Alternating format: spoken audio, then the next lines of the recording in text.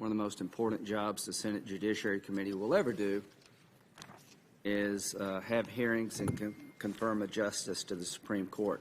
So for housekeeping purposes, the first day has traditionally been opening statements by my colleagues. We'll do 10-minute rounds, and everybody will have 10 minutes to talk about their views of the hearing and what this is all about. Then we will have a panel to introduce Judge Barrett, and she will make an opening statement. We'll try to finish mid-afternoon if that's possible. Then Tuesday and Wednesday will be long days. There'll be 30-minute rounds for every senator, followed by a 20-minute round. My goal is to complete that Wednesday at some kind of reasonable hour in the evening. Thursday, we will begin the markup. I intend to hold it over and bring the committee back on the 22nd to vote on the nomination. So if I may, I'll start off with an opening statement and say, why are we here? Number one, Justice Ruth Bader Ginsburg died on September the 18th. What can you say about Justice Ginsburg? She was confirmed 96-3. Now, those were days that have since passed. I regret that. 96-3. Now, this was a person who worked for the ACLU, someone who was known in progressive circles as an icon. Apparently, just about every Republican voted for her. Her good friend on the court, Justice Scalia, I think got 97 votes. I don't know what happened between then and now. I guess we can all take some blame. But I just want to remind everybody there was a time in this country where someone like Ruth Bader Ginsburg was seen by almost everybody as qualified for the position of being on the Supreme Court, understanding that she would have a different philosophy than many of the Republicans who voted for her. 27 years on the court. Before becoming a member of the court, she was an active litigator, pushing for more equal justice and better rights for women throughout the country. Her close friend, until his death, Justice Scalia called her the leading and very successful litigator on behalf of women's rights, the Thurgood Marshall of that cause. What high praise. I can't say any more than that statement says. In my view, the person appearing before this committee is in a category of excellence, something the country should be proud of, and she will have a chance to make her case to be a worthy successor and to become the 9th member of the Supreme Court of the United States. On September the 26th, Judge Amy Barrett was nominated by President Trump to the Supreme Court. Who is she? She is a judge sitting on the 7th Judicial Circuit. She's highly respected. She was a professor at Notre Dame. 3 years during that tenure, she was chosen by the students to being the best professor, which I'm sure is no easy task at any college. She's widely admired for her integrity.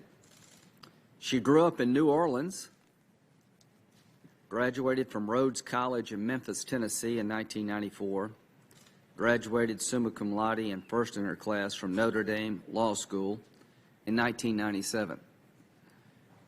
So academically, she's very gifted. She clerked for Judge Lawrence Silberman on the U.S. Court of Appeals for the D.C. Circuit, and then for Justice Scalia on the Supreme Court. She practiced law in Washington, D.C. She joined the faculty at Notre Dame in 2002. She's published numerous articles in prestigious journals, including the Columbia, University of Virginia, and Cornell Law Review. She's been a circuit court judge at the 7th Circuit since 2017. She was confirmed to that position with a bipartisan vote She has heard hundreds of cases in that capacity. She said, "I clerked for Justice Scalia more than 20 years ago, but the lessons I learned still resonate. His judicial philosophy is mine. A judge must apply the law as written. Judges are not policymakers, and they must be resolute in setting aside any policy views they might hold." She will give her statement, but I think that is a good summary of who she is. That's who Amy Barrett is in terms of the law. In terms of Amy Barrett, the individual, she and her husband have 7 children, 2 adopted. So 9 seems to be a good number. The process. This is an election year. We're confirming the judge in an election year after the voting has occurred. What will happen is that my Democratic colleagues will say, this has never been done, and they're right in this regard. Nobody's, I think, has ever been confirmed in an election year past July. The bottom line is Justice Ginsburg, when asked about this several years ago, said that a president serves for 4 years, not 3. There's nothing unconstitutional about this process. This is a vacancy that's occurred through a tragic loss of a great woman, and we're going to fill that vacancy with another great woman. The bottom line here is that the Senate is doing its duty constitutionally. As to Judge Garland, the opening that occurred with the passing of Justice Scalia was in the early part of an election year. The primary process had just started. And we can talk about history, but here's the history as I understand it. There's never been a situation where you had a president of one party and the Senate of another, where the nominee, the replacement was made in an election year. It's been over 140 years ago. I think there have been 19 vacancies filled in an election year. 17 of the 19 were confirmed to the court when the party of the president and the Senate were the same.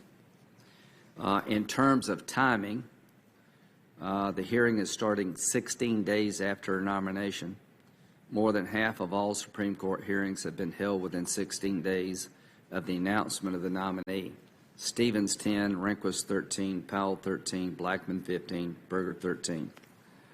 All I can say is that I feel that we're doing this constitutionally, that our Democratic friends object to the process. I respect them all. They'll have a chance to have their say. But most importantly, I hope we will know more about how the law works, checks and balances, what the Supreme Court is all about when this hearing is over. Why hold this hearing? A lot of people on our side say just ram it through. I hear that a lot. That's why I don't listen to the radio much anymore. So the bottom line is I think it's important. This is a lifetime appointment. I would like the world and the country to know more about Judge Barrett. I'm proud of you. I'm proud of what you've accomplished. I think you're a great choice by the president. This is probably not about persuading each other unless something really dramatic happens. All Republicans will vote yes and all Democrats will vote no. And that will be the way the breakout of the vote. But the hearing is a chance for Democrats to dig deep into her philosophy, appropriately ask her about the law, how she would be different, what's on her mind. It gives Republicans a chance to do the same thing. Most importantly, it gives you a chance, the American people, to find out about Judge Barrett. Judge for yourself. Is this person qualified? Is she as qualified as Sotomayor and Kagan? I think so. These were 2 nominees presented to the committee by President Obama. They had a different legal philosophy than my own, but I never doubted one moment that they were not qualified. I thought Gorsuch and Kavanaugh were qualified. The Senate in the past has looked at qualifications more than anything else. We've taken a different path at times. Bork, Thomas, Alito, Kavanaugh. I hope we don't take that path with Judge Barrett. She doesn't deserve that. I don't think it makes this hearing any better. And the American people, I believe, would not deserve a repeat of those episodes in the Senate Judiciary Committee's history. To my Democratic colleagues, I respect you all. We've done some things together, and we've had some fights in this committee. I've tried to give you the time you need to make your case, and you have every right in the world to make your case. I think I know how the vote's going to come out, but I think Judge Barrett is required for the good of the nation to submit to your questions and ours. This is going to be a long, contentious week. I would just ask one thing of the committee. To the extent possible, let's make it respectful. Let's make it challenging. Let's remember the world is watching. Senator Feinstein. Thanks very much, Mr. Chairman. And I do want to just address your last statements. We feel the same way, and I believe we want this to be a very good hearing. And I certainly will strive to do my best to achieve that.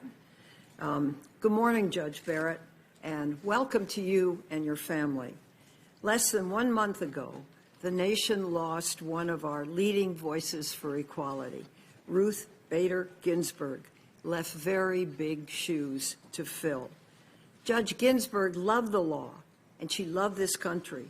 She worked all of her life to ensure that the opening words of our Constitution, "We, the people of the United States, in order to form a more perfect union," included all the people, not just a few, elite few.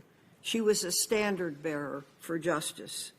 Justice Ginsburg's nomination was the first one that I participated in when I came to the Senate, and it was a real thrill to be part of that crowded and celebratory hearing for someone who had broken down barriers and reopened doors and staunchly believed in a woman's right to full equality and autonomy. In filling Judge Ginsburg's seat, the stakes are extraordinarily high for the American people, both in the short term and for decades to come. Most importantly, health care coverage for millions of Americans is at stake with this nomination. So over the course of these hearings, my colleagues and I will focus on that subject. We will examine the consequences if, and that's a big if, Republicans succeed in rushing this nomination through the Senate before the next president takes office. But most importantly, in just a few weeks, on November 10th, the Supreme Court will hear hearings in Texas v. California, a case brought to strike down the ACA. The president has promised to appoint justices who will vote to dismantle that law. As a candidate, he criticized the Supreme Court for upholding the law and said, and I quote, "If I win the presidency, my judicial appointments will do the right thing, unlike Bush's appointee, John Roberts, on Obamacare," end quote. And when he appointed Judge Barrett to fill Justice Ginsburg's seat, the president said that eliminating the Affordable Care Act would be, quote, "a big win for the USA." Judge Barrett, you've been critical of Chief Justice Roberts for his 5-4 opinion upholding the law, stating that Roberts, quote, "pushed the Affordable Care Act beyond its plausible meaning to save the statute," end quote. This well could mean that if Judge Barrett is confirmed, Americans stand to lose the benefits that the ACA provides. So I hope you will clarify that in this hearing. First, more than 130 million Americans with pre-existing conditions like cancer, asthma, or even COVID-19 could be denied coverage or charged more to obtain health insurance. This includes more than 16.8 million Californians with pre-existing conditions. And we are just one state, but I think you should know how we feel. Secondly, some 12 million working Americans are covered through the ACA's Medicaid expansion. If the act is struck down, they lose their health care. Third, more than 2 million Americans under the age of 26 are covered by their parents' health insurance, and they could lose that coverage. Fourth, insurers could charge higher premiums for women simply because of their gender. And fifth, women could lose access to critical preventive services and maternity care, including cancer screenings and well-woman visits. Now, the bottom line is this. There have been 70 attempts to repeal the ACA, but clearly the effort to dismantle the law continues, and they are asking the Supreme Court to strike down the Affordable Care Act. This, I believe, will cause tremendous harm. Consider people like Christina Monroe Garcia of my home state. At age 60, Christina's eyesight started to fail because of cataracts. She had always struggled to obtain insurance because of pre-existing conditions, including C-sections and epilepsy. The cost of coverage, when it was even offered to her, averaged between $2,500 and $3,000 a month, far more than she and her husband could afford. In 2010, she was able to obtain coverage through the Affordable Care Act. Within weeks, she was able to have cataract surgery. This saved her life. Christina described her reaction when she was able to get coverage through the California Health Exchange following passage of the ACA. And let me quote, "It was like manna from heaven. I cried. After all these years of struggling to obtain coverage, I was able to get insurance through the California Exchange, no questions asked about my pre-existing conditions. The premium was worth $200 a month as compared to the $2,500 to $3,000 monthly payments I would have to pay before the ACA, if I could even get an insurer to offer me coverage." As Christina further explained, and I quote, "People just don't understand what it was like, the incredible fear before the Affordable Care Act, having to worry about being able to cover medical expenses and not being able to find affordable insurance," end quote. We can't afford to go back to those days when Americans could be denied coverage or charged exorbitant amounts. That's what's at stake for many of us, for America, with this nomination. And that's why the questions we will ask and the views, hopefully, that you will share with us are so important. We are now just 22 days from the election, Mr. Chairman. Voting is underway in 40 states. Senate Republicans are pressing forward, full speed ahead, to consolidate a court that will carry their policies forward with, I hope, some review for the will of the American people. President Trump said last week that he had, quote, "instructed my representatives to stop negotiation over a COVID-19 relief package until after the election," end quote, and to, quote, "focus full-time on confirming Judge Barrett to the Supreme Court." When Justice Scalia died in February of 2016, Senate Republicans refused to consider a replacement for his seat until after the election. At the time, Senator McConnell said, "The American people should have a voice in the selection of their next Supreme Court justice." When asked in October 2018 if Republicans intended to honor their own rule if an opening were to come up in 2020, Chairman Graham promised, quote, if an opening comes in the last year of President Trump's term and the primary process has started, we'll wait till after the next election. Republicans should honor this word for their promise and let the American people be heard. Simply put, I believe we should not be moving forward on this nomination, not until the election has ended and the next president has taken office. Thank you, Mr. Chairman. Thank you very much, Senator Feinstein. Senator Grassley. Welcome, Judge. On March 1, 2016, Justice Ginsburg delivered a eulogy for her friend, Justice Scalia. Justice Ginsburg said, quote, "We were different, yes, in our interpretation of written text, yet one in our reverence for the courts and its place in the U.S. system of governance," end of quote. Justice Ginsburg's remarkable life and legacy will be honored for a generation, and also Justice Scalia's.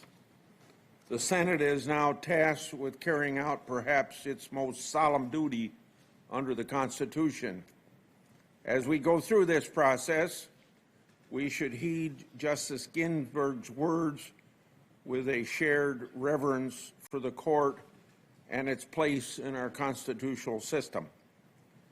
This idea of place in our system of government is critical. Ours is a government of separated powers. The power to make, enforce, and interpret law isn't centralized in one person or one branch of government. That's not a mistake. You all know what our American Revolution was all about and what the Constitution is all about, because people at that time were sick and tired of one person, George III, restricting American colonies of freedom that English-speaking people elsewhere exercised. As Justice Scalia reminds us, the framers recognized the separation of powers as, quote, "the absolutely central guarantee of a just government, because without a secure structure of separated powers, our Bill of Rights would be worthless," end of quote. But this constitutional system only succeeds if each branch respects its proper role. A good judge understands it's not the court's place to rewrite the law as it sees fit. It's not his or her place to let policy, personal, or moral principles dictate an outcome of a case. We are fortunate. Judge Barrett's record clearly reflects this standard.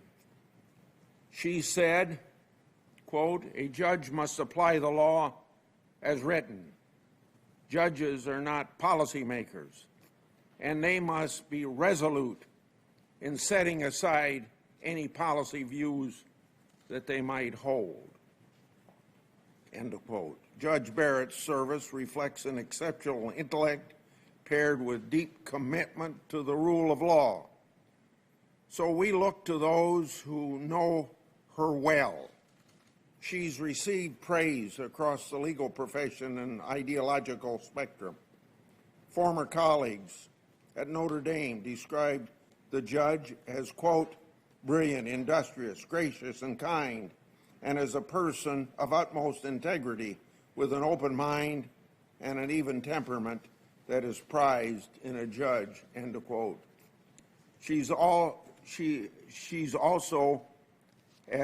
known as, quote, "a generous mentor," and she's known for her, quote, "her humility, graciousness, and her ability, born of her credibility, to build consensus among differing views," end of quote. Her students, quote, "expressed awe with the power of Judge Barrett's intellect, with her mastery and organization of complex material, and with their professionalism, end of quote. Leaders of more than 200 liberty-supporting groups across the country say Judge Barrett, quote, possesses the judicial temperament and philosophy necessary as a bulwark for our Constitution and institutions of government, end of quote. 24 state governors described Judge Barrett as, quote, a woman of great moral character who is devoted to her country, community, family, and faith like many Americans, end of quote. The Wall Street Journal editorial board says, quote, President Trump's nomination of Amy Coney Barrett for the Supreme Court is the highlight of his presidency, end of quote. A promise kept, a promise made, a promise kept. Liberal Harvard law professor Noah Feldman called Judge Barrett, quote, a principled, brilliant lawyer, a genuine and good person, highly qualified to serve on the Supreme Court. That's a pretty high praise. I just recited from others. Moreover, Judge Barrett is a tireless mother of 7. For decades, I've led efforts in the Senate to improve foster care and promote adoption. So it's a privilege for me to welcome a justice like that to the Supreme Court. To sum up, Judge Barrett's qualifications and character are impeccable. Unfortunately, I expect the minority will try to rustle up baseless claims and scare tactics as they've done for decades. Anything to derail the confirmation of a Republican nominee. Lately, the left is threatening to pack the Supreme Court in retaliation for this confirmation process. Even the Democrats' nominee for president and vice president have not ruled out such blatantly partisan policy grabs. Republicans are following the Constitution and the precedent. It seems Democrats would rather just ignore both. The left is also suggesting Judge Barrett's confirmation would be the demise of the Affordable Care Act and the protection for pre-existing conditions. That's outrageous. As a mother of 7, Judge Barrett clearly understands the importance of health care. So let's set the record straight. Then Professor Barrett criticized Chief Justice Roberts' conclusion that the Affordable Care Act penalty was actually a tax. Democrats say her viewpoint is radical and a preview of how she might vote on the court. First, her comments dealt with a provisional law that's no longer in effect. So the legal questions before the court this fall are entirely separate. Moreover, her criticism of Roberts' reasoning is mainstream, not only in the conservative legal community, but well beyond. I'm the chairman of the Finance Committee and was ranking member when Democrats unilaterally cobbled together Obamacare. I know a tax when I see one. This wasn't a tax. It was never discussed in committee as a tax. Even the Democrats who forced it through Congress insisted it wasn't a tax. Jeffrey Toobin wrote that Roberts' tax argument was, quote unquote, not a persuasive one. President Obama even said, quote, I absolutely reject the notion that it was a tax. Further, Democrats and their allies shouldn't claim to know how any judge would rule in any particular case. Just look at history.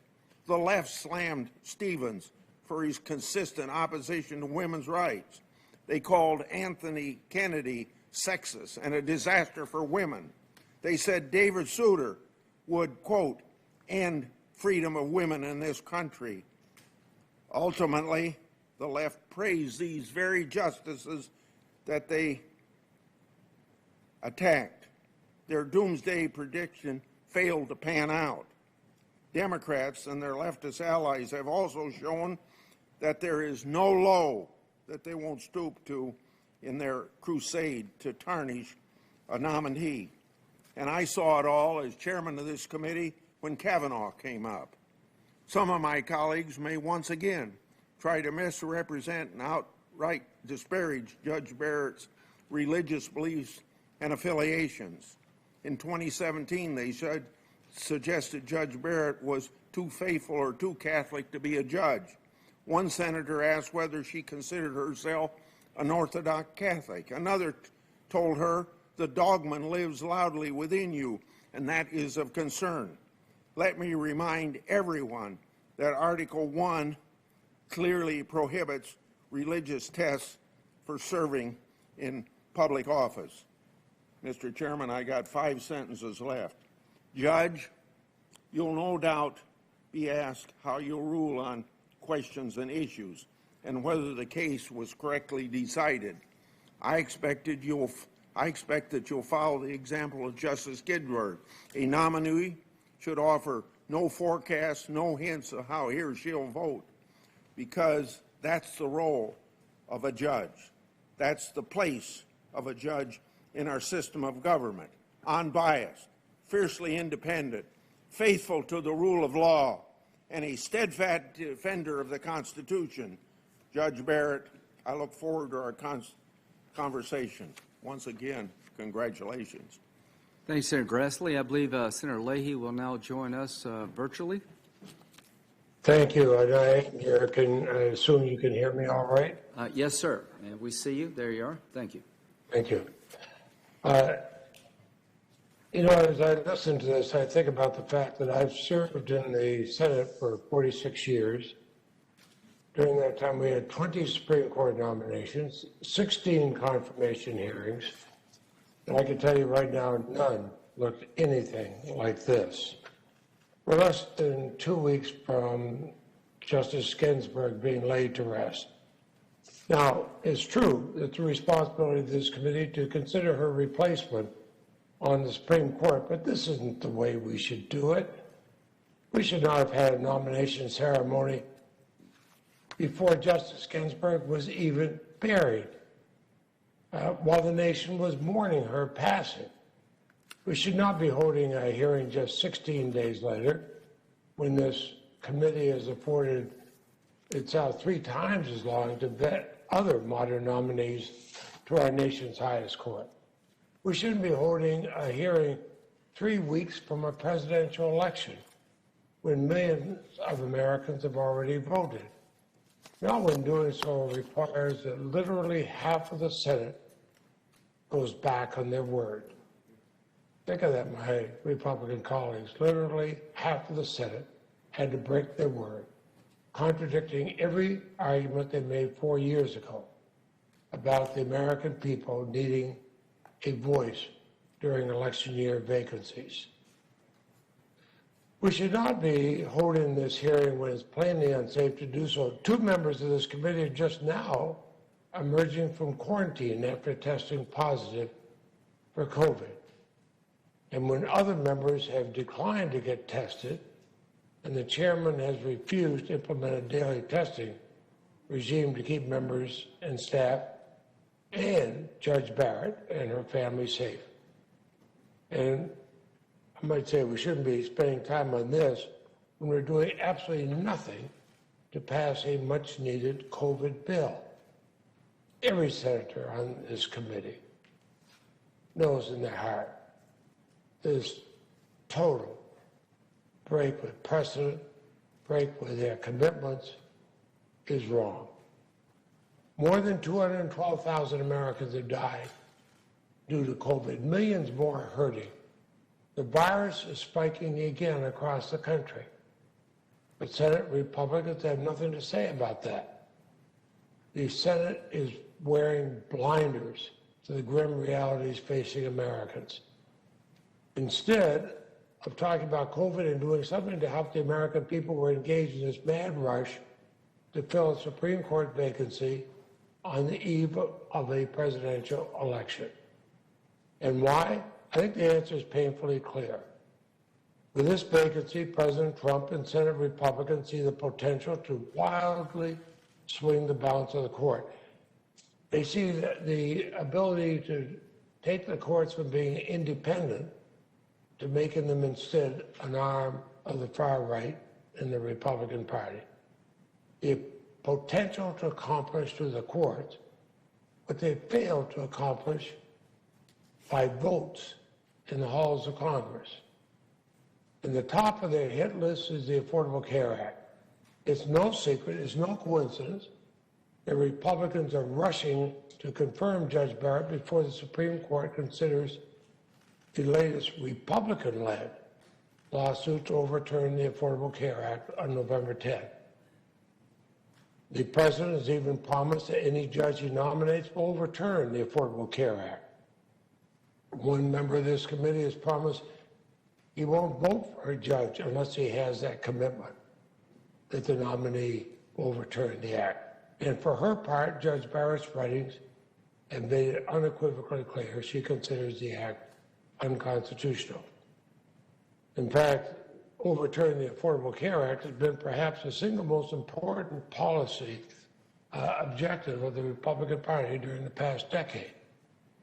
If Republicans are now successful, the results will be nothing short of catastrophic for the millions of Americans who depend upon its coverage and projections.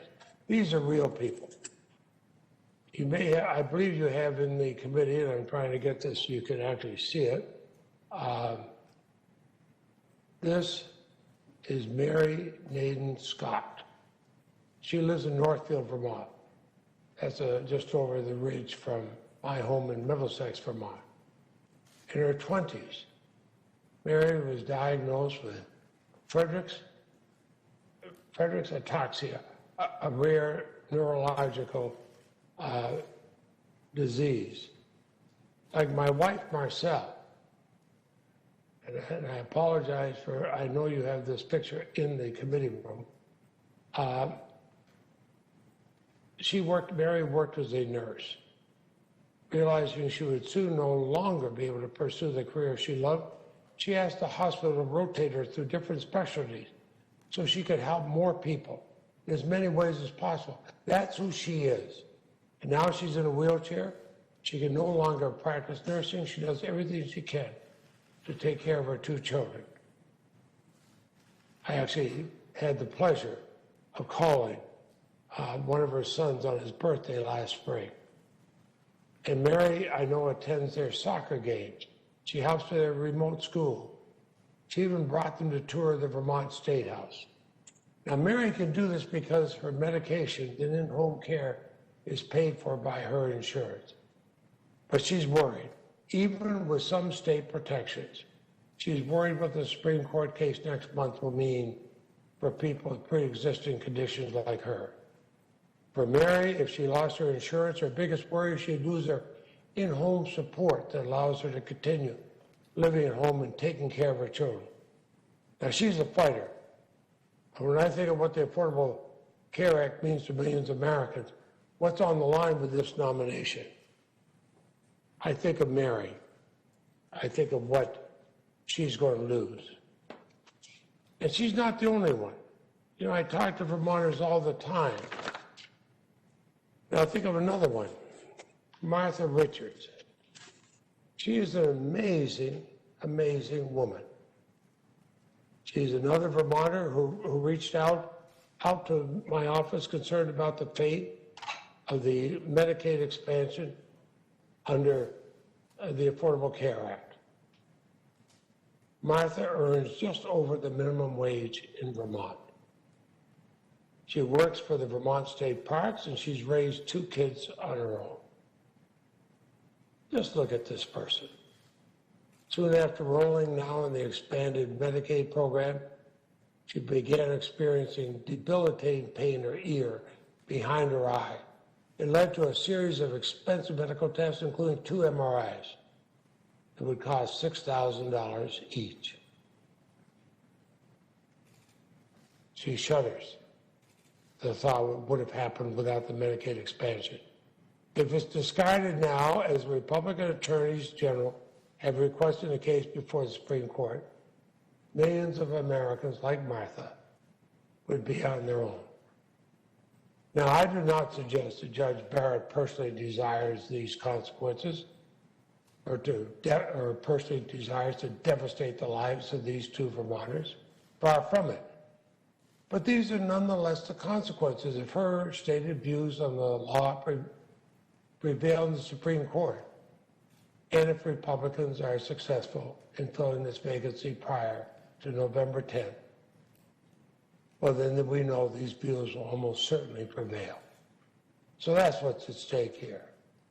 That's what weighs heavily on me as we begin these hearings. It also weighs heavily on the minds of the Vermonters I represent. I've heard from them often and loudly since Justice Ginsburg's passing. They're scared, Judge Barrett.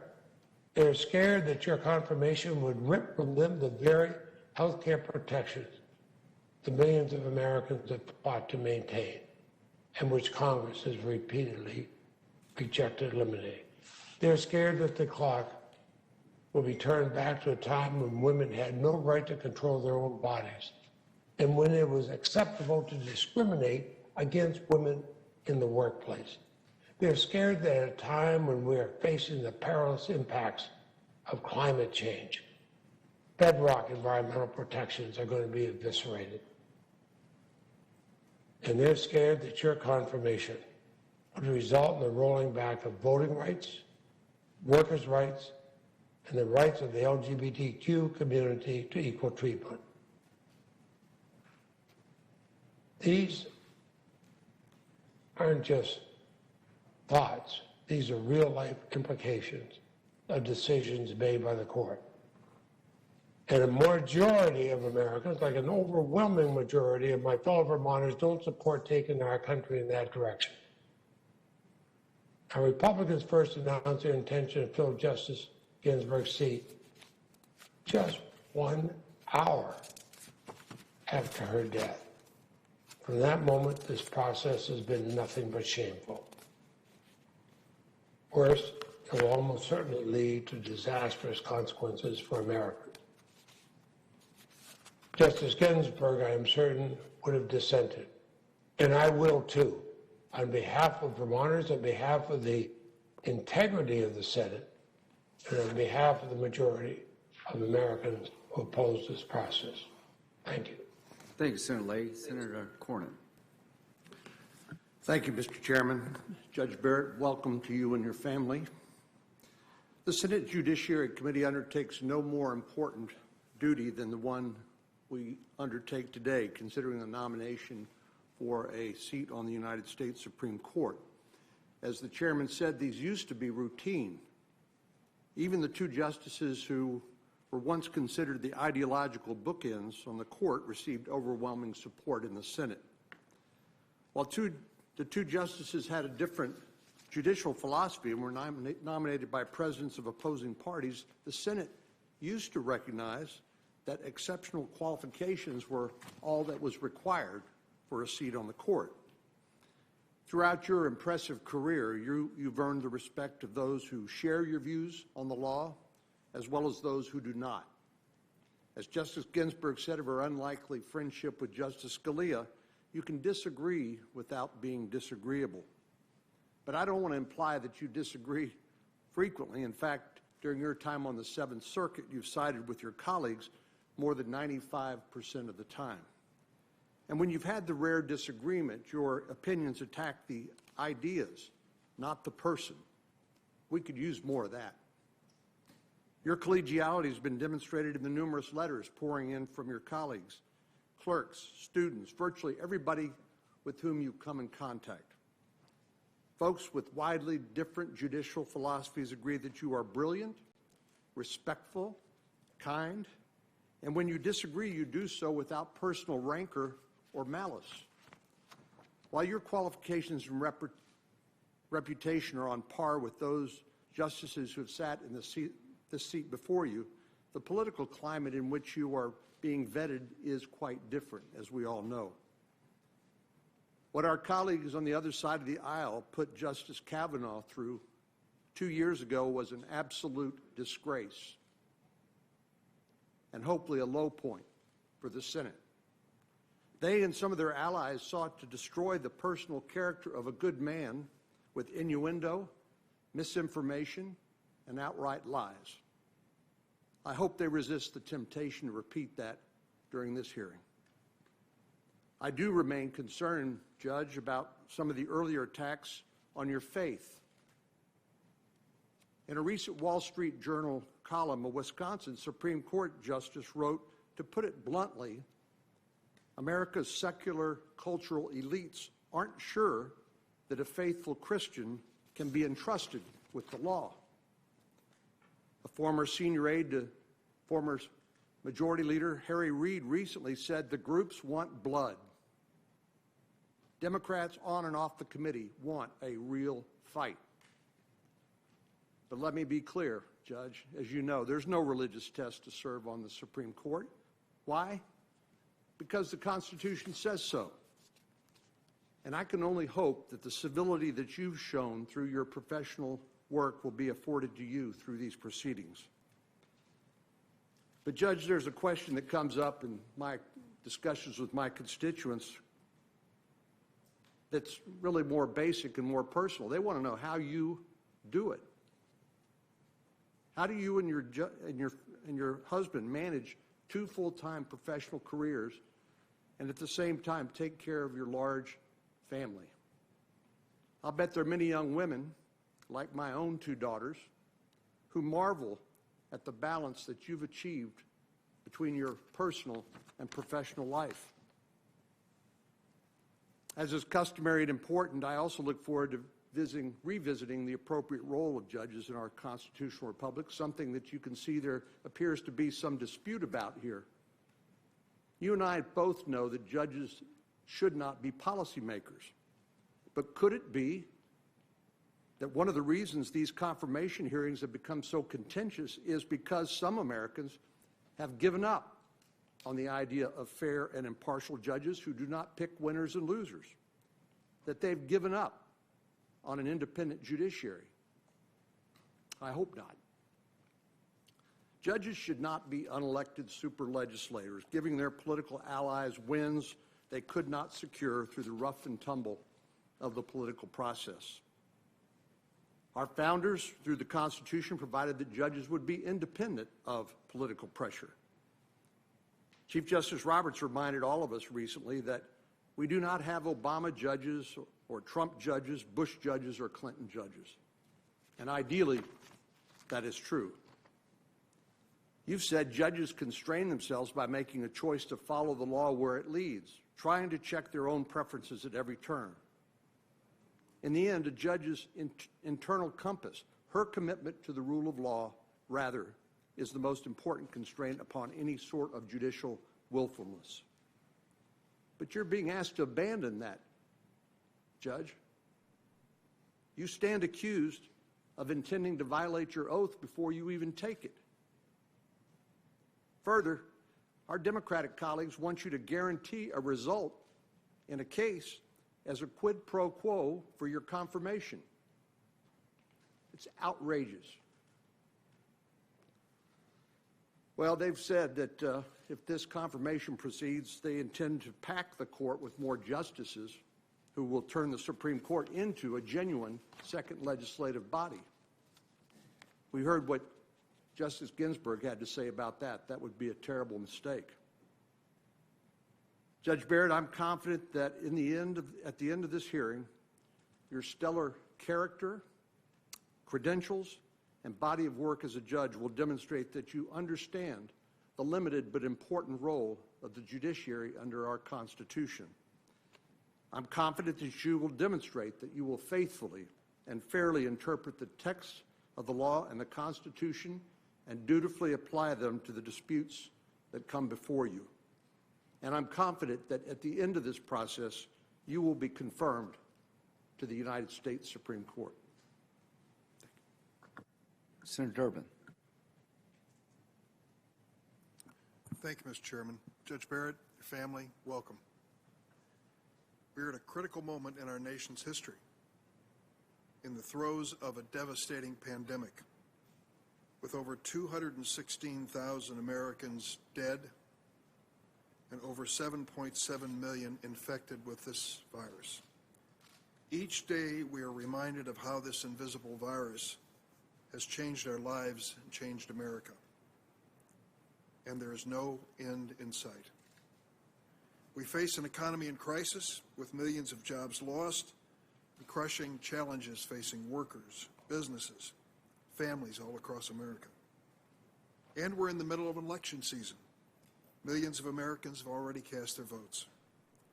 And this may be one of the most consequential elections in our nation's history, because for the first time in the history of the United States, an incumbent president refuses to commit to a peaceful transition of power if he loses the election. This president, in his vanity and constitutional recklessness, refuses to commit to accept the will of the American electorate. And of course, we're still in the process of mourning the loss of an historic champion of justice and equality, Ruth Bader Ginsburg. Justice Ginsburg spent her entire life and every ounce of strength and talent she was given in the pursuit of America's highest ideal, equal justice under the law. Her absence is deeply felt. Now, this is the context in which the Senate majority Republicans are defying the traditions of the Senate and rushing forward with President Trump's third nomination to the U.S. Supreme Court. It has been recounted earlier that Justice Ginsburg was approved by the Senate by a 96-3 vote. This icon of liberal thinking, advocate for the ACLU, 96-3 before the United States Senate, and then Anton Scalia, on the opposite polar end of the political spectrum, approved 98-0.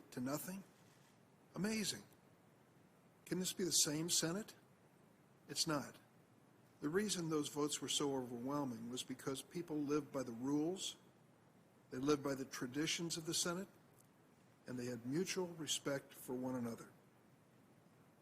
We know now that this process does not adhere to those guidelines. The haste in this pursuit that before us today is unfair to the Senate and unfair, really, to the nominee. The nominee before us was announced 16 days ago, the day after Justice Ginsburg lay in state in the United States Capitol. We received the nomination paperwork 13 days ago and have learned since then that some materials are missing. The speed with which Republicans are moving to fill this vacancy stands in sharp contrast to the approach taken by the same Senate Republicans the last time there was a vacancy in an election year, in 2016. Behind me is the McConnell Rule. On February 13th, 2016, when Justice Scalia passed away, Senator McConnell said, and I quote, "The American people should have a voice in the selection of their Supreme Court justice. Therefore, this vacancy should not be filled until we have a new president." This rock-solid statement of principle was made 269 days before the 2016 election. The Republican members of this committee fell obediently in line behind Senator McConnell's statement of principle. They even sent a letter on February 23rd, 2016, and I quote, "This committee will not hold hearings on any Supreme Court nominee until after our next president is sworn in." The letter noted that, quote, "The election is well underway," that was 269 days before the election, and said the decision was, quote, "born of a necessity to protect the will of the American people." Yet when Justice Ginsburg passed away on September 18th this year, Senator McConnell said that very same night, and I quote, "President Trump's nominee will receive a vote on the floor of the United States Senate." He made this statement a mere 46 days before the election.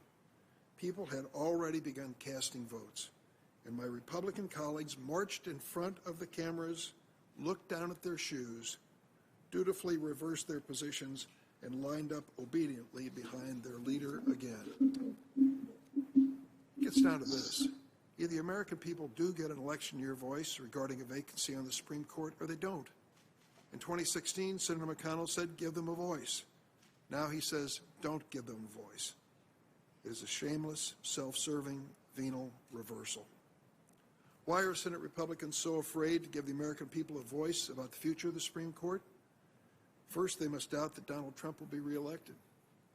Second, they want a 6-3 Supreme Court to carry out a Republican agenda that's really not very popular with the American people. And there are two dates on the calendar which explain their timetable, November 3rd and November 10th. We know November 3rd is Election Day. President Trump has made it clear he wants another of his appointees on the Supreme Court before the election because he anticipates court challenges over the vote, especially over mail-in balloting, which he has repeatedly attacked without any substance.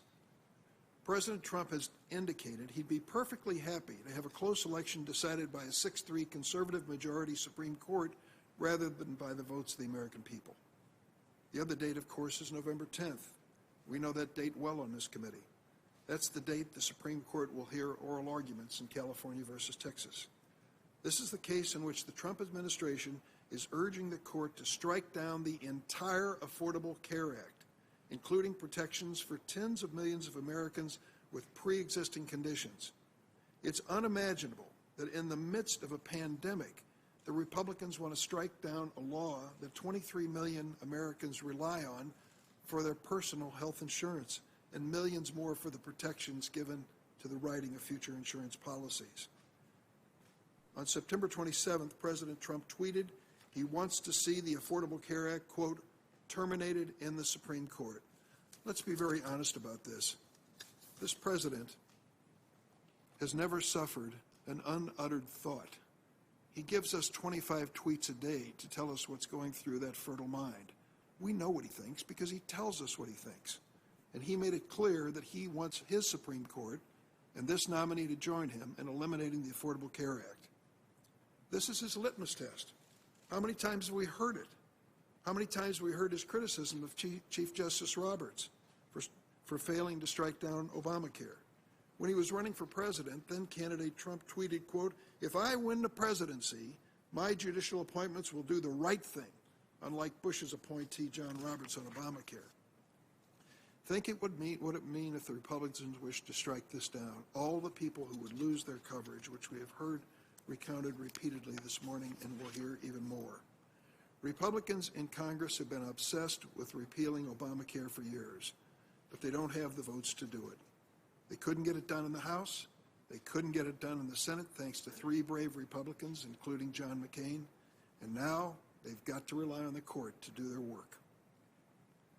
Judge Barrett, you're on the record.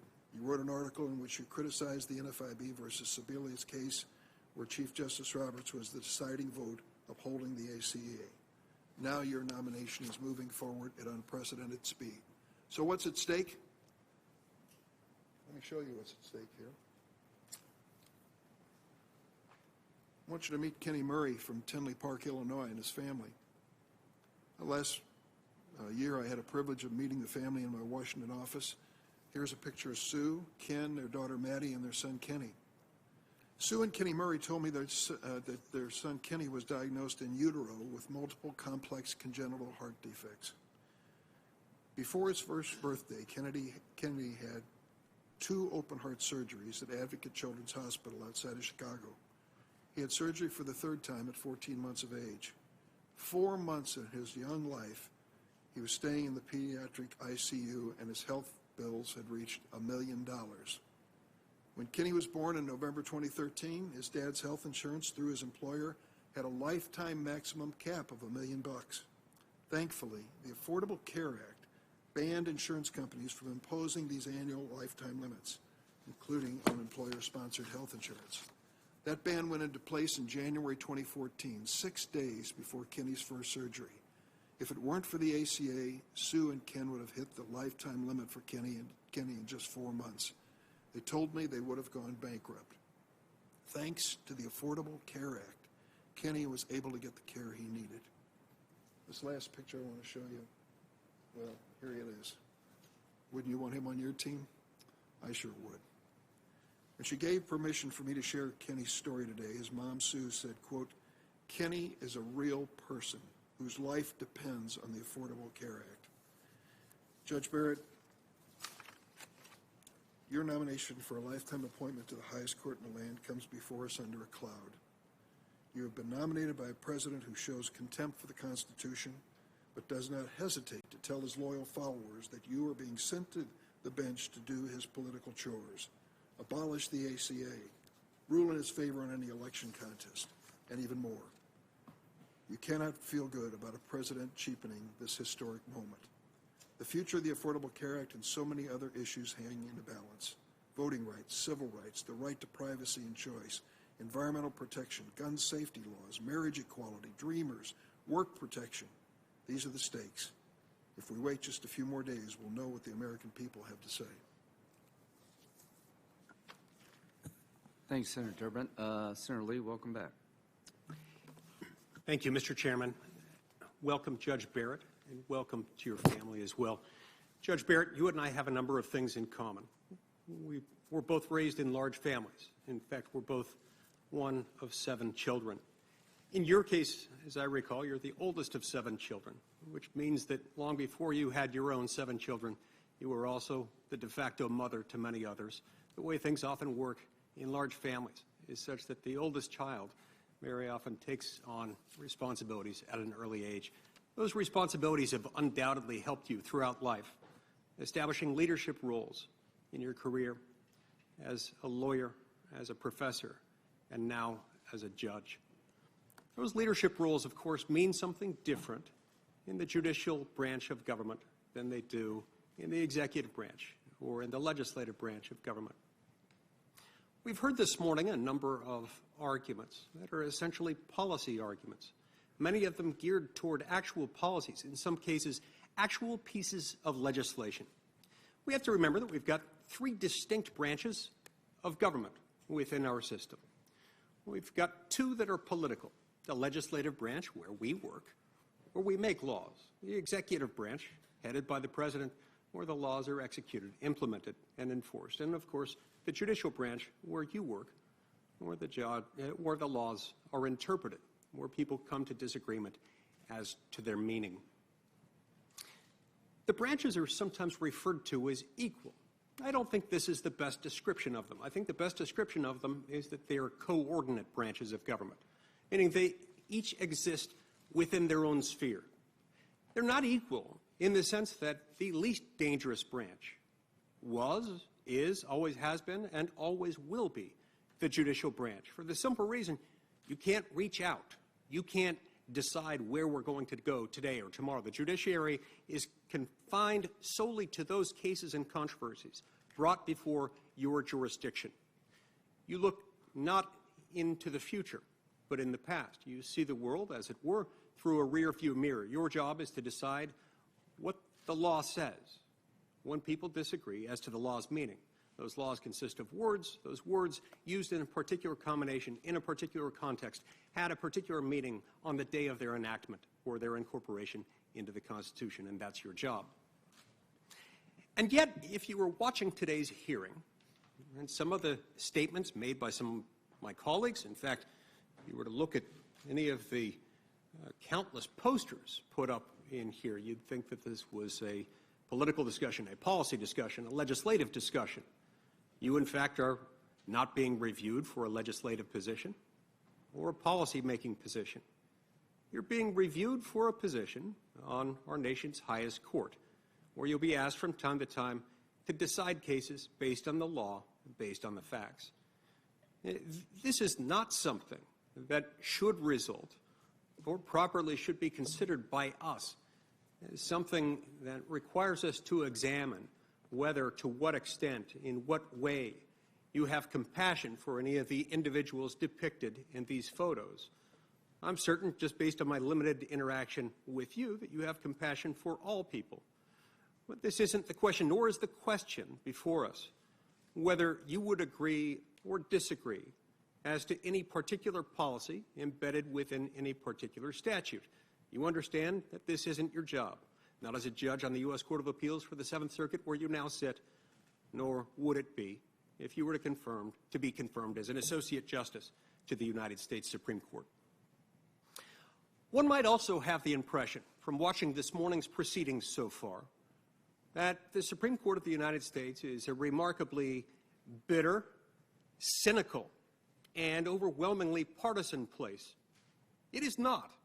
You and I have both clerked at the U.S. Supreme Court, and we both know that you actually look at the numbers, you'll see something remarkable. Despite its flaws, and despite the fact that it sometimes makes mistakes, the Supreme Court of the United States sits atop something that is the envy of the entire world. A judicial system that, despite the fact that it's run by human beings and therefore is imperfect, is the best judicial system that has ever existed on planet Earth.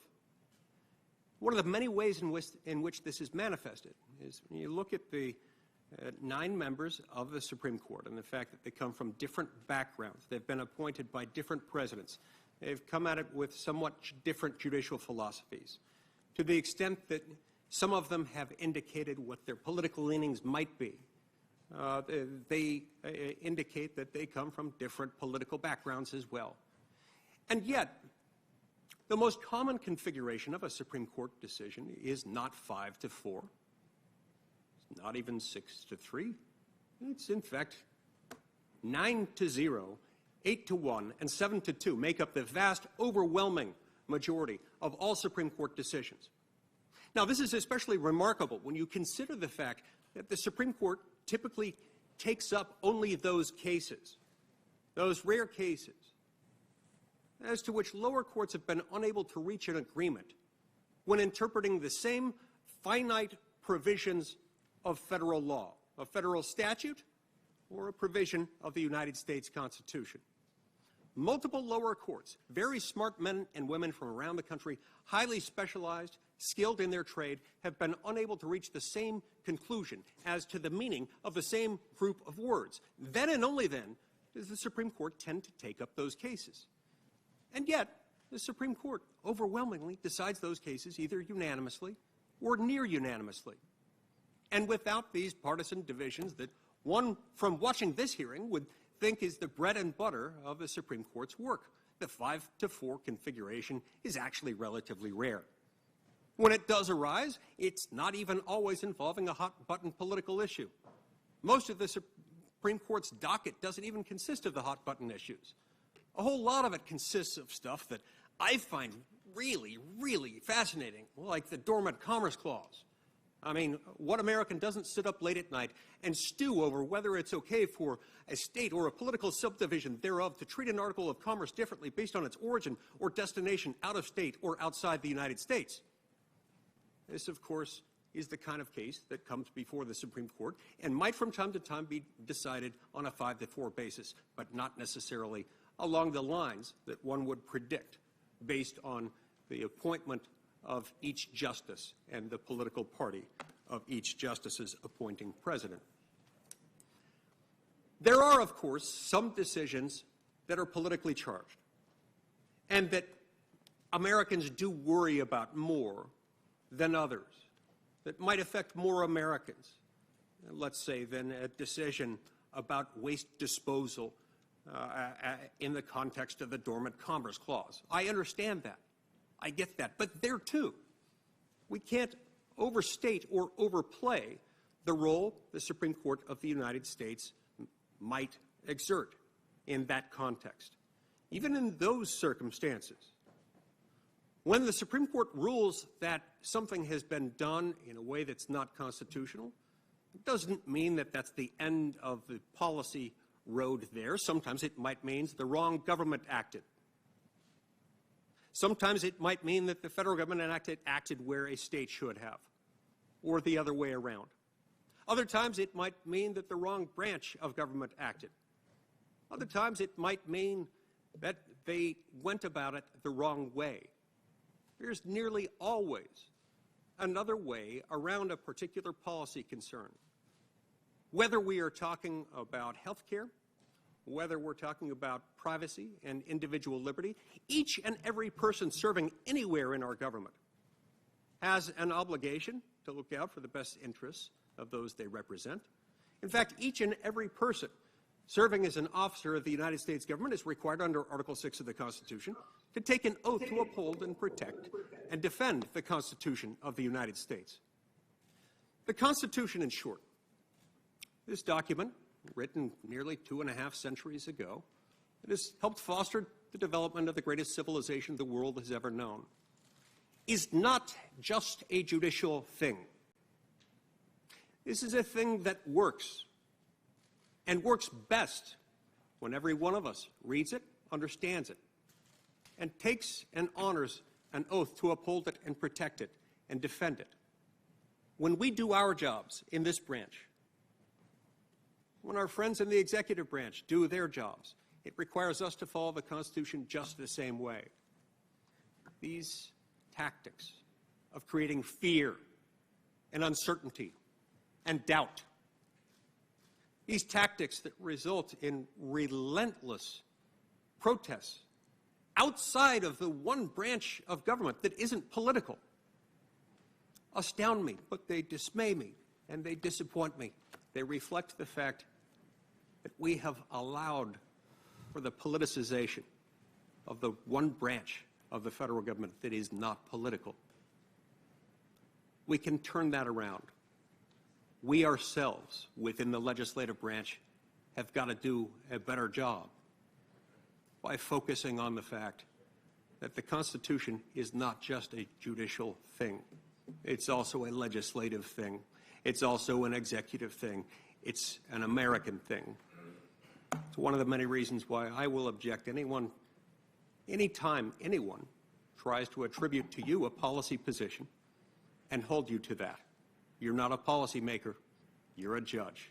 That's what we're here to discuss. Thank you very much, Mr. Chairman. Well, definitely some good news. Senator Lee's enthusiasm for the dormant Commerce Clause convinces me you've made a full recovery. Senator Whitehouse. Mr. Chairman, Judge Barrett, America's worried about one thing above all else right now, and it's our health.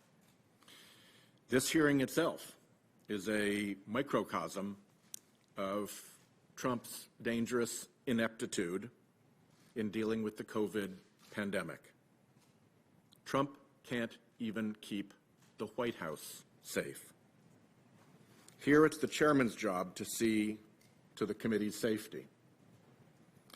And though his words were reassuring, I don't know who has been tested, who should be tested, who is a danger, what contact tracing has been done on infected and exposed senators and staff. Nothing. The whole thing, just like Trump, is an irresponsible botch. The irony is that this slapdash hearing targets the Affordable Care Act. This Supreme Court nominee has signaled in the judicial equivalent of all caps that she believes the Affordable Care Act must go and that the precedent protecting the ACA doesn't matter. The big secretive influences behind this unseemly rush see this nominee as a judicial torpedo they are firing at the ACA. So I hope Republicans consider what's at stake for the many people who depend right now in this pandemic on ACA health coverage.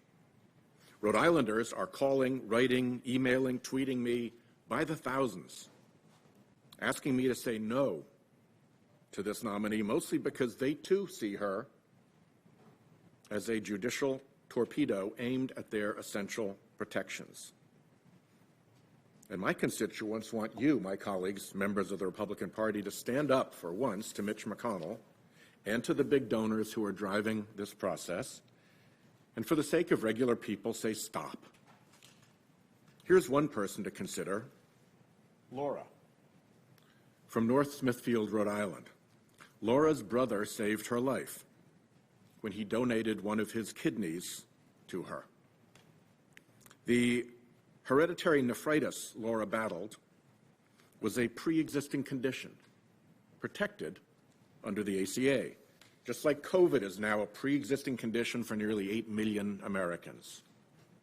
Laura tells me, without the ACA and its protections for people with pre-existing conditions, insurance premiums, if I'm able to get insurance at all, will be financially out of reach for me, and I will no longer be able to afford the health monitoring, labs, specialist appointments, and treatment that are essential for my kidney to function. My immunosuppressive medications alone would cost about $48,000 annually. Before the ACA, patients like me experienced times when they would come up against a life-threatening wall, not in treatment, but in the annual or lifetime caps on coverage insurers were allowed to impose. I can't imagine what this would have meant for me, bankruptcy or worse. Laura's not alone. We're in the midst of a relentless, deadly health crisis that Trump has botched, which touches nearly everyone in this country. Americans are dying by the hundreds of thousands. Our economy is down 10 million jobs. Despite all the warnings and all the desperate pleas for help, people on the front line, healthcare workers, teachers, first responders, police officers, countless others, still struggle for the resources they need. More and more small businesses are closing for good. Many hospitals teeter at the edge of insolvency. Rhode Island, like so many other states, faces cruel fiscal challenges brought on by this pandemic. Since May, the House has passed 2 major COVID relief bills to tackle unemployment insurance, aid to the front lines, help to small business, support for hospitals, support for states and localities, and plenty more. Mitch McConnell's Senate Republicans won't budge. No urgency, he said. But 80 minutes after we learned of Justice Ginsburg's death, Mitch McConnell signaled he would fill this vacancy. The White House chose a replacement 3 days later. Justice Ginsburg hadn't been buried when the President and Senate Republicans celebrated Judge Barrett's nomination at the White House super spreader event. This was a hypocritical, tire-squealing 180 for many Republican colleagues. When they blocked Merrick Garland, we heard nonstop about the importance, before an election, of the American people weighing in at the ballot box. Nonstop that you shouldn't have a nominee appointed to the court after the primary season had begun. Well, now, with Americans voting right now in the general election, we get this mad slapdash rush. Why? Look at the Supreme Court calendar. Exactly 1 week after the election, on November 10th, the Supreme Court is going to hear California v. Texas, a constitutional challenge to the ACA. It survived its last challenge by 1 vote. If the new challenge succeeds with a new justice, the case will tear out the ACA, the law on which over 20 million Americans rely for health insurance, through which 17 million Americans access Medicaid coverage, under which 129 million Americans get pre-existing conditions covered, under which millions of seniors enjoy lower drug costs. Gone. And make no mistake, this nominee's signals on the ACA and on respect for the ACA precedent are clear, clear enough to move her to the top of the big donors list.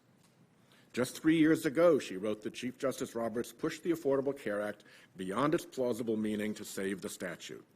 In 2013, she wrote that stare decisis is not a hard and fact rule in the court's constitutional cases, the ACA being a constitutional case. Clear signals that are likely why she's before this committee now. So back to Laura. With stories like Laura's coming in from around the country, why would we rush forward? Well, the answer isn't pretty. There's a promise to big donors that must be kept. When David Koch ran for vice president, he campaigned on getting rid of Medicare and Medicaid. Imagine his fury when Obamacare passed. His groups are spending millions right now on this nomination. Republicans in Congress tried and failed to repeal the ACA more than 70 times. It's in the Republican Party platform for justices to reverse the ACA decision. Trump has over and over said this is his reason. And now we're in this mad rush to meet the November 10th argument deadline. And colleagues pretend this isn't about the ACA. Right. The travel of the ACA case leads to one senator's doorstep. In a Politico article yesterday, the senior senator from Texas tried to say that this rush process isn't targeting the ACA. But look at the record. The district judge in Texas who struck down the ACA in the case, now headed for the court, is a former aide to the senator, who's become what the Texas Tribune calls the favorite for Texas Republicans seeking big judicial wins like torpedoing the ACA. The senior senator from Texas introduced in committee the circuit court judge who wrote the decision on appeal striking down the ACA. Senator Cornyn has filed brief after brief arguing for striking down the ACA. He led the failed Senate charge to repeal the ACA in 2017. He said, "I've introduced and co-sponsored 27 bills to repeal or defund Obamacare and have voted to do so at every opportunity. And now, talking about socialized medicine, the old Republican battle cry against Medicare, Senator Cornyn and all of our colleagues on this committee are pushing to get this nominee on by November 10th, the time needed to strike down the Affordable Care Act. Please don't tell us this isn't about the Affordable Care Act." From Cornyn judge to this nominee, hop, hop, hop. When Texans lose their ACA health care protections, hop, hop, hop, to see whose doorstep that sits on. Lost in this hypocritical rush is the legacy of Ruth Bader Ginsburg. Let me close by remembering her for a minute in this unseemly charade. She fought for equality, equity, and dignity. She forged a path for women in the law, to Harvard Law School, to the pinnacle of legal academia, to the apex of legal advocacy, and on to the Supreme Court, where she defended women's reproductive rights, Gonzalez v. Carhart, the rights of workers, Ledbetter v. Goodyear Tire and Rubber, voting rights, Shelby County v. Holder, the rights of immigrants, Homeland Security v. Regents, and countless other freedoms. In her work, she bent the arc of the moral universe toward justice for all Americans. How fitting that she should be the first woman to lie in state in our United States Capitol. As to this charade, big donors may love it, but Americans see what's going on. They see this ugly, hasty, hypocritical power grab, and they know what it means for their health care in the midst of a pandemic. For Republicans, there is no washing your hands of responsibility for the results that your president has told us will ensue. Thank you, Mr. Chairman. Thank you. Senator Cruz, I think, is with us virtually. Is that correct? Yes, Mr. Chairman. All right. Thank you, Mr. Chairman. Good morning. Welcome. Welcome to Judge Barrett. Welcome to your family. Welcome to your beautiful children who are here with you today. You know, I want to start by making some observations about what we've heard this morning. At the very beginning, let me observe, as Sherlock Holmes famously observed, that what speaks the loudest is the dog that didn't bark, which is, to date, of every Democrat who's spoken, we've heard virtually not a single word about Judge Barrett. We've heard a lot of attacks at President Trump. We understand our Democratic colleagues are not supporters of the president.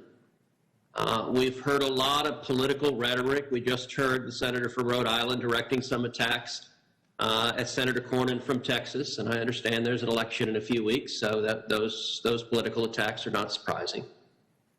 But we've heard very little about the nominee who is here and whose confirmation we're considering. And I think part of the reason for that is that on any measure, Judge Barrett's credentials are impeccable. This is a woman who graduated #1 in her class at Notre Dame Law School.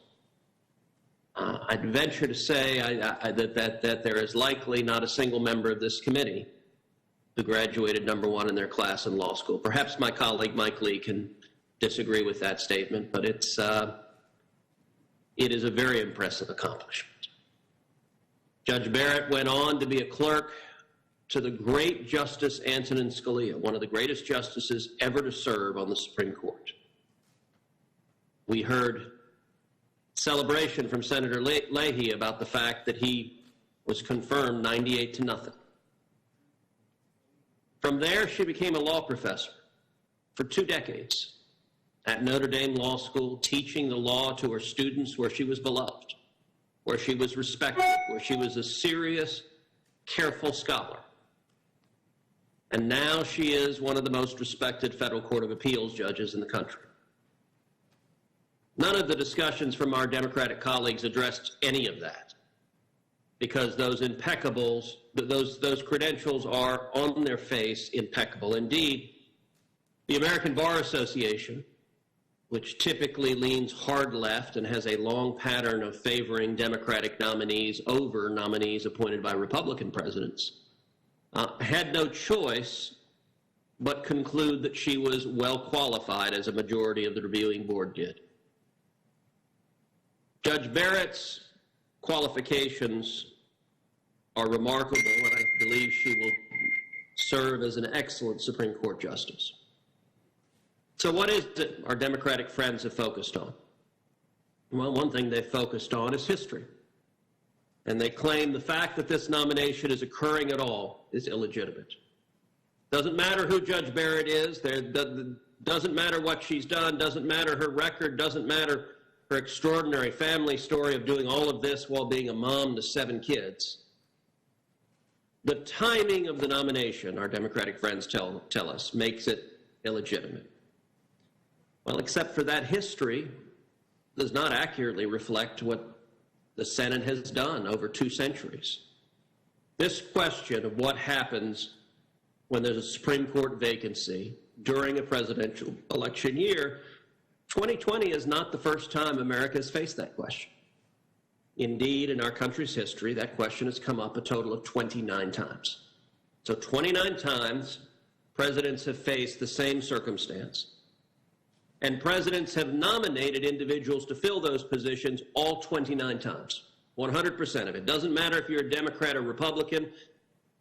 From a president's perspective, it's easy. If there's a vacancy, even during a presidential election year, you make a nomination.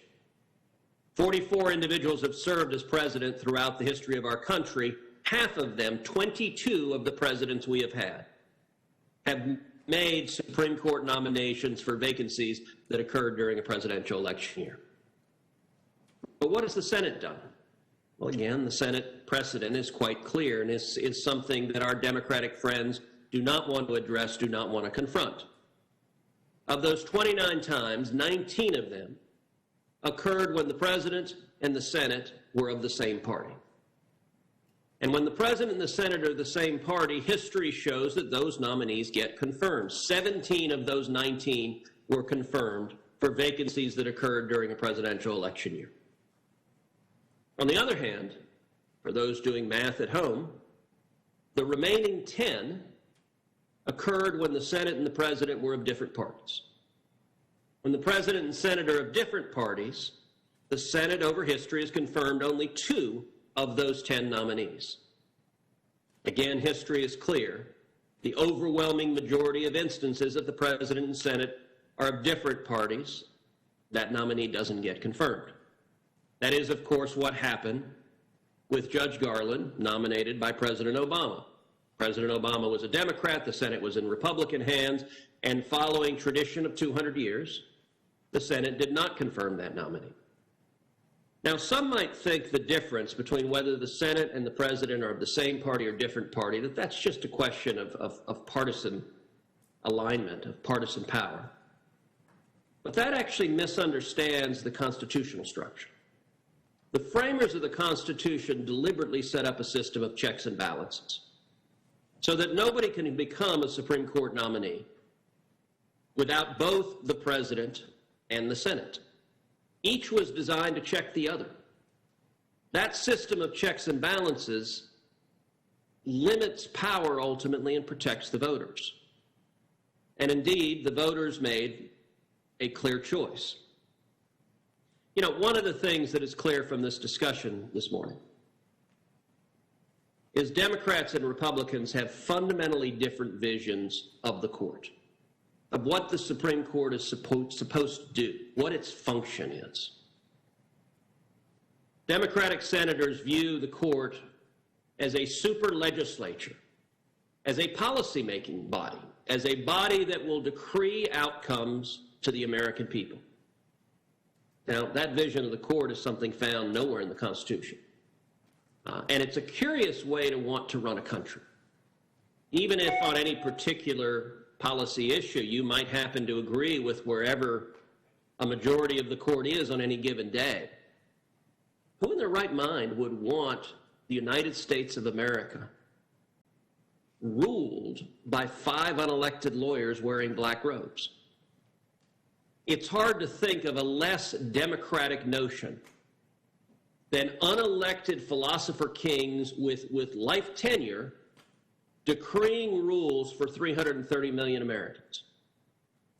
That is not, in fact, the court's job. The court's job is to decide cases according to the law and to leave policymaking to the elected legislatures. Now, look, that doesn't mean policymaking is unimportant. In fact, it means to the contrary. Policymaking is very important. And the people need to have a direct check on policymaking. You know what? If a rogue court implements policies you don't like, you, the American people, have very limited ability to check them. If a rogue Congress implements policies you don't like, you have a direct ability to check us by throwing the bums out and voting them out and voting in new representatives. You know, much of the argument this morning has concerned Obamacare. And they've been policy arguments. They're policy arguments that are actually occurring in the Senate, which is the right place for them to occur, a legislative body. But our Democratic colleagues simply want a promise from a judicial nominee that this nominee will work to implement their policy vision of health care. That is not a judge's job. That is not the responsibility of a judge. And in fact, making that promise would be violating the judicial oath. I don't know what will happen in this particular litigation on health care, but I do know that this body should be the one resolving the competing policy questions at issue. Many of our colleagues talked about pre-existing conditions, and I think they have made a political decision. They want this to be the central issue of the confirmation. Well, remember this. Every single member of the Senate agrees that pre-existing conditions can and should be protected. Period. The end. There is complete unanimity on this. Now, it so happens that there are a number of us on the Republican side that also want to see premiums go down. Obamacare has caused premiums to skyrocket. The average family's premiums have risen over $5,000 a year. Millions of Americans can't afford health care because of the policy failures of Obamacare. Those questions should be resolved in this body, in the elected legislature. It's not a justice's job to do that. It's not the court's job to do that. It is the elected legislature's job to do that. Judge Barrett brings impeccable credentials, a judicial temperament, and a faithfulness to the law. That's what we should be looking for in Supreme Court justices. And if Democratic senators want to engage in policy arguments, they can do so here, not by filibustering every bill as they have done over and over and over again, whether it's pandemic relief or Obamacare relief to lower premiums that expand choices. To date, our Democratic colleagues filibuster everything and then complain nothing gets passed. This is the body that has to resolve those questions. This is also the body that, consistent with 2 centuries of precedent, can, should, and I believe will confirm Judge Barrett as Justice Barrett. Thank you. Senator Klobuchar. Welcome, Judge Barrett. This committee is gathered today for what I consider one of its most solemn duties and one that I take very seriously. Federal judges, senators, the President of the United States, we all take an oath to uphold the Constitution. We make promises to do justice, to tell the truth. At its core, that's what judges do, right? Figure out the truth, figure out justice. My mom, a second-grade teacher, spent her life teaching little kids what was right or wrong, what was true or false. I still believe it matters, and so do the American people. But we are dealing with a president who doesn't think truth matters. And he has allies in Congress who in the past defended our democracy, but are now doing his bidding. Senators who clearly set out that the president, a precedent that the president in an election year should wait, that we should have an election, and that then the people choose the president, and the president chooses the nominee. That was your precedent. It has been said that the wheels of justice turn slowly, and justice, on the other hand, can move at lightning speed, as we are seeing here today. We cannot, and you watching at home should not, separate this hearing from the moment we are in and from the judge he is trying to rush through. To respond to Senator Cruz, this isn't a rush to justice. This is a rush to put in a justice whose views are known and who will have a profound impact on your life. And yes, these policies that the court decides, they matter. Where you can go to school, who you can marry, decisions you can make about your own body, and yes, your health care. The president knows this. We have a president who has refused to commit to a peaceful transfer of power after an election. Every candidate does that, but not this guy. We have a president who has fired or replaced 5 inspector generals, Senator Grassley, who has fired an attorney general, an FBI director, and is now going after their replacements.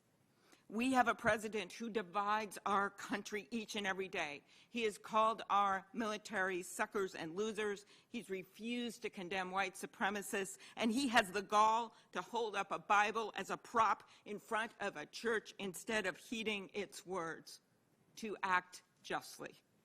And now he says this election will end up in court. Why, Senator Cruz? Does President Trump matter? He is putting the Supreme Court in place, in his words, to, quote, look at the ballots, end quote. Well, I won't concede that this election is headed to the court because you know at home exactly what the president is up to. That's why you're voting. That's why you are voting in droves. Why are you voting? Well, you know that your rights, your health care is on the line. You know that they are trying to push through a justice who has been critical of upholding the Affordable Care Act, and they're doing it in the middle of a pandemic. And you can see here in this room the misplaced priorities of this Republican-run Senate. And it's in your hands to change it. Are they working to pass a bill to help Americans to get the testing they need to save their lives? Are they working to help the moms trying to balance a toddler on their lap while balancing a laptop on their desk?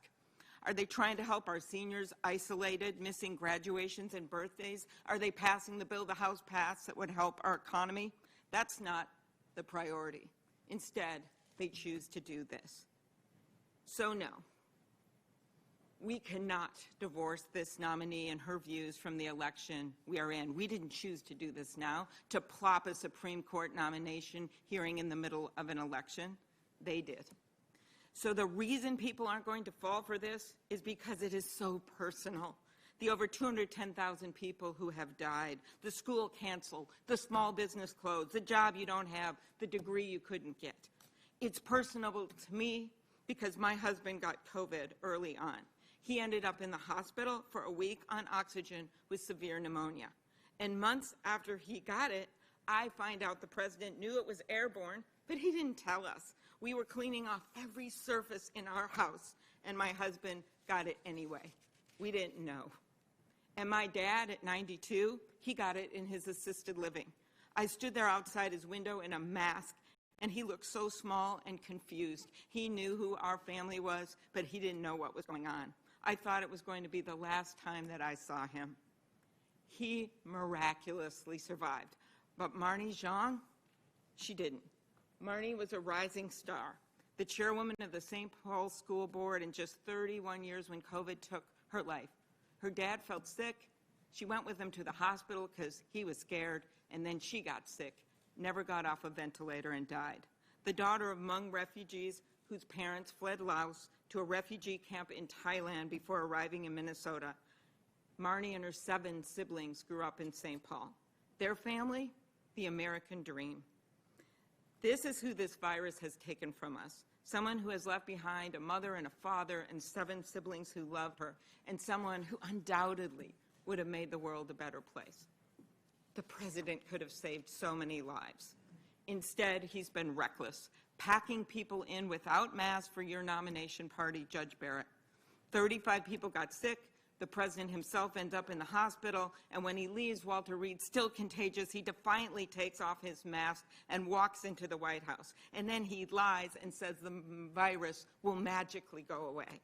The truth matters.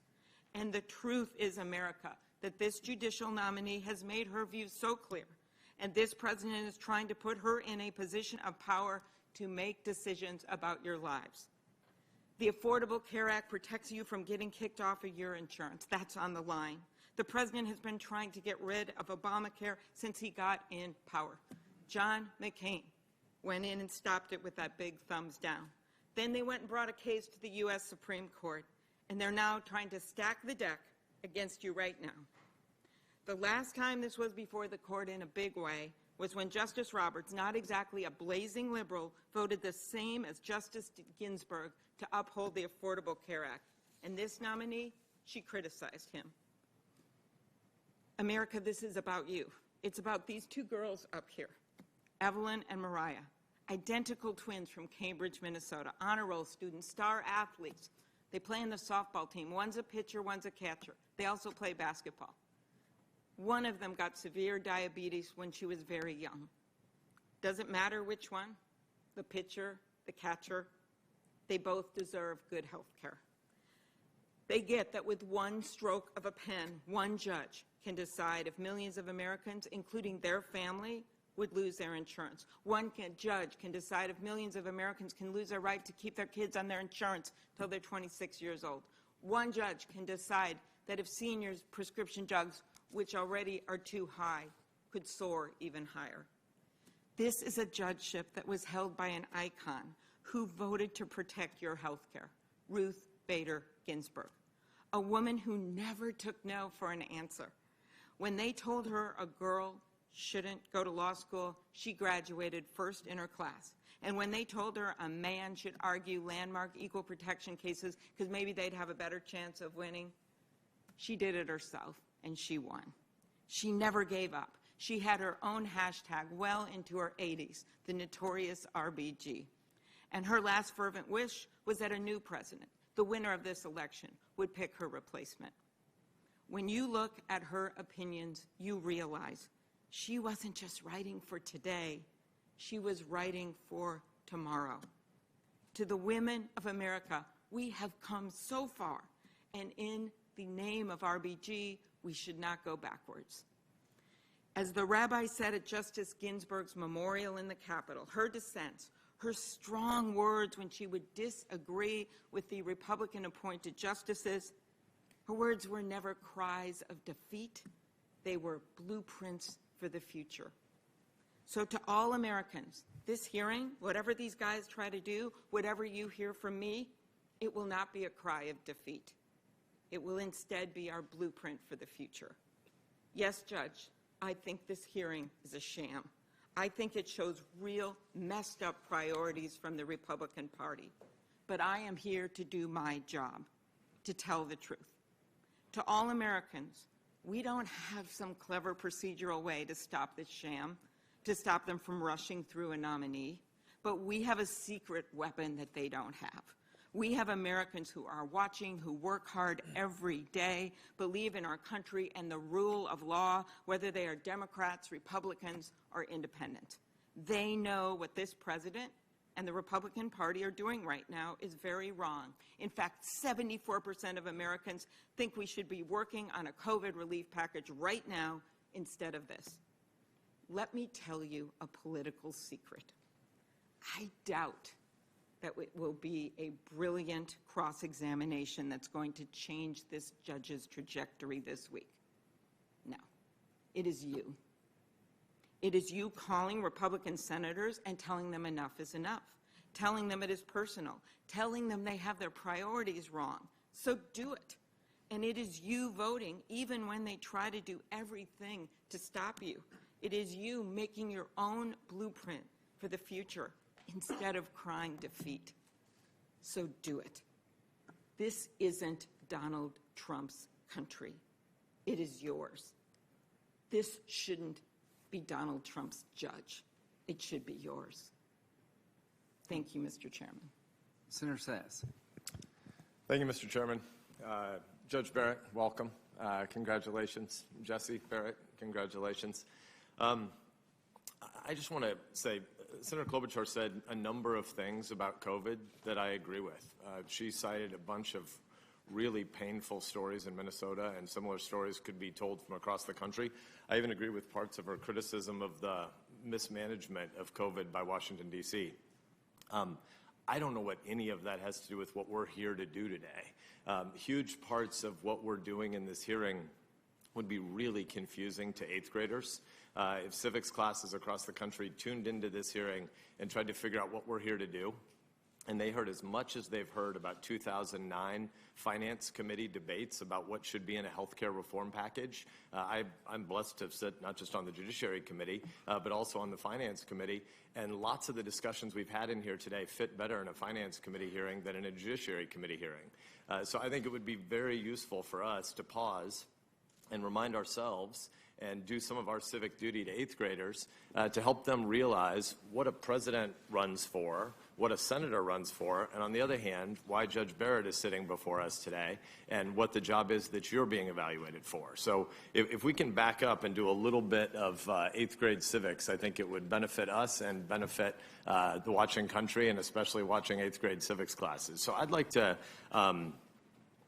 distinguish first between civics and politics, because there was a time, the chairman said at the beginning of this hearing, there was a time when people that would be as different as Ruth Bader Ginsburg, and she was a heroic woman, that's absolutely true, and Antonin Scalia, another brilliant mind and your mentor, people that different could both go through the Senate and get confirmation votes of 95 or 98 votes. And the chairman said at the beginning of the hearing, he doesn't know what happened between then and now.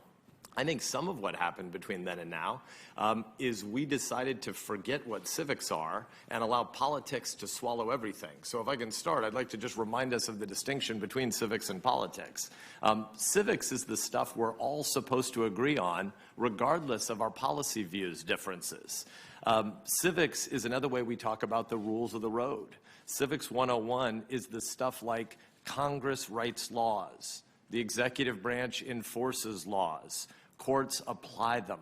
None of that stuff should be different if you're a Republican or a Democrat or a Libertarian or a Green Party member. This is basic civics. Civics is the stuff that all Americans should agree on, like religious liberty is essential. People should be able to fire the folks who write the laws, and the voters can't fire the judges. Judges should be impartial. This is just Civics 101. Politics is different. Politics is the stuff that happens underneath civics. Civics is the overarching stuff we as Americans agree in common. Politics is the subordinate, less important stuff that we differ about.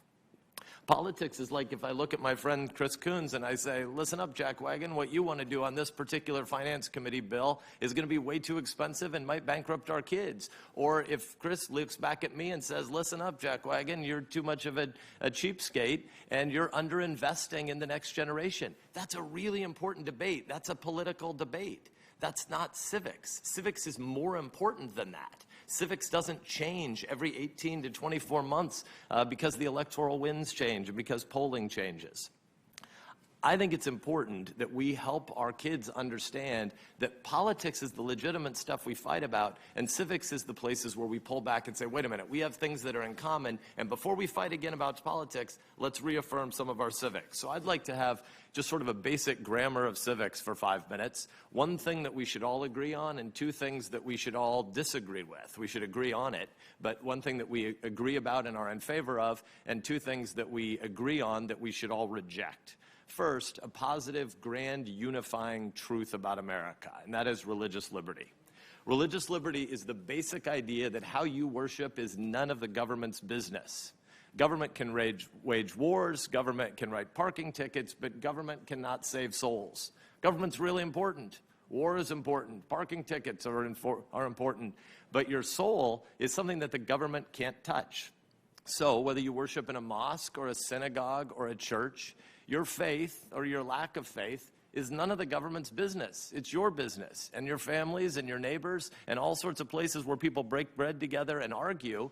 But it's not about power. It's not about force. It's not about the government. This is the fundamental American belief. Religious liberty is one of those 5 great freedoms clustered in the First Amendment. Religion, speech, press, assembly, and protest. These 5 freedoms that hang together, that are the basic pre-governmental rights, are sort of Civics 101 that we all agree on well before we ever get to anything as relatively inconsequential as tax policy. So civics should be the stuff we affirm together. And contrary to the belief of some activists, religious liberty is not an exception. You don't need the government's permission to have religious liberty. Religious liberty is the default assumption of our entire system. And because religious liberty is the fundamental 101 rule in American life, we don't have religious tests. This committee isn't in the business of deciding whether the dogma lives too loudly within someone. This committee isn't in the business of deciding which religious beliefs are good and which religious beliefs are bad and which religious beliefs are weird. And I just want to say, as somebody who's self-consciously a Christian, we got a whole bunch more really weird beliefs. Forgiveness of sins, the virgin birth, resurrection from the dead, eternal life. There are a whole bunch of really, really crazy ideas that are a lot weirder than some Catholic moms giving each other advice about parenting. And yet there are places where this committee has acted like it's the job of the committee to delve into people's religious communities. That's nuts. That's a violation of our basic civics. That's a violation of what all of us believe together. This is not a Republican idea. It is not a Democrat idea. It's a Democrat idea and a Republican idea, but more fundamentally, it's an American idea.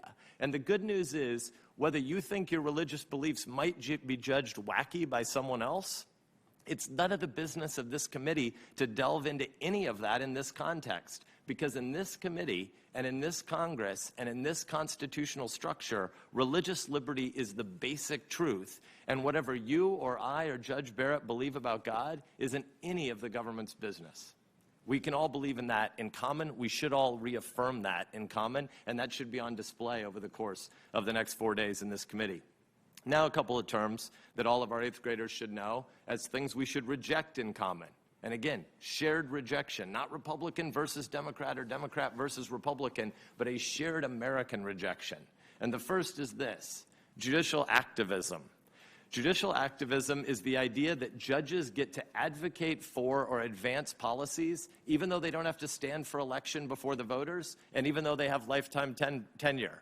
Judicial activism is the really bad idea that tries to convince the American people to view the judiciary as a block of progressive votes and conservative votes, Republican justices and Democratic justices. This is the confused idea that the Supreme Court is just another arena for politics.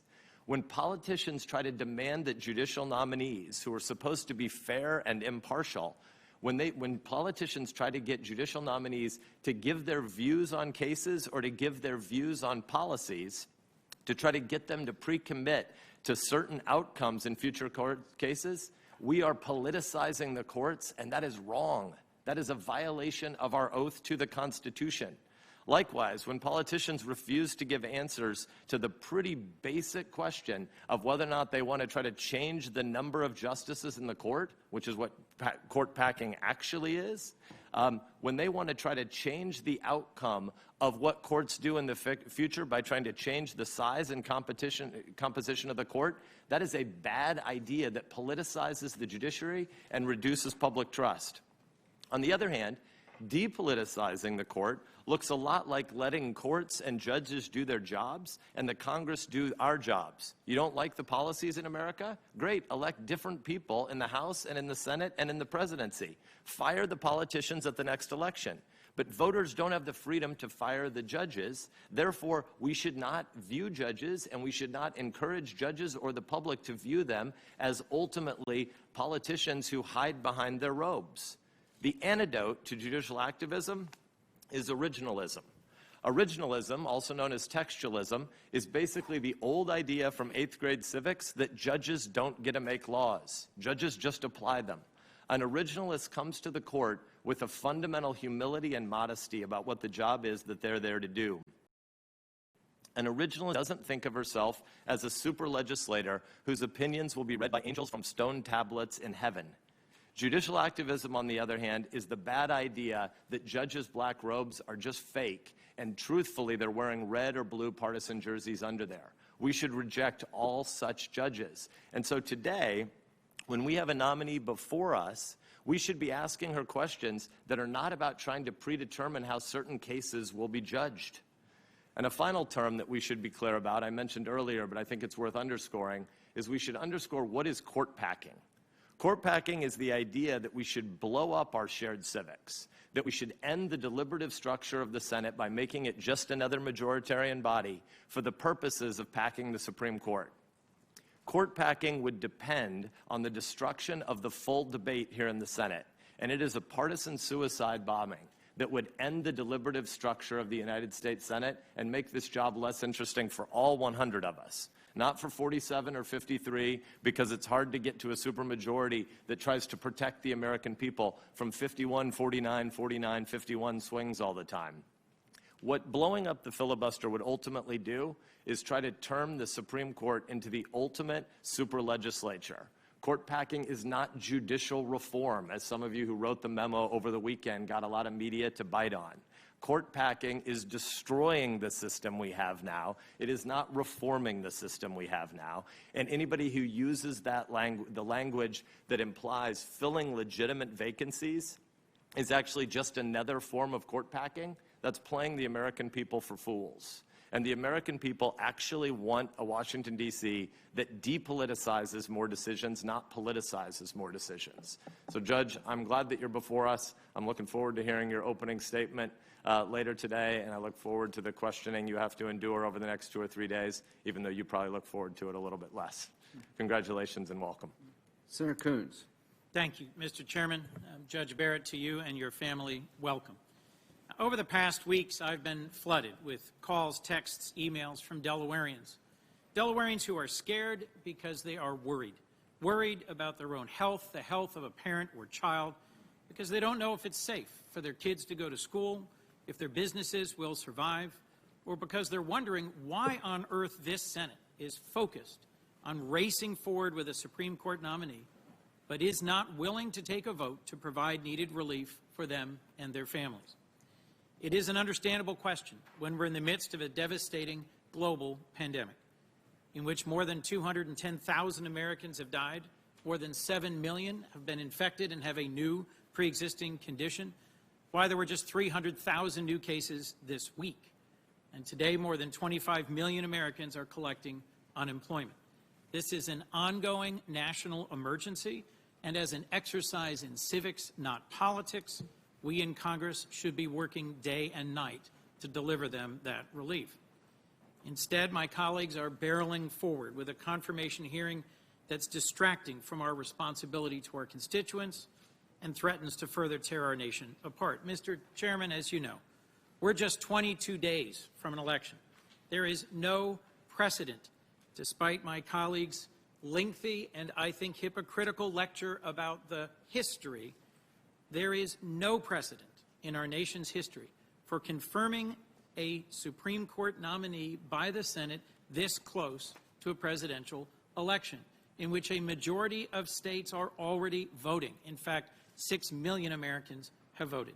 This process flies in the face of the very rule Republicans set themselves in 2016, when they refused, as a matter of politics, not of civics, to even consider a highly qualified nominee, Judge Merrick Garland, 9 months before an election, simply because it was an election year. And Mr. Chairman, in 2018, you went a step further and said, if an opening on the Supreme Court came up in the last year of President Trump's term, you would wait until the next election and let the voters decide. So what changed? Sadly, nothing. Nothing except the fact that this time, President Trump and his allies in the Senate saw a chance in Justice Ginsburg's untimely passing to shift the balance of the Supreme Court for decades to come, and that will have consequences in the real lives of millions of Americans. Proceeding with this confirmation today is wrong. And if I could, to my colleague who just spoke, religious liberty, I agree, is foundational to our civics and our republic.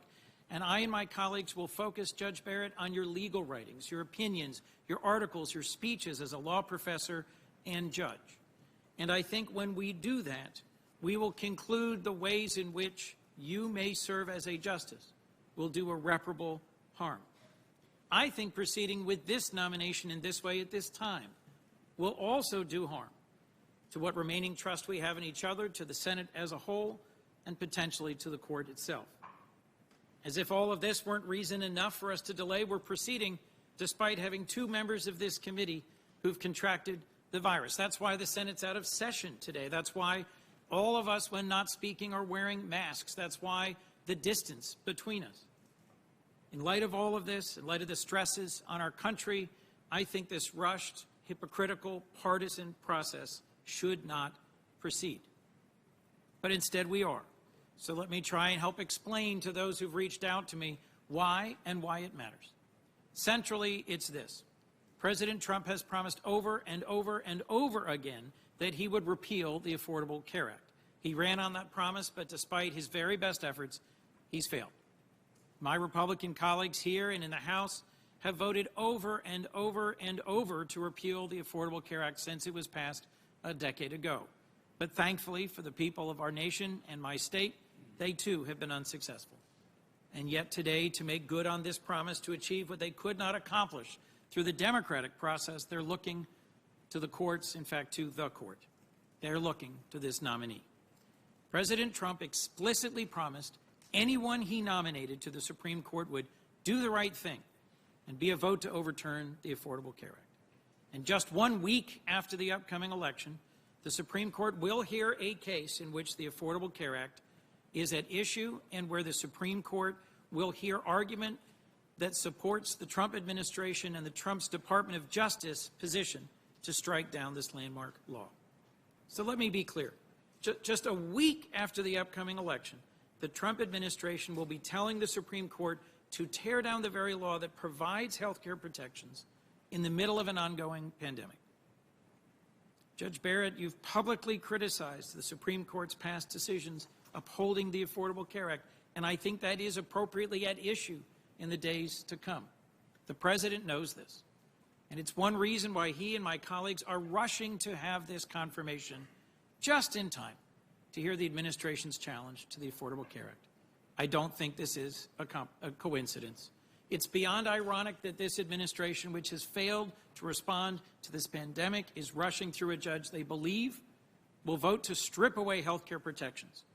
Today, because of the Affordable Care Act, insurance companies cannot discriminate against women for being women. They cannot charge more. They cannot treat pregnancy as a pre-existing condition. I cannot think of a sharper irony as we consider the legacy of Justice Ginsburg, who dedicated her life to fighting for gender equality. It also prevents insurance companies from charging any with pre-existing conditions more, so Americans no longer have to worry about going bankrupt because of an unexpected illness or accident. Don't take my word for it. Listen to the voice of Carrie, who's behind me to my right. Carrie from Middletown, Delaware, used to pay $800 a month for junk insurance, as she called it. Coverage so skimpy, she had to live in fear of going to the doctor's office or needing medication. Because of the ACA, she was able to get better coverage to pay what she can afford based on her income. She has diabetes, she has high blood pressure, but thanks to the ACA, she can't be denied care or coverage. She told me when he spoke, this takes the stress and the worry out of it, and then asked me, how is this even at issue? Wasn't that settled years ago? Carrie's right. She should have the peace of mind that you can care for yourself and your family if you get sick. I've heard so many more stories from Delaware. Just over my shoulder here is Debbie from Newcastle, a self-employed small business owner who receives her health insurance through the marketplace. Her pre-existing condition requires her to attend physical therapy and doctor's appointments multiple times each month. Without the ACA, insurance companies would have charged her more because of her condition, and she wouldn't be able to afford her medical bills and support her small business. There's Barb Slater from Newark, Delaware, who was diagnosed with scleroderma 4 years ago. After losing her employer-sponsored health insurance, she was able to find new coverage in the marketplace thanks to the Affordable Care Act. My inbox and the inbox of all my colleagues are filled with stories like Carrie's, Debbie's, Barb's, and they highlight the breadth of what the ACA means to the American people. The ability of young people to stay on their family's insurance, lower out-of-pocket costs for seniors' prescriptions, the elimination of lifetime caps. These protections are on the line in the ballot and on the docket of the Supreme Court. And it's not just the ACA at risk. Judge, I'm deeply concerned about ways in which your approach to something that may sound abstract to folks watching stare decisis or precedent, That means your approach to reviewing and reconsidering and possibly overturning long-settled cases may overturn some of the very principles for which Justice Ginsburg fought her entire adult life, principles that protect settled, fundamental rights for all Americans. What might this mean? Cases like Griswold versus Connecticut that establish married couples have a right to obtain and use contraception in the privacy of their own home may be in danger of being struck down. It means cases like Roe versus Wade, which protects a woman's right to make her own critical health care decisions, may be on the line. And it means Obergefell versus Hodges, which made marriage equality the law of this land, could be overruled. Just a day after we celebrated Coming Out Day nationally, stripping LGBTQ individuals of what Justice Kennedy memorably called equal dignity in the eyes of the law. This is what I believe is at stake with this nomination. Judge Barrett, you will be deciding cases that have real daily impacts on the lives of millions of Americans. They deserve to understand why President Trump nominated you and what consequences your decisions may have on them and their lives. I've heard my Republican colleagues say all they care about is finding a future justice who will apply the law as written, as if all this is about today is an abstract fight about interpretive methodology and jurisprudence. They seem shocked we're talking about what the Supreme Court might do if Judge Barrett were to become Justice Barrett. But Judge Barrett, I'm not suggesting you made some secret deal with President Trump, but I believe the reason you were chosen is precisely because your judicial philosophy, as repeatedly stated, could lead to the outcomes President Trump has sought. And I think that has dramatic and potentially very harmful consequences with regards to the election, the Affordable Care Act, and long-settled rights. This is what I intend to lay out this week, and this is what I hope the American people will hear in the course of this confirmation hearing. Thank you, Mr. Chairman. Thanks, Senator Coons. For planning purposes, I think I talked to Senator Feinstein. We will go to Senator Hawley, Blumenthal, and Tillis. We'll take a 30-minute break to grab a bite to eat and take a little bit of a break and come back and finish up. So, Senator Hawley. Thank you, Mr. Chairman. Judge Barrett, welcome. It's good to see you again. Jesse Barrett, welcome, and to you and to your family as well. I see that some of your children are getting a break. They've earned it, I think. I'm amazed as I've been watching. I've got two little boys at home, my wife and I do. I can't believe how calmly your children have been sitting for a couple of hours. So maybe you can give me some tips, Jesse and Judge, when we're finished here. You know, we've gotten to read a lot about your family in the last few weeks. We've gotten to read a lot about you in the press, and in particular about your religious beliefs. One attack after another in the liberal media, one hit piece after another, many of them echoed by members of this committee, like this one, for instance, Barrett, long active with Insular Christian Group. We've read stories about your Catholic lifestyle, stories about how you raise your children, stories about how you adopted your children, stories about your Catholic doctrinal beliefs, over and over and over questioning whether you have, I guess, the independence to be a judge, a justice on the United States Supreme Court. And it's not just in the newspapers, it's members of this committee, including the Democratic nominee for Vice President of the United States, who has questioned past nominees who have come before this committee about their membership in Catholic fraternal organizations like the Knights of Columbus. And for those watching at home, that's right, you heard me correctly. Senator Harris and others on this committee have repeatedly questioned judicial nominees' fitness for office because of their membership in the Knights of Columbus. The ranking member, when you were last before this committee, Judge, for your initial confirmation hearings, the ranking member referred to your Catholic convictions as dogma, that's a quote, that lives loudly within you, picking up the very terminology of anti-Catholic bigotry current in this country a century ago. She wasn't alone. Other senators on this committee last time asked you if you were an Orthodox Catholic. One senator said she worried that you would be a Catholic judge if you were confirmed because of your religious beliefs, I guess as opposed to an American judge, as if you can't be both a devout Catholic and a loyal American citizen. And it's not just you, Judge. Other nominees who have come before this committee for years now have been asked by my Democrat colleagues over and over their views on sin, their views on the afterlife, their views about their membership statements of Catholic organizations, about their membership in other Christian organizations, and on and on and on. And let's be clear about what this is. This is an attempt to broach a new frontier, to set up a new standard. Actually, it's an attempt to bring back an old standard that the Constitution of the United States explicitly forbids. I'm talking about a religious test for office. Article 6 of the Constitution of the United States, before we even get to the Bill of Rights, Article 6 of the Constitution of the United States says clearly, and I quote, "No religious test shall ever be required as a qualification to any office or public trust under the United States." Now, that was big news in 1787 when it was written, and it's worth remembering why. It's because no country, no republic in the history of the world had ever guaranteed to its citizens the right to freedom of conscience and religious liberty.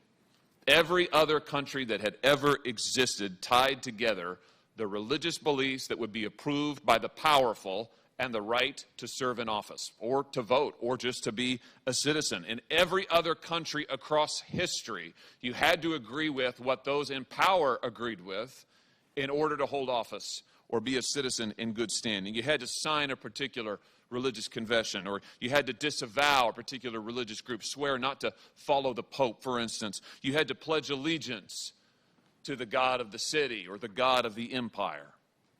This was true from 18th century Britain all the way back to ancient Rome.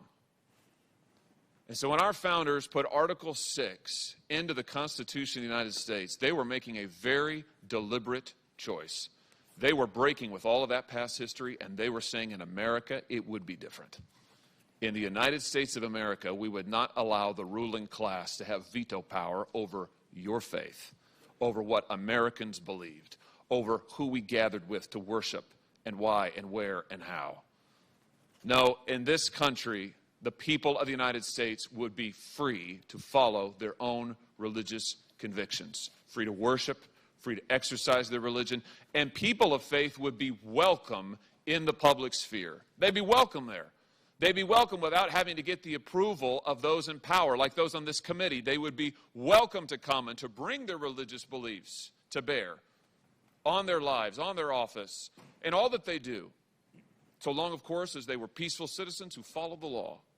Religious people of all backgrounds would be welcome in public life, and no person in power would be able to control what the American people, any American citizen, thought or believed or who they worshiped. This freedom of conscience and religious liberty undergirds all of our other rights, because it tells the government that it cannot tell us what to think or who we can assemble with or how we can worship or what we can say. And that's why Article 6 is there even before we get to the Bill of Rights and the First Amendment. But this bedrock principle of American liberty is now under attack. That is what is at stake when we read these stories attacking Judge Barrett for her faith. That is what is at stake when my Democratic colleagues repeatedly question Judge Barrett and many other judicial nominees about their religious beliefs, about their religious membership, about their religious practices, about their family beliefs and practices. That is an attempt to bring back the days of the religious test. That is an attempt to bring back the veto power of the powerful over the religious beliefs and sincerely held convictions of the American people. And that is what is at stake in this confirmation hearing. Judge Barrett is a Catholic. We all know that. She's a devout Catholic. We all know that. She and her husband have chosen to raise their family according to their Catholic beliefs in faithful fellowship with other Catholics. We all know that. Heck, 65 million Americans are Catholics, and many millions more are Christians of other persuasions. Are they to be told that they cannot serve in public office, that they are not welcome in the public sphere unless the members of this committee sign off on their religious beliefs? I, for one, do not want to live in such an America. and the Constitution of the United States flatly prohibits it. Now, the Constitution says that people of faith, like Judge Barrett, are welcome in high office, welcome in any office, welcome throughout our public life here in this country. And I would just say to my Democrat colleagues that these years now, this pattern and practice, as we say in the law, this pattern and practice of religious bigotry, because that's what it is. When you tell somebody that they're too Catholic to be on the bench, when you tell them they're going to be a Catholic judge, not an American judge, that's bigotry. The pattern and practice of bigotry from members of this committee must stop. And I would expect that it be renounced. Now, I just heard my colleague, Senator Coons, make a reference to an old case, the Griswold case, which I can only assume is another hit at Judge Barrett's religious faith, referring to Catholic doctrinal beliefs. I don't know what else it could be, since no one has challenged this case. It is not a live issue and hasn't been for decades. This is the kind of thing I'm talking about, and this is the sort of attacks that must stop. I look forward, Judge Barrett, to getting the chance to speak with you further about your legal credentials, about your legal views, about your approach to the law and your judicial philosophy. But I hope that one thing that this confirmation process will stand for in the end, I hope when we look back at the confirmation hearings for Judge Amy Barrett, soon I hope to be Justice Amy Barrett, one thing we will say is that was the time, that was the year that the attempt to bring back religious tests for office was finally stopped. Thank you, Mr. Chairman. Senator Blumenthal. Thank you, Mr. Chairman. Judge Barrett, and to your family, welcome to the committee.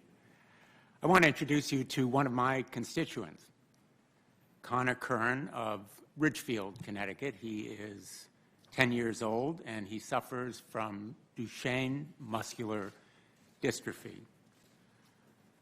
It is a horrible, incurable disease. It slowly deprives children of the strength and their ability to move. Eventually, it robs them of their lives. The costs of providing Connor's care are astronomical, but for Connor and his family, it is worth every penny. Connor is a superhero, but he's always had a real sidekick. He's had the protection of the Affordable Care Act. It has shielded him and his family from arbitrary caps on coverage that would have cut off his care when it became too expensive. It has protected Connor from losing insurance because of this insidious disease that he never caused and chose. The Affordable Care Act has given his family a measure of relief, of hope, of peace. They still worry about Connor's health, but not their coverage or its costs. Connor and millions of others like him are why I will oppose your nomination. Your nomination is about the Republican goal of repealing the Affordable Care Act, the Obamacare they seem to detest so much. It's about people like Connor, protections for people with pre-existing conditions, tax credits that make health insurance more affordable, bans on charging women more simply because they are women. That's what my Republican colleagues have been fighting to repeal for the last decade. They voted dozens and dozens of times to repeal the Affordable Care Act, and they have challenged it twice unsuccessfully in the United States Supreme Court. And each time they failed, but now, just 1 week after the election, as you know, the fate of the Affordable Care Act will be again in the hands of the United States Supreme Court. Republicans have turned again to the court to try to achieve judicially what they cannot achieve legislatively. President Trump has vowed that any judge he nominated would pass the very strong test, his words, and that they would strike down the Affordable Care Act. Judge Barrett, in all honesty, you have auditioned for this job through your academic writing and judicial opinions, and you've passed that test. In fact, you've stated twice in effect that you would have voted to strike down the Affordable Care Act had you been a justice at the time. You've been vetted, you've been screened by the Trump administration and special interests who want an activist judge. They want someone who will legislate from the bench and strike down laws supported by a vast majority of the American people. And that activism uses originalism as a smokescreen. If the American people have any doubts about how dedicated my Republican colleagues are to taking away people's health care, just listen to their own words. They've been remarkably candid and forthright. Senator Graham, our chairman, has said, "You can't repair this monstrosity," I'm quoting, "you can't repair this monstrosity called Obamacare. You have to tear it down and start over."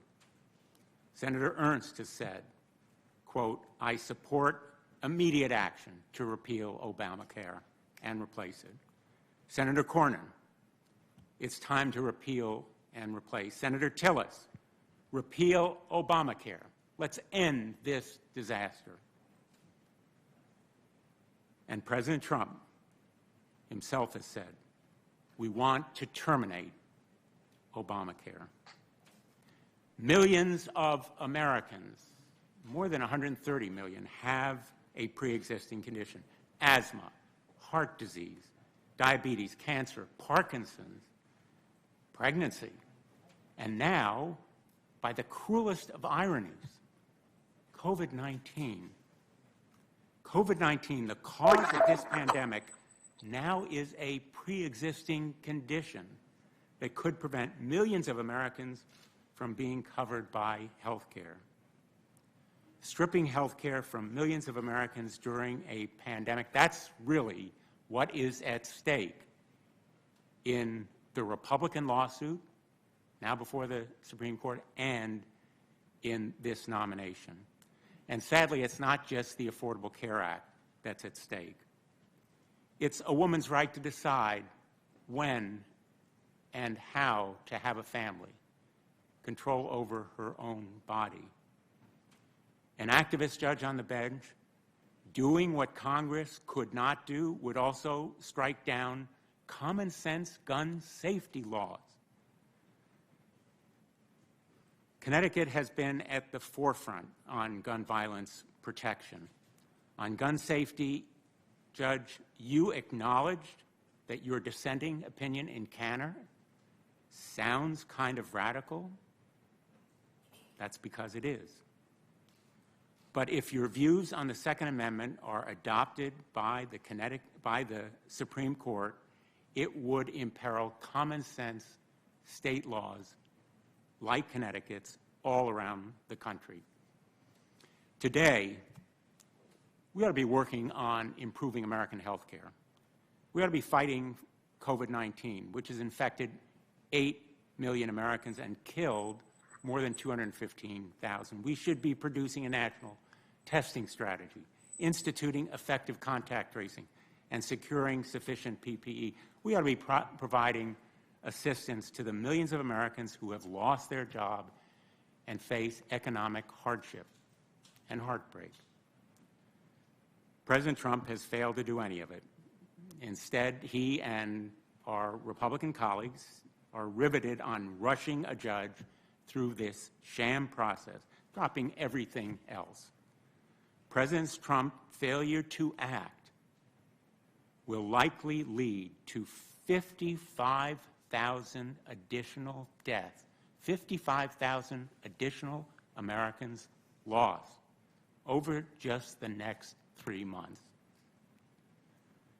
Senate Republicans are refusing to address American health care or COVID-19 or economic relief because they care more about putting an extremist ideological judge on the bench. and not just on the Supreme Court. I've learned as a senator that there are very few unwritten rules, very few written rules, I should say, in this place. But there is one very important unwritten rule. Keep your word. Republicans have all sorts of excuses for why they are breaking their promise, the promise that they would not confirm a Supreme Court justice during an election year. Each excuse boils down to nothing more than raw political power. They're doing it because they can. But might does not make right. They have boasted they have the votes, but they don't have the American people, and they don't have history on their side. The American people want a plan to fight and conquer this disease. They want a plan to put Americans back to work. They want a blueprint for the future, not rolling back rights and turning back the clock.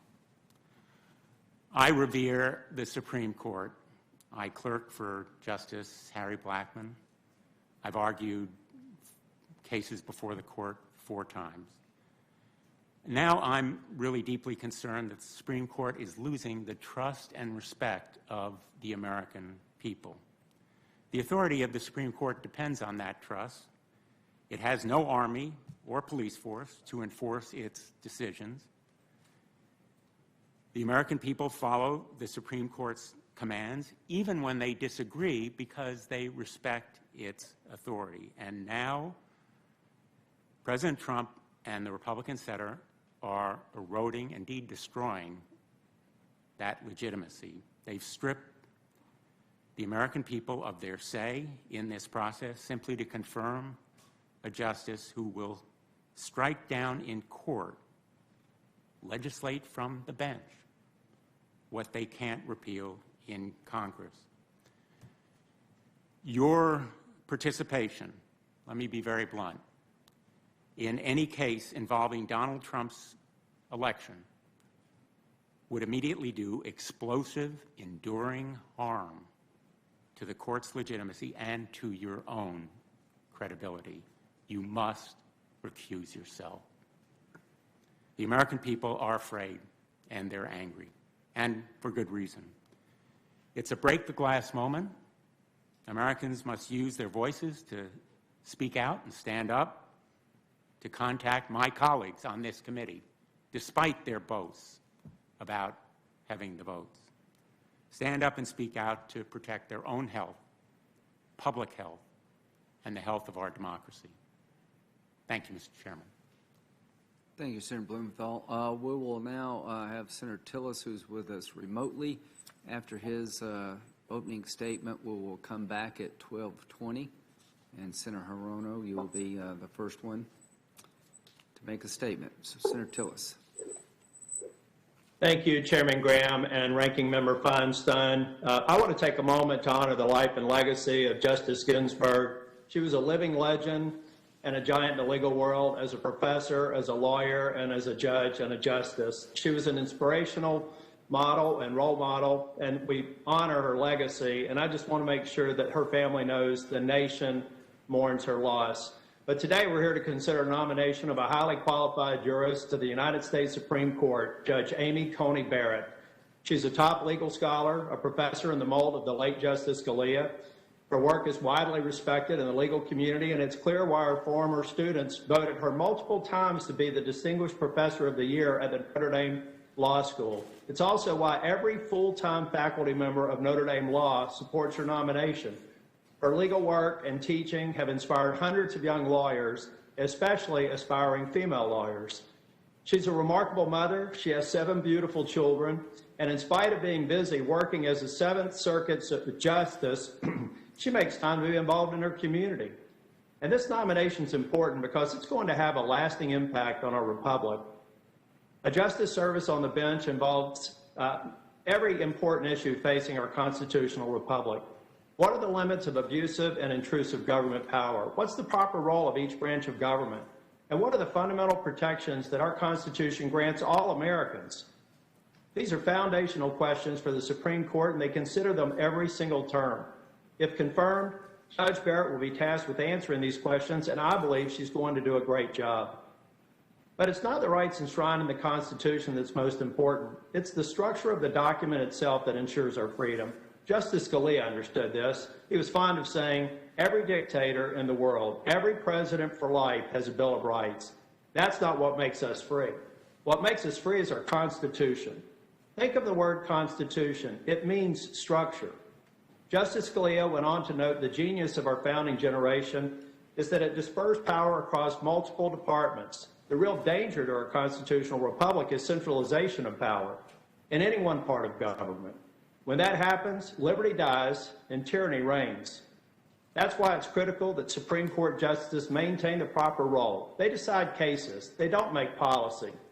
In recent decades, the court has drifted towards a trend where it decides majority disputes over policy rather than reserving those decisions for the American people through acting through their elected representatives, people like those of us in the U.S. Senate. Article III judges cannot and should not be policymakers.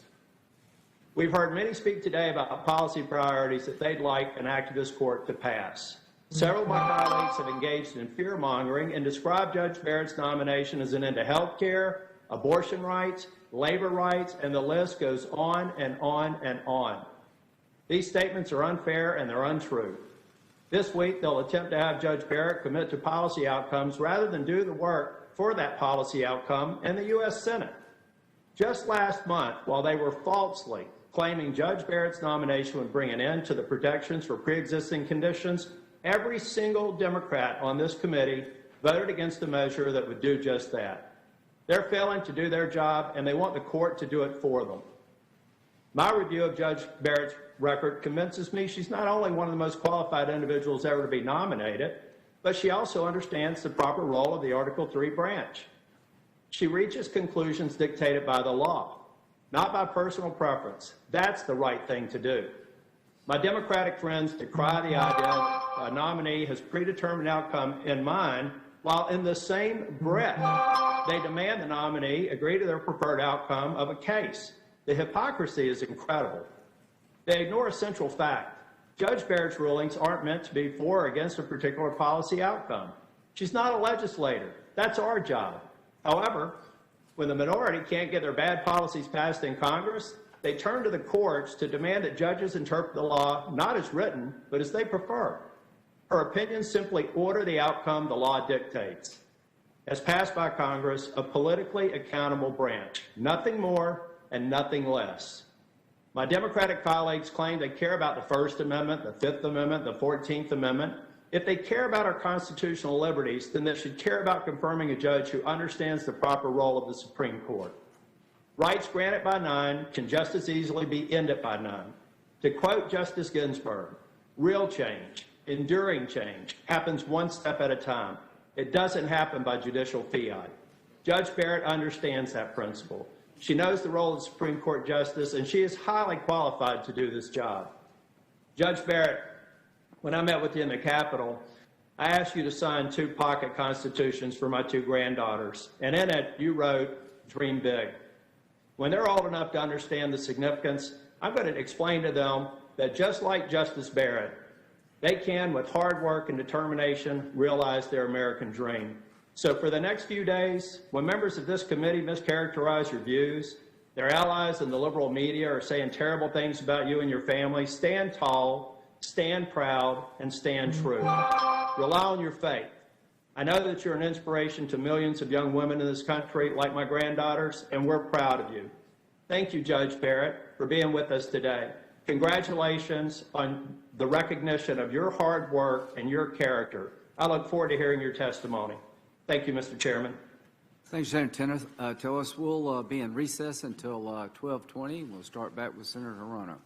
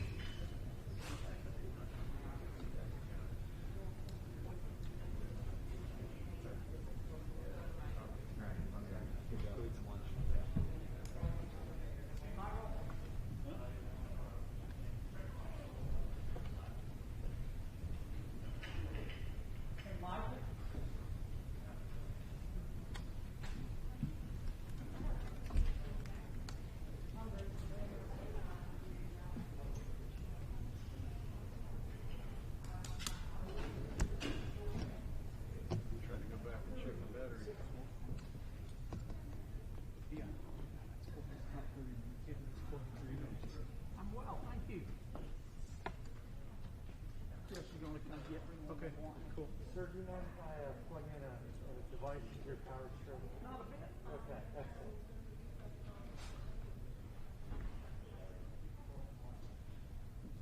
For some reason, the ones we have don't quite work.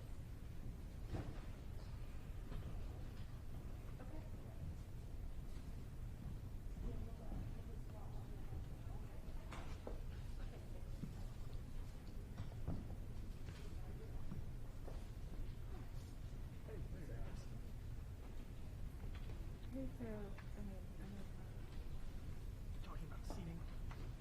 If you want me to move, I'll move. I'm not moving unless I'm told to. Well, no.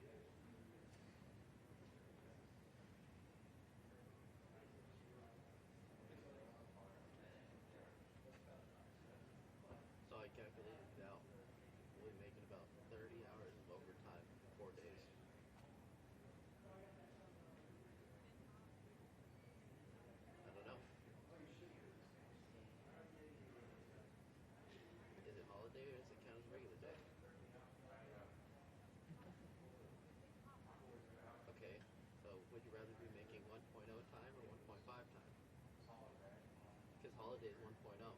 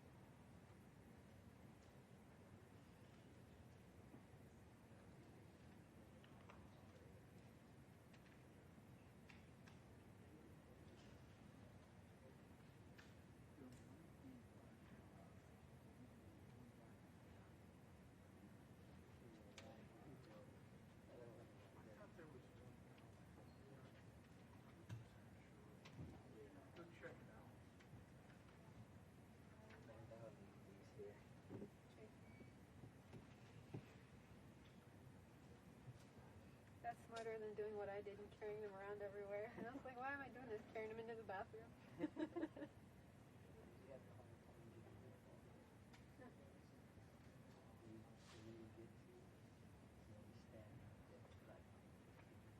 Wow.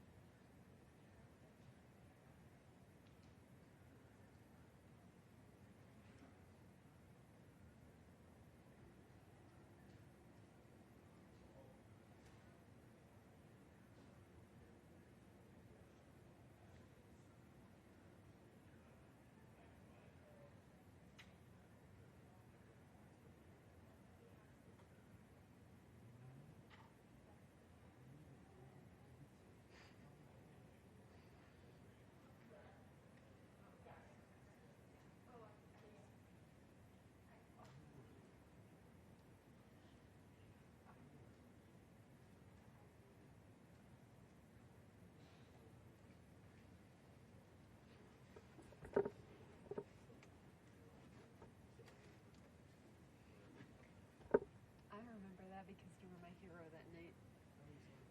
I had nothing.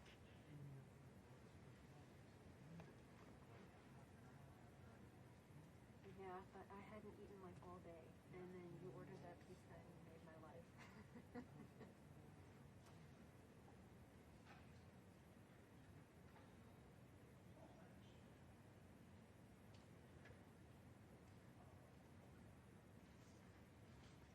thought Roseanne did that and she got in big trouble.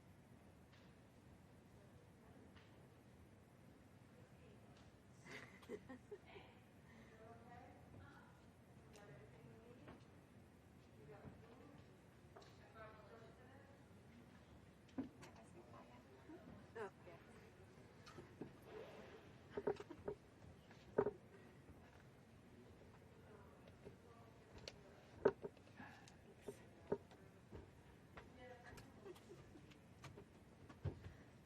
That's a great idea.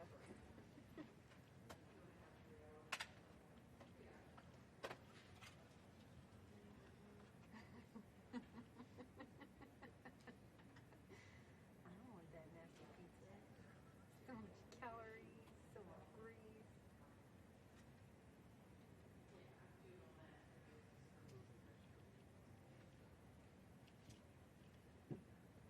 I want pho. Can Joe bring us pho?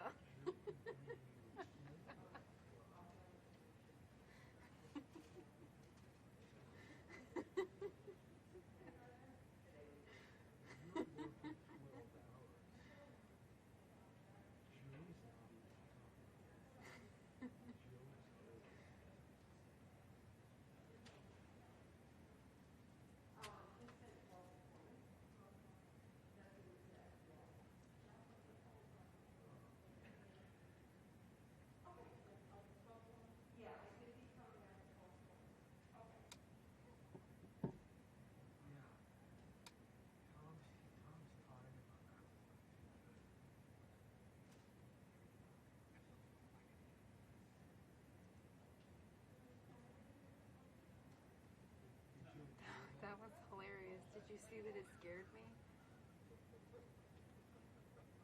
That was scary to look at. It was Halloween appropriate.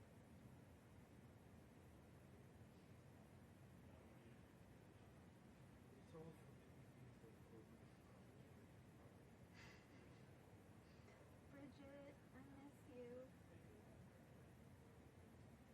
Fine. Do you like that?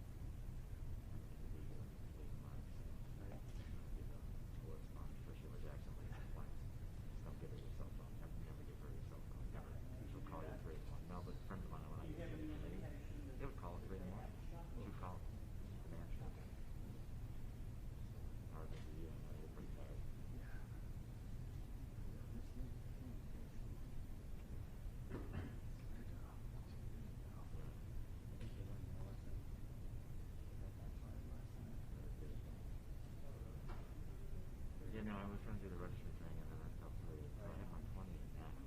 Okay. But I get my health back in my first. Oh, gotcha. Because I switched over a year later than I probably should have. So I didn't have 5 years consecutive, and I was on my wife's. Oh, I see.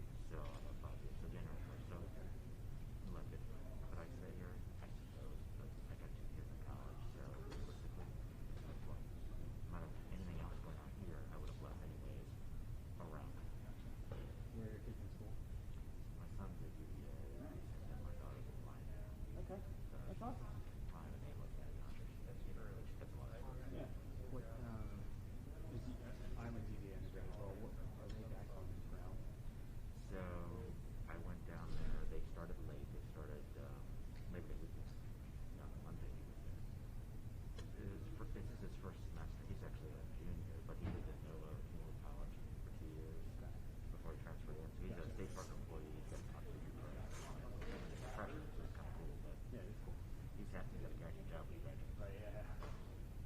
So he started. This was his first time at UVA. I mean, I hadn't been to UVA before leaving, but it was pretty empty. Yeah. It just seemed kind of dead. This campus. So I don't know what the percentage. But he's there. He's actually in Charles. He's So, there. okay. Now I'll give you an idea that he is in a room of 4. Hey guys, would y'all do me a favor? Would y'all move down there? Sure. I'm trying to read here. Oh, sorry.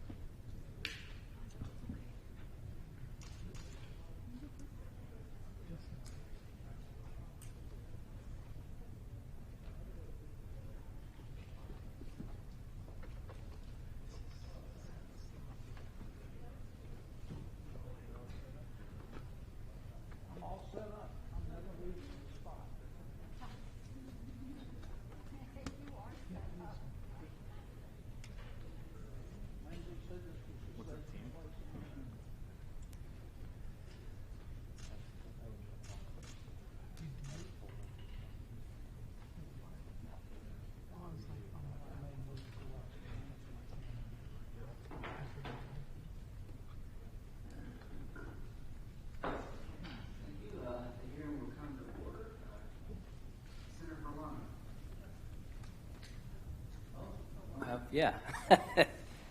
We should wait on her. I'm sorry. Apologize.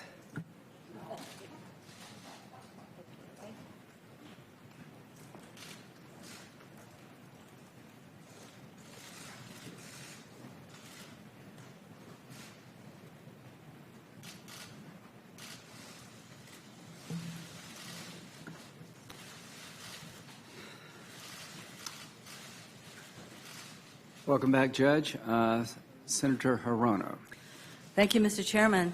Judge Barrett, welcome to you and your family, as we say in Hawaii, aloha.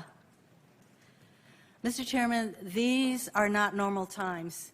Nearly 8 million Americans have contracted COVID-19, and tragically, 215,000 people and counting have died from this disease.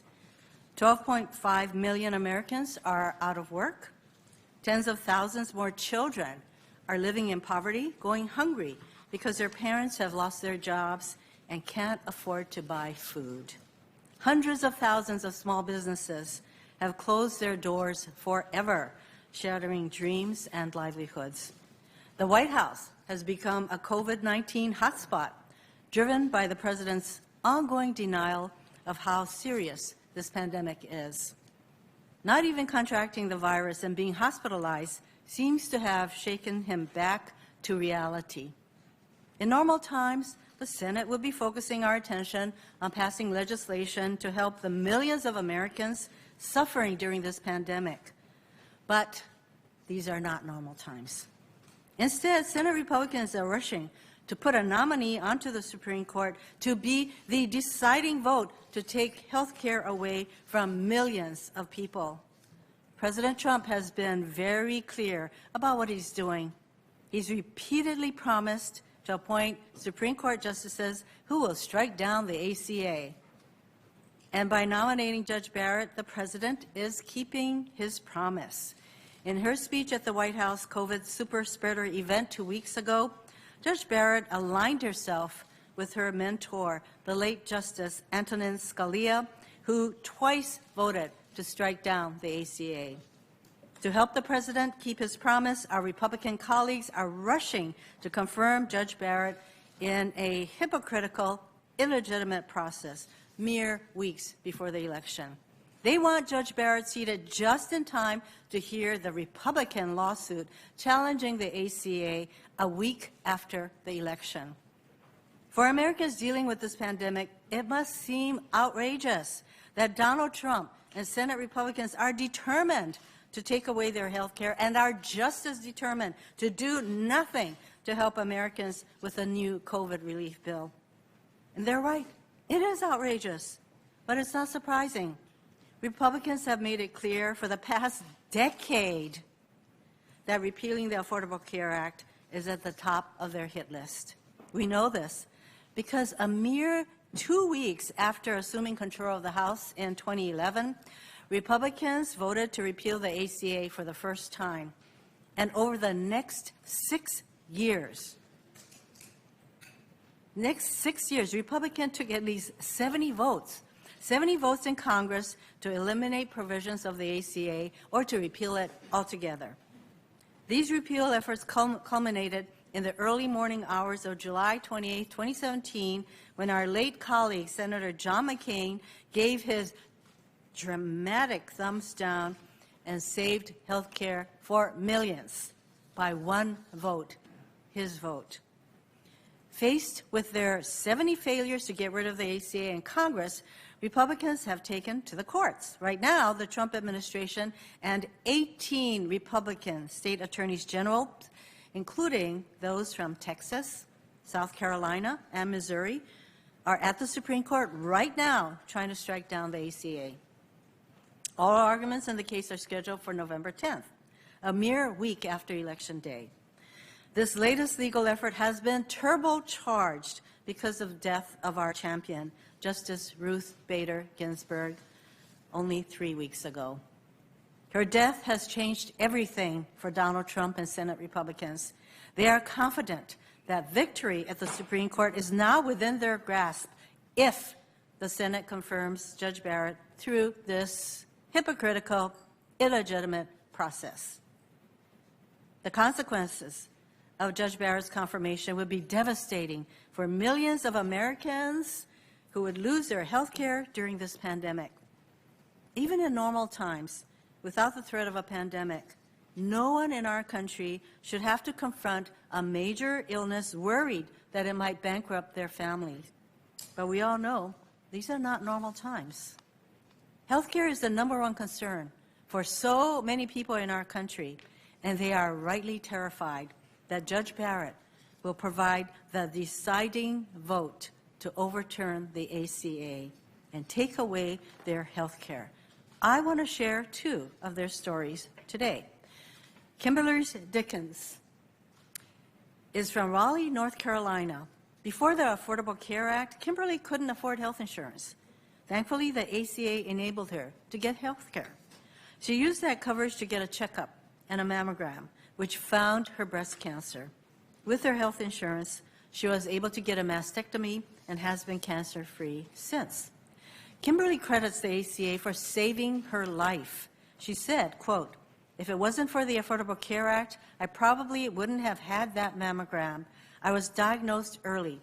It scares me to think, if I didn't have insurance, how far advanced would the cancer have grown?" Kimberly's story is not unique. In the years of all the battles of eliminating the ACA, we've heard from hundreds and thousands of constituents across the country sharing their healthcare stories. Dean Oda and his daughter Jordan are from my home state of Hawaii. Jordan, who is an elementary school teacher at Eva Beach Elementary School, has PNH, a very rare blood condition. To treat this condition, she gets infusions of a special medicine that costs around $500,000 per year without insurance. Dean told me that, quote, "Without this medicine, she will die." Dean and Jordan live in fear that Republicans will strike down the ACA, which would allow her insurance company to put lifetime caps on her benefits, and she would be left without coverage for her life-saving medication. Dean wrote to me to share how, quote, "extremely terrified he is about his daughter losing access to adequate health care under the ACA. He's asked me to fight for her, and that's what I'm doing today. Health care is personal to Kimberly, Dean, Jordan, and it's personal to me too, because I know that having health insurance and access to health care saved my life. On the day when the Senate confirmed Neil Gorsuch to the Supreme Court, I got a routine chest x-ray before a scheduled eye surgery. A shadow on that x-ray and a later scan led to my diagnosis of stage 4 kidney cancer and gave me time to receive treatment. My diagnosis came as a total shock, and I'm grateful it came when there was still time. I still have cancer, but I don't need any treatment right now. I receive regular scans so that I will know in time if treatment becomes necessary again. I'm grateful for the care I've received and continue to receive from my doctors. The cost of my treatment, which included surgery to remove a kidney, a second surgery to remove part of a rib replaced with a 7-inch titanium plate, almost 2 years of cutting-edge immunotherapy and regular scans, has been enormous. It would bankrupt almost every family in this country if they didn't have health insurance. I'm not special or unique. Serious illness can hit anyone unexpectedly. It did for me. And when it does, no one should have to worry about whether they can afford care that might save their life. The Affordable Care Act provided this peace of mind for so many people over the years who found themselves in positions similar to mine. Their lives and their health are what's at stake. Their lives are what's at stake with this nomination. And at moments like this, where the health care of millions is on the line, I think back to the care and concern so many of you showed me when I was diagnosed with cancer 3.5 years ago. So many of you, including many of my Republican colleagues on this committee, wrote heartfelt notes wishing me well and letting me know you were thinking of me. And to this day, when the chairman of this committee and I find ourselves away from the cameras or sharing an elevator, he never hesitates to ask me about my health. He says, how are you doing? Mr. Chairman, you and I have had our pointed disagreements over the years, particularly during our time together on this committee. But your concern means a lot to me. Moments when we recognize our shared humanity are rare in Congress these days. But this it should be one of those moments. This can be a moment, Mr. Chairman, for you and your Republican colleagues to show the American people terrified about losing their health care the same care and compassion you showed me and continue to show me when I was diagnosed with cancer. Instead of rushing to jam another ideologically driven nominee onto the Supreme Court in the middle of an election when over 9 million Americans have already voted, Mr. Chairman, let's end this hypocritical, illegitimate hearing, return to the urgent work we have before us to help those suffering during this pandemic. Thank you, Mr. Chairman. Thank you, Senator Rano. I think it's not just me. I think everybody on this committee and everybody that knows you're passionate about your causes. We have a lot of political differences, but all of us are very encouraged to hear that you're doing well, and we'll keep praying for you. You're an asset to the Senate. I appreciate that. Thank you. Do the right thing. Okay. Senator Ernst. Aloha. Aloha. Senator Ernst. Thank you, Mr. Chair. And Judge Barrett, thank you so much for being in front of us today. Welcome to you. And of course, I am so glad that you have had your family join you today as well. Only 100 years ago, women in this country were given the right to vote. And today we consider adding another woman to the highest court in the land. And I can't help but be so proud of all of that every one of our women have accomplished in this incredible nation. This is the first time that I've been a member of the Judiciary Committee during a Supreme Court nomination process. And as you probably know, like most Americans, I'm not a lawyer. I bring a slightly different perspective onto this committee. But one thing is very important to me, and it's something that matters to Iowans, whether they are lawyers or not. I firmly believe in the role of our Supreme Court. It is the defender of our Constitution. At the end of the day, that's my test for a Supreme Court justice. Will you defend the Constitution? It frustrates me and it frustrates my fellow Iowans that the Supreme Court has become a super legislature for a Congress that frankly won't come together, discuss these tough issues, and do its job. What I hear from my colleagues on the left is about judicial activism and what they want to see in their nominees, which is that super legislature. They are projecting that upon you, Judge Barrett. That's what they are projecting as they talk about what cases may or may not come in front of the Supreme Court. Matter of fact, I think it was just the other day that Vice President Joe Biden told the American people they don't deserve to know whether he is going to pack the court. They don't deserve to know who his judicial nominees would be. I think we do need to know, again, because it's what the left is projecting on you today, is what they want to see in their nominees. But that's not what our founders intended the court to be. I hope that this hearing will be an open, fair conversation about how Judge Barrett would be as Justice Barrett. I am concerned, however, that not everyone involved in this hearing shares that goal. We've already seen hints in that over the past few weeks, immediately attacking your faith and your precious family. Instead of entering into this nomination process with an open mind and a desire to understand this woman who has been nominated for the highest court in the land, the focus is on a plan or a strategy, a series of tactics to undermine, coerce, and confuse the American people. A plan, Judge Barrett, to undermine you as a person, undermine your family, and undermine what you hold dear. Women all over the world are painfully familiar with this strategy. We are all too often perceived and judged based on who someone else needs or wants us to be, not on who we actually are.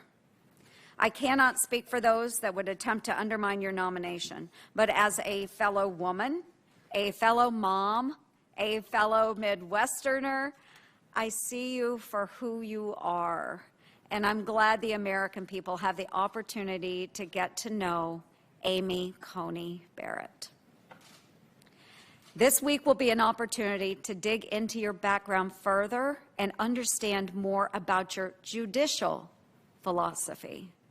But what your political opponents want to paint you as is a TV or cartoon version of a religious radical, a so-called handmaid that feeds into all of the ridiculous stereotypes they have set out to lambast people of faith in America. And that's wrong. It might be less comical if this was the first time the left has trotted out this partisan playbook. Your political opponents have made these types of religious attacks on nearly every Supreme Court candidate nominated by a Republican president in the modern era. And every time, like clockwork, they say they really mean it this time. This nominee, this woman in front of us, she is the absolute worst. I'm struck by the irony of how demeaning to women their accusations really are. That you, a working mother of 7, with a strong record of professional and academic accomplishment, couldn't possibly respect the goals and desires of today's women. That you, as a practicing Catholic, with a detailed record of service, lack compassion. I know you to be compassionate. Your record on the 7th Circuit says that you are. And more importantly, it shows that your demonstrated commitment is to defending the Constitution. The great freedom of being an American woman is that we can decide how to build our lives, whom to marry, what kind of person we are, and where we want to go. I served in the Army, something not exactly popular at various points in America's history.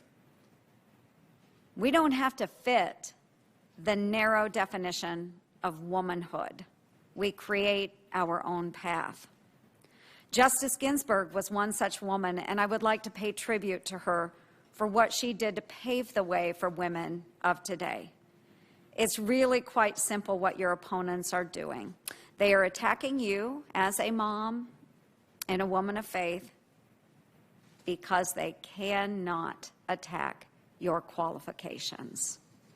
Every year, I travel to every single one of Iowa's 99 counties and talk to men and women from all walks of life. Whether they are farmers or nurses or small business owners, they want a government that is accountable to them. When Congress makes a law that oversteps the Constitution, the ripples can be felt, whether it's on farms in Montgomery County, where I'm from, and the manufacturing facilities of Dubuque. It can be felt in the church services of Sioux City and the community meetings in Waterloo. The Supreme Court's only job is to rule on the cases before it and defend the Constitution. To do that well, a justice needs to be thoughtful, restrained, and wise. Judge Barrett, so far I have seen all of those things in you. I am so glad that we have you in front of us. I look forward to learning more about you. I want to thank you and your family for being in this nomination today. And certainly, this, folks, is what a mom can do. Thank you, Judge Barrett, very much. Thank you, Mr. Chair. Senator Booker. Thank you, Mr. Chairman. Behind me, Merritt Bowman is a 49-year-old father of twin boys, which you could see, and a football coach and paraprofessional at Deptford High School in New Jersey. For years, Merritt put off going to the doctor because he was, like many Americans, afraid he could not afford it. But when the Affordable Care Act was passed, he finally got the coverage he could afford. 4 years ago, after not feeling well, Merritt made the doctor's appointment and was diagnosed with type 2 diabetes, a disease that affects over 10% of Americans and disproportionately impacts Black Americans like Merritt, who are 60% more likely to be diagnosed with diabetes and twice as likely to die from it. Today, Merritt takes insulin and other medications, and his condition has thankfully improved. Merritt said, and I quote, "Obamacare made it so I was not afraid of the costs of going to the doctor. If I didn't have insurance and didn't get diagnosed, who knows where I would be right now." But Merritt is worried about what will happen if the Affordable Care Act gets overturned. He said, and I quote, "Now I have a pre-existing condition. My insurance covers my medications, my equipment to monitor my diabetes. If that's taken away from me, what's going to happen? I can't afford those on my own." Michelle Luris from Palisades Park, New Jersey, lost her husband, John, last year when he passed away suddenly at the age of 58. Michelle relied on health insurance through John's job, but when he died, their insurance went away. She was given the option to continue his plan, but she couldn't afford the cost of $800 a month. So Michelle signed up for coverage on the insurance marketplace, where she qualified for a subsidy that made it more affordable. Today, she's insured and she can manage her diabetes, heart disease, and an autoimmune disease because of her coverage. Like Merritt, Michelle also relies on insulin and other prescription medications. If the ACA was overturned, Michelle said, quote, "I could lose my house if I didn't have affordable health care. I would have to sell my home. I like where I live. I don't want to lose my home." People like Merritt and Michelle are understandably scared right now. President Trump has told America he would end the ACA. He promised explicitly that he would only nominate judges that would do the right thing and eliminate the Affordable Care Act. People like Merritt and Michelle know what a future without the ACA looks like. It looks like 130 million Americans with pre-existing conditions, from cancer survivors to people with disabilities, being charged more or denied coverage completely. It looks like 20 million Americans losing their access to potentially life-saving care in the middle of a pandemic that's already killed over 214,000 Americans. In New Jersey, we've lost over 16,000 people to COVID-19. 595,000 people would lose their coverage without the ACA. For millions of Americans, a future without the ACA looks like being forced to sell your house if you can't afford your health care. It looks like not having access to a doctor when you're sick. It looks like having to choose between paying for groceries and paying for medicine.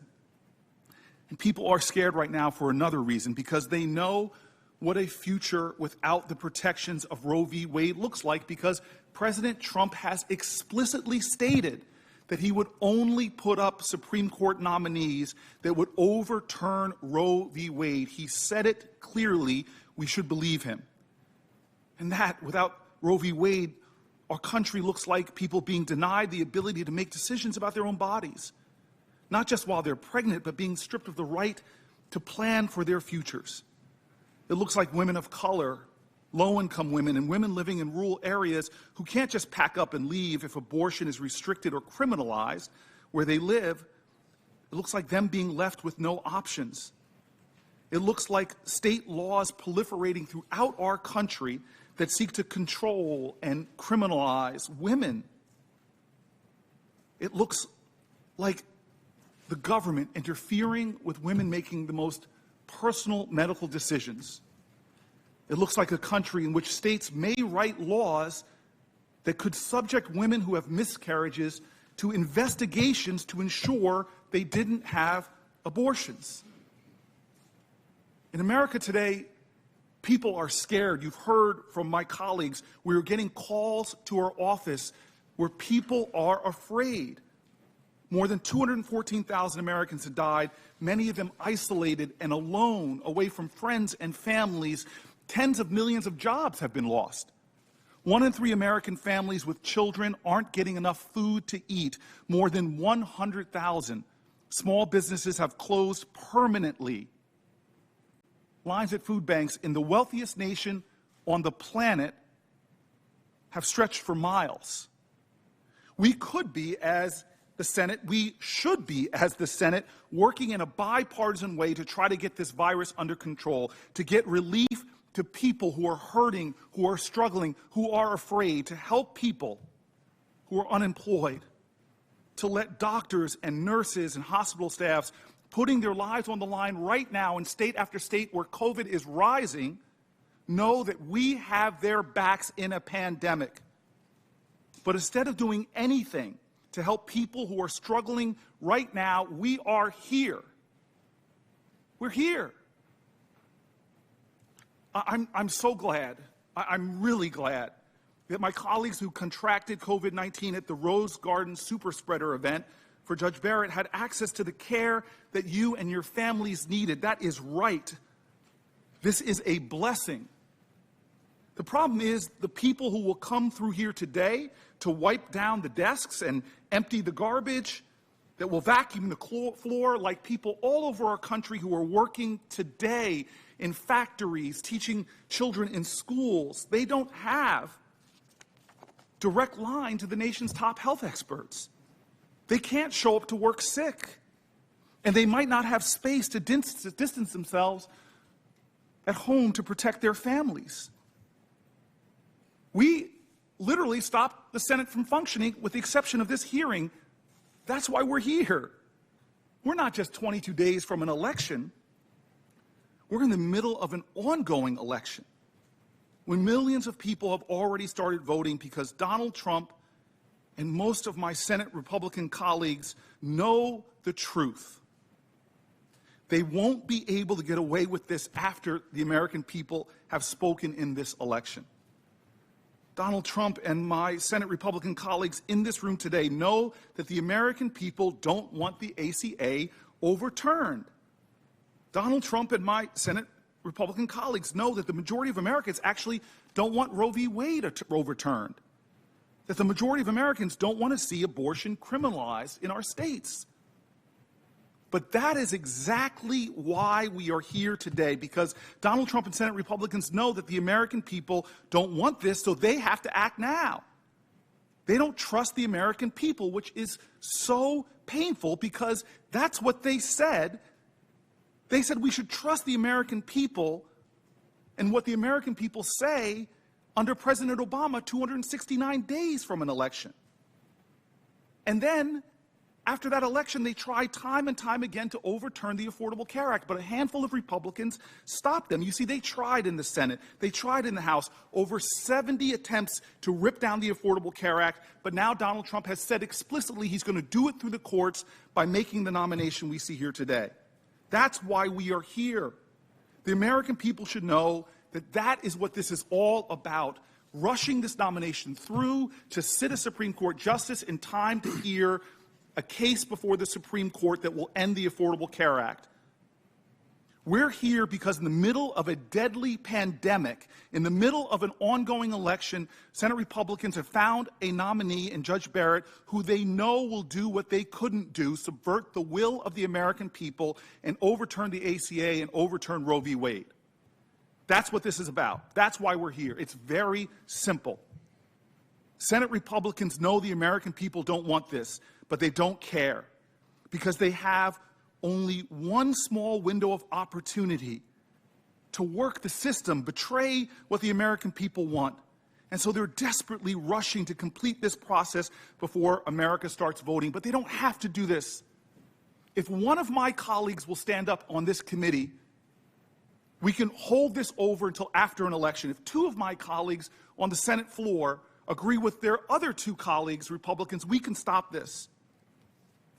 Otherwise, this is a charade when they say this is a normal Judiciary Committee hearing for a Supreme Court nomination. There's nothing about this that's normal. It's not normal that Senate Republicans are rushing through a confirmation hearing, violating their own words, their own statements, betraying the trust of the American people and their colleagues, and failing to take in this hearing even the most basic safety protections to protect people around them, all to ensure that tens of millions of people will lose their health care when we're 7 months into one of the worst public health crises in the history of our country. It's not normal. This is not normal that millions of Americans like Michelle and Merritt are just scared of a deadly virus. They're scared of their fellow Americans who are sitting in this room right now. They're scared that their government and their institutions will be manipulated by people who could not work through the democratic process to take away their health care and are trying an end run to achieve that. Nothing about this today is normal. This is not normal. What is going on in America today, in the midst of a deadly pandemic and an ongoing election, having a rushed Supreme Court nomination hearing is not normal, and we cannot normalize it. People are voting right now. The American people should decide. The American people should decide.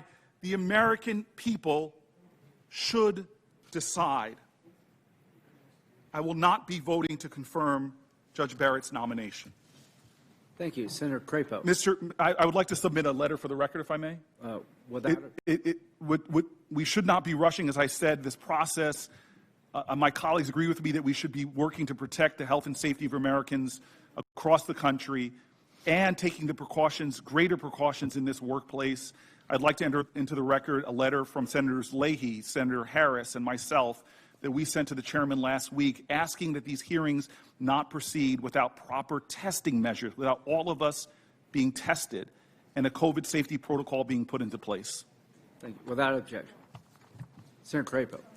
Thank you, Mr. Chairman. And Judge Barrett, welcome, and congratulations on the high honor of your nomination. I have some prepared remarks here, which I will give. But having sat through the speeches that I've heard already and listened to the attacks that have been made, both on Republican members of the committee and on you, I think it's important to just set the record straight on a few items before I then talk about why we are here, and that is you and your qualifications to serve as a justice.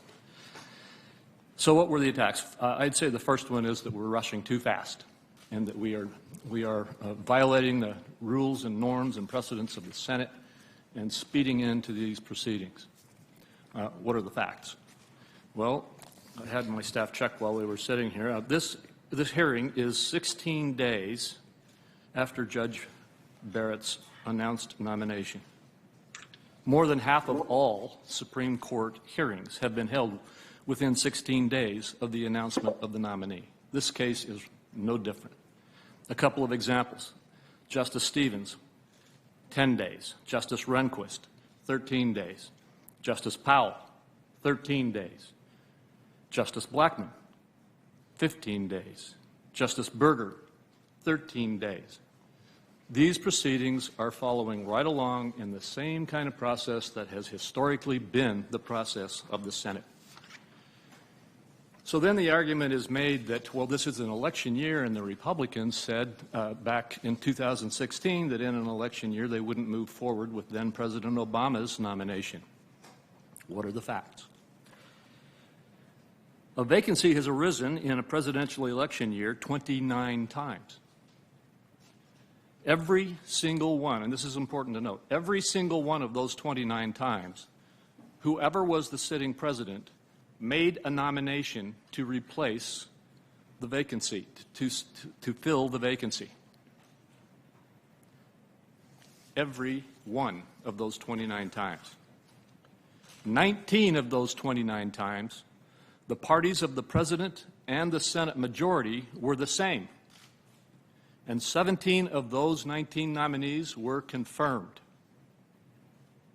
By contrast, of the 10 times in which the Senate was controlled by the party opposite to the President, only one time did the Senate that was not of the party of the President proceed to fill that vacancy. In fact, vacancies under a divided government, meaning a Senate and a presidency from different parties, have not been filled for over 130 years, going back to 1888. So much like when the Senate exercised its constitutional right, fully consistent with precedent in 2016, not to fill the vacancy when there was divided government, the Senate is today exercising its duty to move forward with processing this nomination, just like the vast majority of Senates in the past have done every time this has happened. And it's important to note that. Any claim that this process is unusual or that it violates the clear precedent of the Senate is simply false. So then, back to the attacks on the members of this committee on the Republican side, and frankly against the President, it says that we're trying to engage in court packing.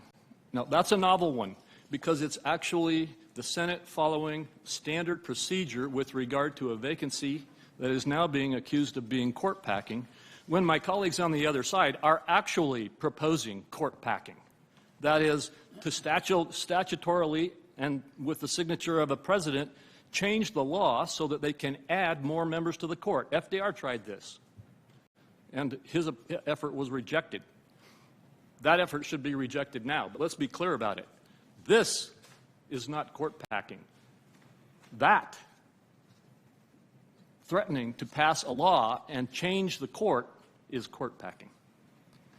So then what were the arguments that were actually leveled against Judge Barrett? Well, the standard arguments. She is going to overturn all protections for women. She is going to change all of the laws in the country that protect people's health care. And everyone in this country who has a pre-existing condition or has any kind of a worry about getting support needs to worry that she's going to be an activist judge and a justice and go in there and change the law. She's not, and we all know that. This is simply the tired, worn-out argument that is constantly made every time a Republican president nominates a candidate for the bench for the Supreme Court of the United States. And it's never been true, and it will not be true with Judge Barrett. So then the attack is, well, the Republicans don't care about people's health. They won't even try to get COVID relief out. And we're here in a hearing in the Judiciary Committee when we ought to be passing COVID relief legislation. And I've heard several of my colleagues basically say the Republicans are refusing to work on helping to address the COVID crisis. This coming from colleagues who just a month or so ago voted unanimously to filibuster a $500 to $600 billion COVID relief package in the Senate. A COVID relief package, I asked my staff to get me a quick summary of it, that put, as I indicated, somewhere between $500 and $600 billion into more small business loans, unemployment insurance, agriculture and farming assistance, postal service assistance, education assistance, both at the higher education levels and at K through 12, healthcare assistance for pandemic preparation, for strategic stockpiles, for testing, for contact tracing, billions for vaccine and therapeutic and diagnostic development, and the list goes on. We were stopped from proceeding with this legislation by a filibuster of those who now accuse us of not wanting to try to do something. We stand ready if you'll simply let us go to the legislation and pass it. So now, Judge Barrett, let me talk about you. Judge, you have an exemplary academic record and legal credentials, and you are preeminently qualified to serve on our Supreme Court.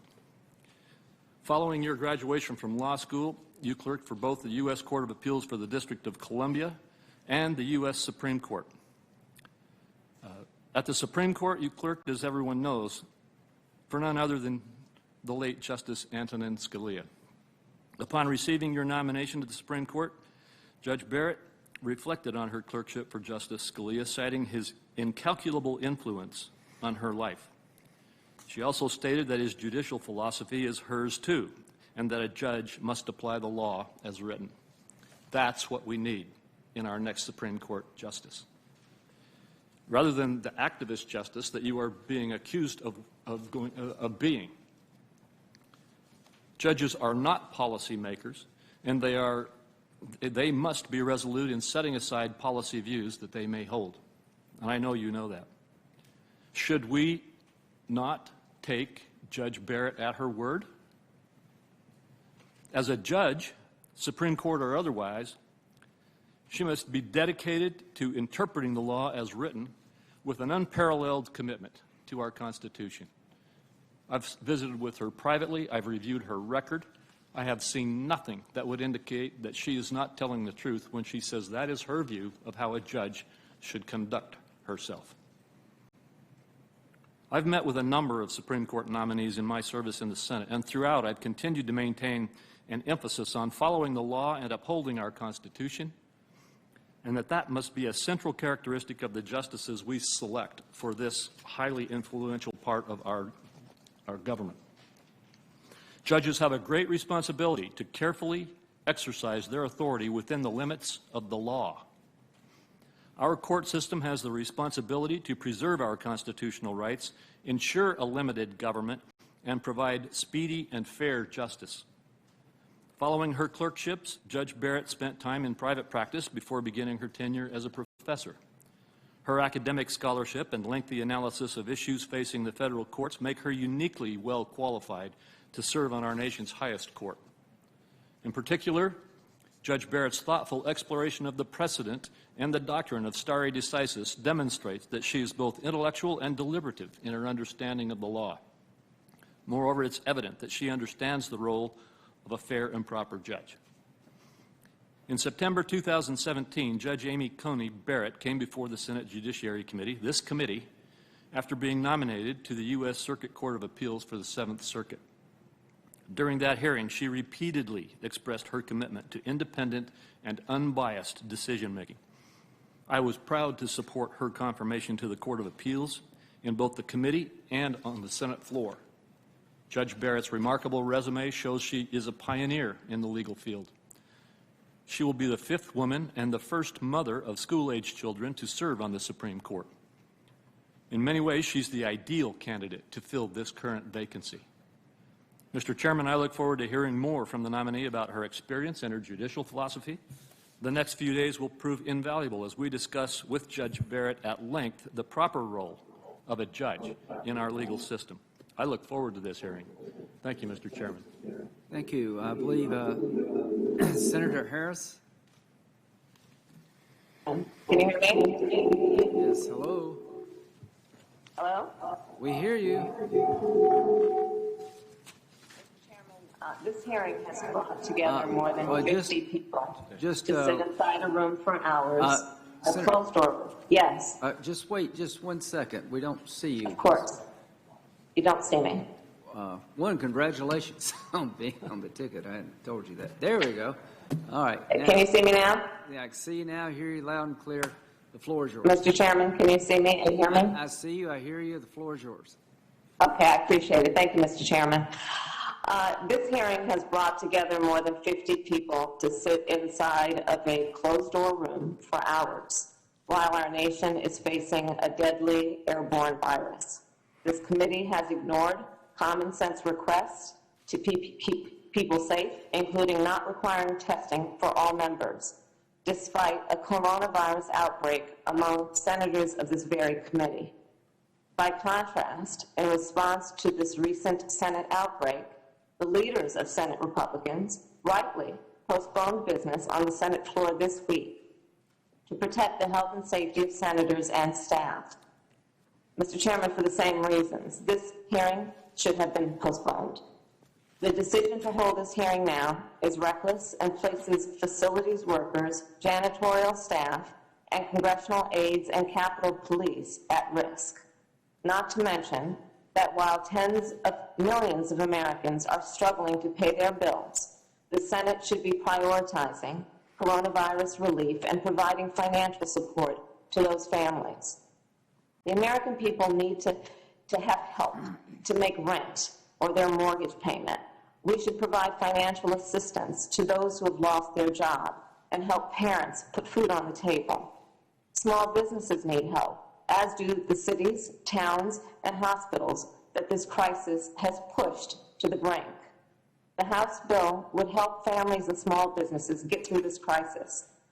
But Senate Republicans have not lifted a finger for 150 days, which is how long that bill has been here in the Senate, to move the bill. Yet, this committee is determined to rush a Supreme Court confirmation hearing through in just 16 days.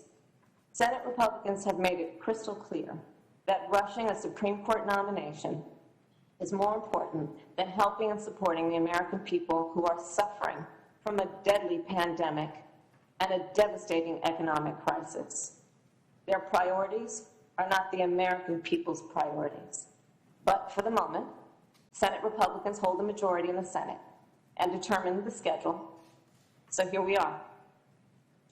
The Constitution of the United States entrusts the Senate with the solemn duty to carefully consider nominations for lifetime appointments to the United States Supreme Court. Yet the Senate majority is rushing this process and jamming President Trump's nominee through the Senate while people are actually voting, just 22 days before the end of the election. More than 9 million Americans have already voted, and millions more will vote while this illegitimate committee process is underway. A clear majority of Americans want whomever wins this election to fill this seat, and my Republican colleagues know that. Yet, they are deliberately defying the will of the people in their attempt to roll back the rights and protections provided under the Affordable Care Act. And let's remember, in 2017, President Trump and congressional Republicans repeatedly tried to get rid of the Affordable Care Act. But remember, people from all walks of life spoke out and demanded Republicans stop trying to take away the American people's health care. Republicans finally realized that the Affordable Care Act is too popular to repeal in Congress. So now they are trying to bypass the will of the voters and have the Supreme Court do their dirty work.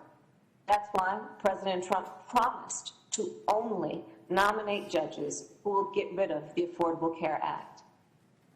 This administration, with the support of Senate Republicans, will be in front of the Supreme Court on November 10th to argue that the entire Affordable Care Act should be struck down. That's in 29 days that that'll happen. And that's a big reason why Senate Republicans are rushing this process. They are trying to get a justice onto the court in time to ensure they can strip away the protections of the Affordable Care Act. And if they succeed, it will result in millions of people losing access to health care at the worst possible time, in the middle of a pandemic. 23 million Americans could lose their health insurance altogether. If they succeed, they will eliminate protections for 135 million Americans with pre-existing conditions like diabetes and asthma, heart disease, or cancer, a list that now will include over 7 million Americans who have contracted COVID-19. Insurance companies could deny you coverage or could sell you a plan that won't pay a dime toward treating anything related to your pre-existing condition. If the Affordable Care Act is struck down, you will have to once again pay for things like mammograms and cancer screenings and birth control. Seniors will pay more for prescription drugs, and young adults will be kicked off of their parents' plans. And these are not abstract issues. We need to be clear about how overturning the Affordable Care Act will impact the people we all represent. For example, Micah, who is 11 years old, and she lives in Southern California. So Micah enjoys being a Girl Scout, and ice skating, and reading, and eating pasta, and baking. Her mother says the only reason Micah is able to live her life as she does now is because the Affordable Care Act guarantees that her health insurance cannot deny her coverage or limit her care because it's too expensive. You see, Micah has a congenital heart defect. She goes to multiple specialists throughout the year and gets an MRI with anesthesia every 6 months. At just 11 months old, Micah's family had already hit $50,000 in medical expenses, and her biannual MRI cost were $15,000 a session. And so, correction, by 11 months old, her family had hit $500,000 in medical expenses. If Republicans succeed in striking down the Affordable Care Act, insurance companies will be able to deny coverage for children with serious conditions, children like Micah. And parents, well, they'll be on their own. No one should face financial ruin to get their child or their spouse or their parent the care they need. And no family should be kept from seeing a doctor or getting treatment because an insurance company says that the treatment is too expensive. In America, access to health care should not be determined based on how much money you have. Health care and access to health care should be a right. Micah and millions of others who are protected by the Affordable Care Act know this is fundamentally what is at stake with this Supreme Court nomination. And of course, there's more at stake. Throughout our history, Americans have brought cases to the United States Supreme Court in our ongoing fight for civil rights, human rights, and equal justice. Decisions like Brown versus Board of Education, which opened up educational opportunities for black boys and girls. Roe versus Wade, which recognized a woman's right to control her own body.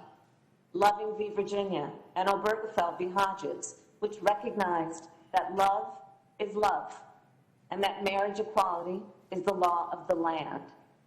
The United States Supreme Court is often the last refuge for equal justice when our constitutional rights are being violated. Justice Ruth Bader Ginsburg devoted her life to fight for equal justice, and she defended the Constitution. She advocated for human rights and equality. She stood up for the rights of women. She protected workers. She fought for the rights of consumers against big corporations. She supported LGBTQ rights, and she did so much more. But now, her legacy and the rights she fought so hard to protect are in jeopardy. By replacing Justice Ruth Bader Ginsburg with someone who will undo her legacy, President Trump is attempting to roll back Americans' rights for decades to come. Every American must understand that with this nomination, equal justice under law is at stake. Our voting rights are at stake. Workers' rights are at stake. Consumer rights are at stake. The right to a safe and legal abortion is at stake. And holding corporations accountable is at stake. And again, there's so much more.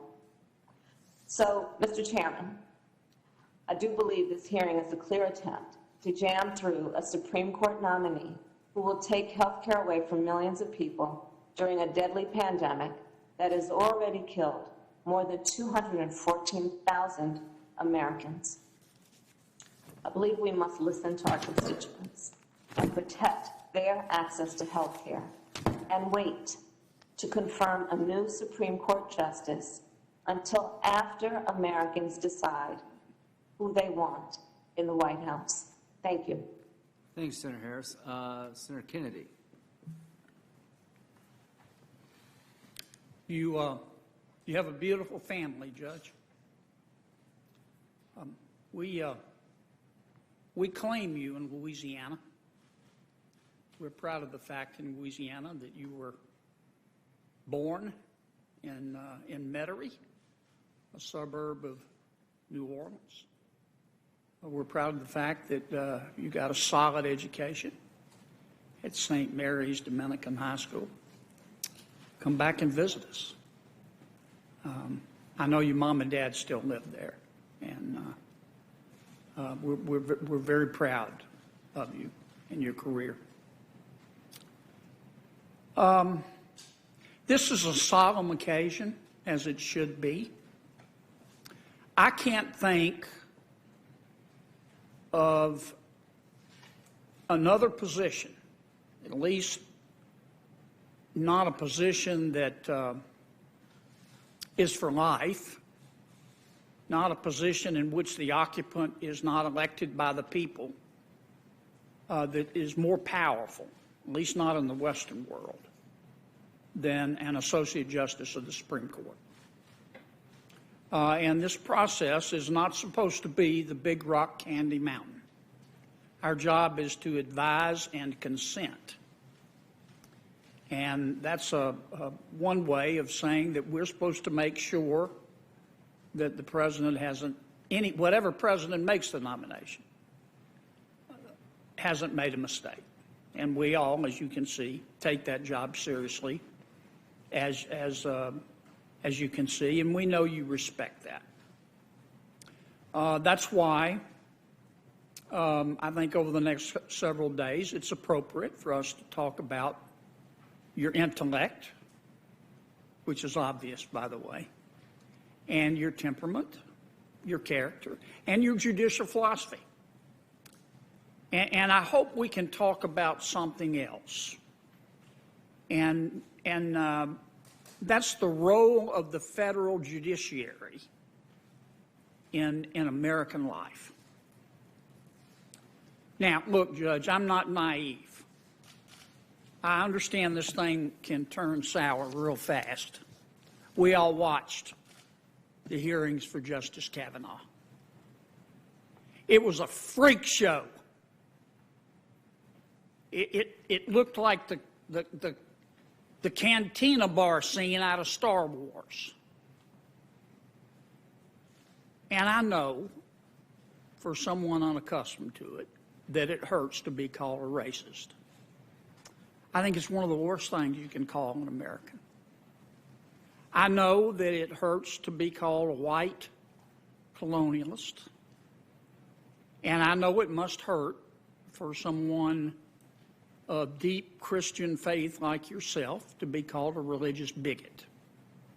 And to have it implied that because you are a devout Christian, that you're somehow unfit for public service. Before it's over with, they may call you Rosemary's Baby, for all I know. I hope not. And I know, as we've seen this morning, I know you think it's unfair. It is unfair for my colleagues to suggest, some overtly, some more indirectly, that if you're put on the United States Supreme Court, you will be on a mission from God to deny health care coverage for pre-existing conditions for every American. I know that seems preposterous to you, and it seems that way because it is. Take comfort in the fact that the American people, some of my colleagues disagree with this statement. They believe in government. I believe in people. The American people are not morons. They can see drivel when they see it, and they can appreciate it when they see it for being what it is. Now, let me turn to what I hope quickly we can talk about today. Americans love democracy. We'll even fight for it, and we have. And that's a wonderful thing. It's an important thing in today's world as this world becomes more authoritarian. And our founders, but we don't have a pure democracy. As a columnist I read this morning said, when we have to decide a complex issue dealing with with social norms or economic issues, we don't all put on a toga and go down to the forum and vote. We have elected representatives. Those are members of Congress. And it is our elected representatives' job to decide social and economic policy. And if we don't like what they do, they're accountable. We vote them out. But in the last 50 years, certainly in the last 25, the United States Congress, either voluntarily or involuntarily, has ceded a lot of its power to the executive branch and to the federal judiciary. When I say the executive branch, I'm not necessarily talking about the president. I'm talking about the administrative state, the bureaucracy, as some call it. It's this giant rogue beast that enjoys power now that only kings once enjoyed. Members of the administrative state write their own laws. They interpret their own laws. They litigate their own laws in their own courts before judges that they appoint. And Congress has allowed that to happen. I think Congress has also abdicated a lot of power to the federal judiciary. I do. And I'm not saying that federal judges don't make law. Of course they make law. They make law in the context of a specific case. It's called judicial precedent. But our founders intended federal judges to exercise judicial restraint and to understand the special role, scope, and mission of the federal judiciary vis-a-vis the United States Congress. I don't think our founders intended judges to be politicians in robes. I think our founders intended judges, federal judges, to tell us what the law is, not what the law ought to be.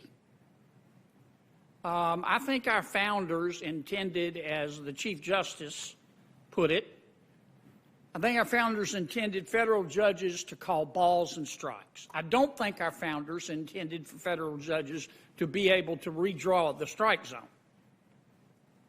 I don't think our founders intended for judges to be politicians in robes. Politicians, you don't want the United States Supreme Court to turn into this. Trust me. Politicians get to vote their preferences under our democracy. Judges do not. Judges do not. And finally, unlike some of my colleagues, I don't think our founders intended the United States Supreme Court to become a mini Congress. I don't think our founders intended members of the United States Supreme Court to try to rewrite our statutes or the United States Constitution every other Thursday because to prosecute a social or an economic agenda that they can't get by the voters. And that goes on in America every day. We've reached the point where one single solitary federal judge in a limited venue can enjoin a federal statute or an executive order of the President of the United States for the entire country. And our founders never intended that. I want to close with two very short quotations. The first, stated much more eloquently than I can, is Justice Curtis in 1857. You probably read it. He was dissenting in the Dred Scott case. This is what Judge Curtis said. When a strict interpretation of the Constitution, according to the fixed rules which govern the interpretation of laws, is abandoned, and the theoretical opinions of individuals are allowed to control its meaning, we have no longer a Constitution. We're under the government of individual men who, for the time being, have power to declare what their Constitution is according to their own views of what it ought to mean. And finally, a more contemporary statement from a gentleman that you're very familiar with, Justice Scalia. He said it in real world terms. This is what he said. The American people love democracy, and the American people are not fools. The American people know their value judgments are quite as good as those taught in any law school, maybe better. Value judgments, after all, should be voted on, not dictated. Thank you, Mr. Chairman. Thank you, Senator Kennedy. Senator Blackburn. Thank you, Mr. Chairman. Judge Barrett, congratulations to you and to your family. I'm delighted to see that they are back in the room, and I'm thrilled that they are here with us today. You know, we have had 164 American citizens come before this committee for nomination to the Supreme Court, and today is the 5th time that we have had a female judge come before us, so we welcome you. And I will say this, unfortunately, it's neither rare nor remarkable to see the kind of performances my Democratic colleagues have put on today. What they're trying to do is to convince the American people that they should be terrified of Judge Amy Coney Barrett. If you listen closely to their full statements, it betrays their true intent. If you go back through the transcript, you're going to find not a coherent legal counterargument, but a panicked stump speech on behalf of their controversial platform. Rather than reviewing your judicial philosophies, they're instead choosing to project their own desires and their fears onto the American people. It sounds as if they are trying to create a panic. They decided to drum up indignation over the fact that you dared to present a counter-argument against the constitutionality of the Affordable Care Act. Apparently, a difference of opinion between two brilliant jurists who often disagree is just too much for them. The rhetoric is unsettling, but after listening to them, I worry more about its underpinnings, because my colleagues' remarks have displayed their troubling belief that nothing but an activist judiciary will do for them. Given your track record, you'd think that my colleagues would jump at the opportunity to support a successful female legal superstar who is highly regarded by both her Democratic and Republican colleagues, and who is a working mom. But as today's increasingly paternalistic and frankly disrespectful arguments have shown, if they had their way, only certain kinds of women would be allowed into this hearing room. On that note, not so long ago, in another hearing, they scrutinized your commitment to your Catholic faith and tried to use that as a way to question your competency and your professionalism. They know that that is unconstitutional. The Constitution forbids it. You are a brilliant jurist and a constitutional law expert. You will be an intellectual powerhouse on the Supreme Court, and you will steer the panel's focus toward textualism and originalism as rightful guiding philosophies. I love Justice Scalia's definition of textualism. Textualism in its present form begins and ends with what the text says and fairly implies. He goes on to defend textualism and explains that this method can lead to both conservative and liberal outcomes. Similarly, originalism doesn't always lead a jurist down the path they'd most like to follow. This method of interpretation holds that the meaning of a legal document, such as the Constitution, remains fixed, even when applied over time to new questions. Staying true to these guidelines requires more study and patience than other methods that allow judges to reinvent the law or be activists when things get tricky.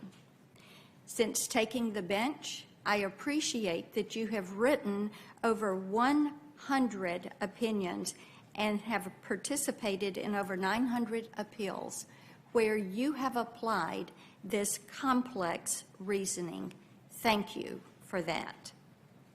We know that you are a prolific scholar and author of over a dozen articles on the courts and the Constitution. The ABA has rated you as well qualified to serve as a Supreme Court Justice.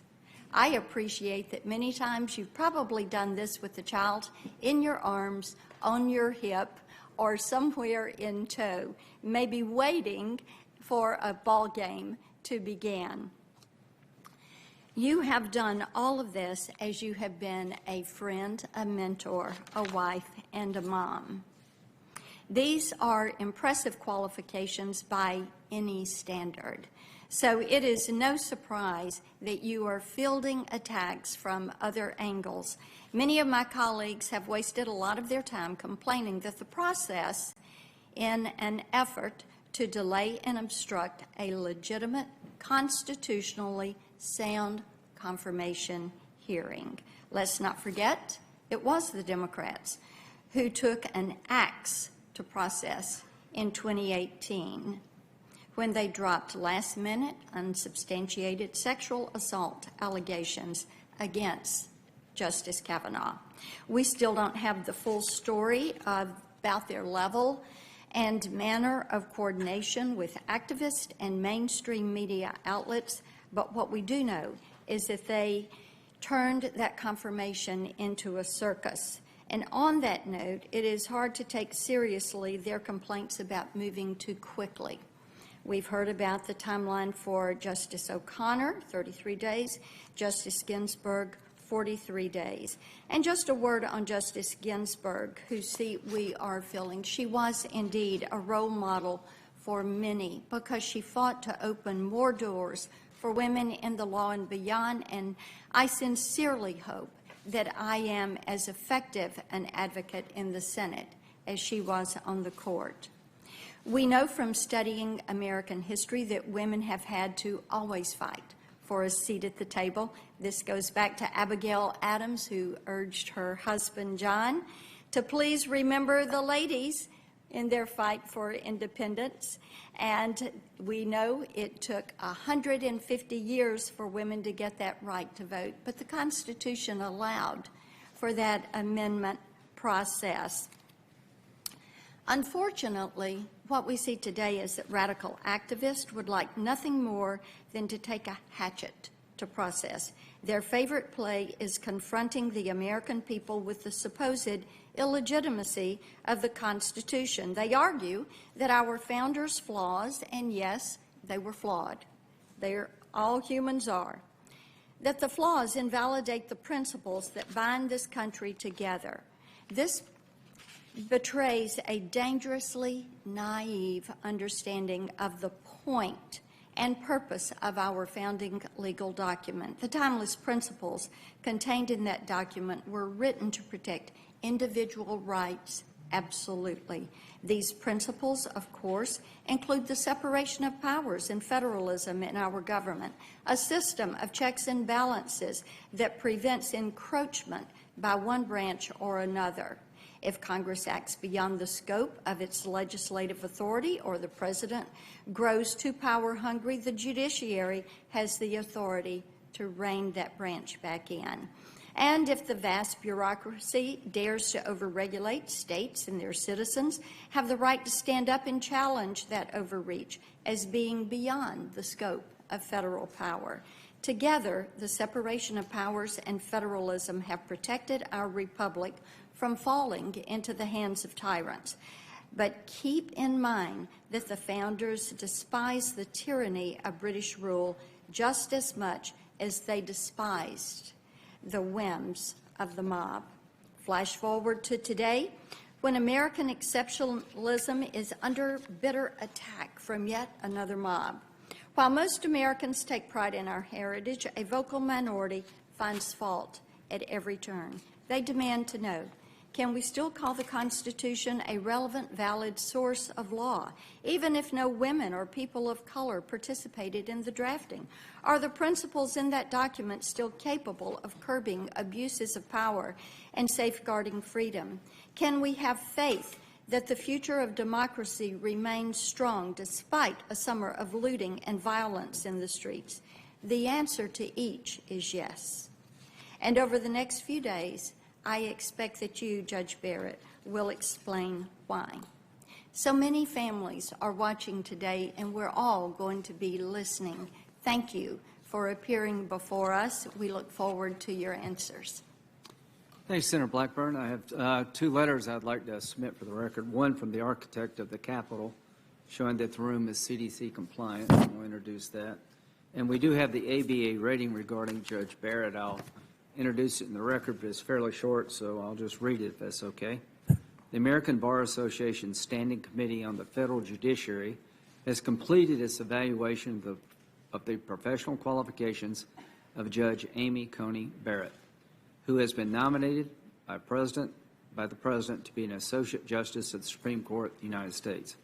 As you know, the Standing Committee confines its evaluation to the qualities of integrity, professional competence, and judicial temperament.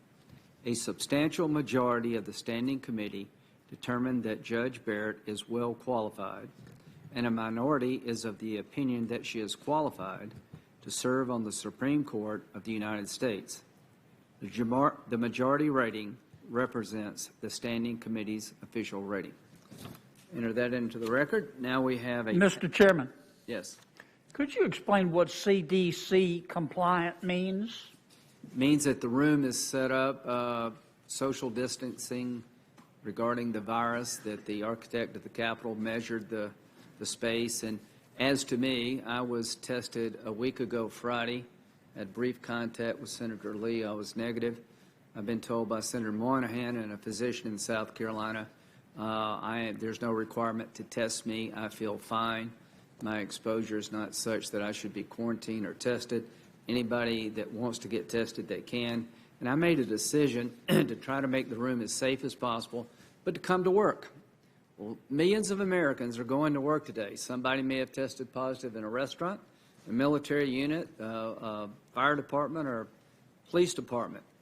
You make it as safe as possible, you manage the risk, and you go to work. I'm not going to be told to be tested by political opponents. I'm going to be tested as an individual when the CDC requires it. I think we can safely conduct this hearing. We have, and I think it's off to a good start. So I do care about everybody's safety. But as a lot of Americans out there, we have to go to work, and you can't demand not to show up to work unless everybody you may come in contact with is tested whether they need to or not. And we're not going to do that here. Now we have a panel. Thank you, Mr. Chairman. Thank you, Senator Kennedy, for that question.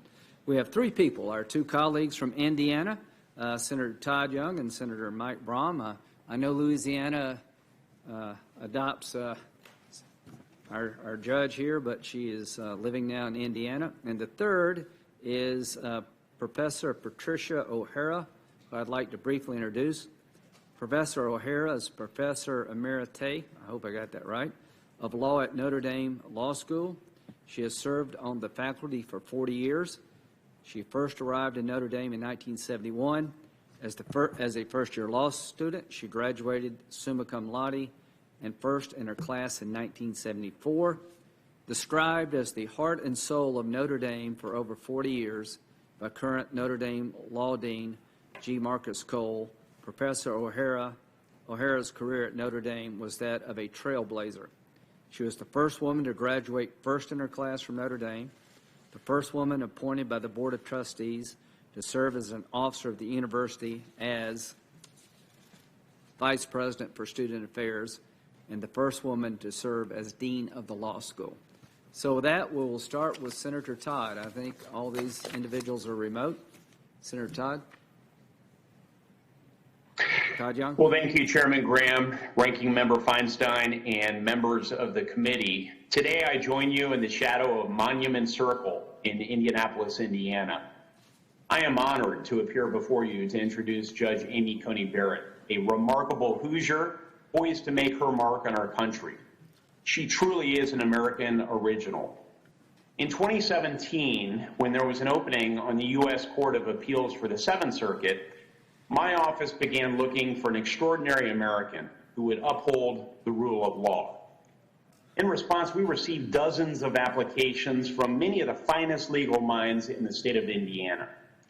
My staff and I began researching in earnest to learn everything we could about each candidate to determine who among them would make the best judge. And I interviewed the best of the best.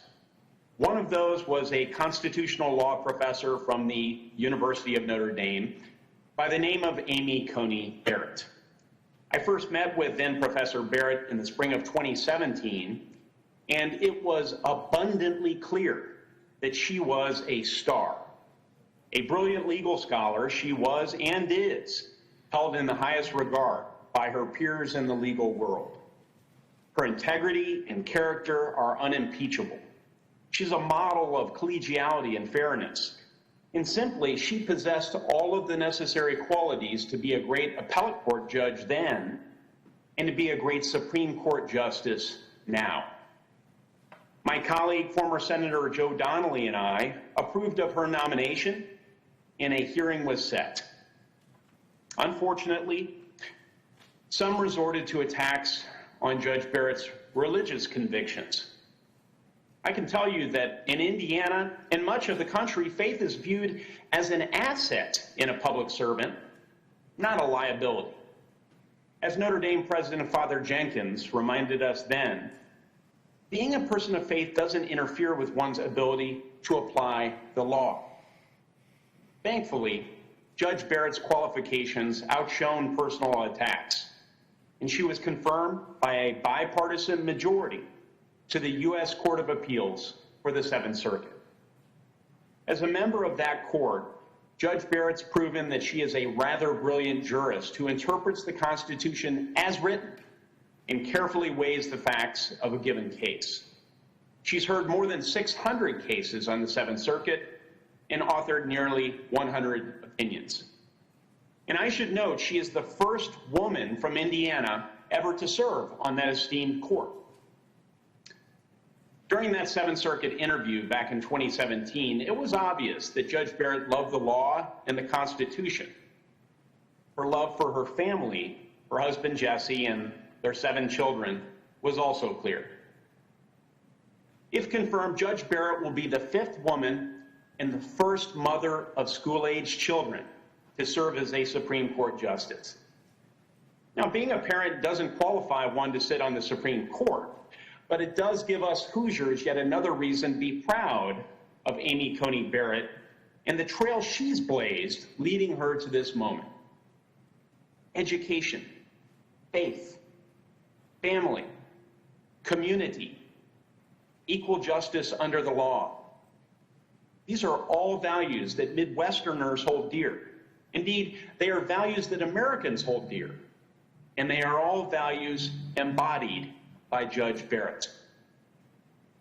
Author Kurt Vonnegut, another American original from Indiana, once said, "I don't know what it is about Hoosiers, but wherever you go, there's always a Hoosier doing something very important."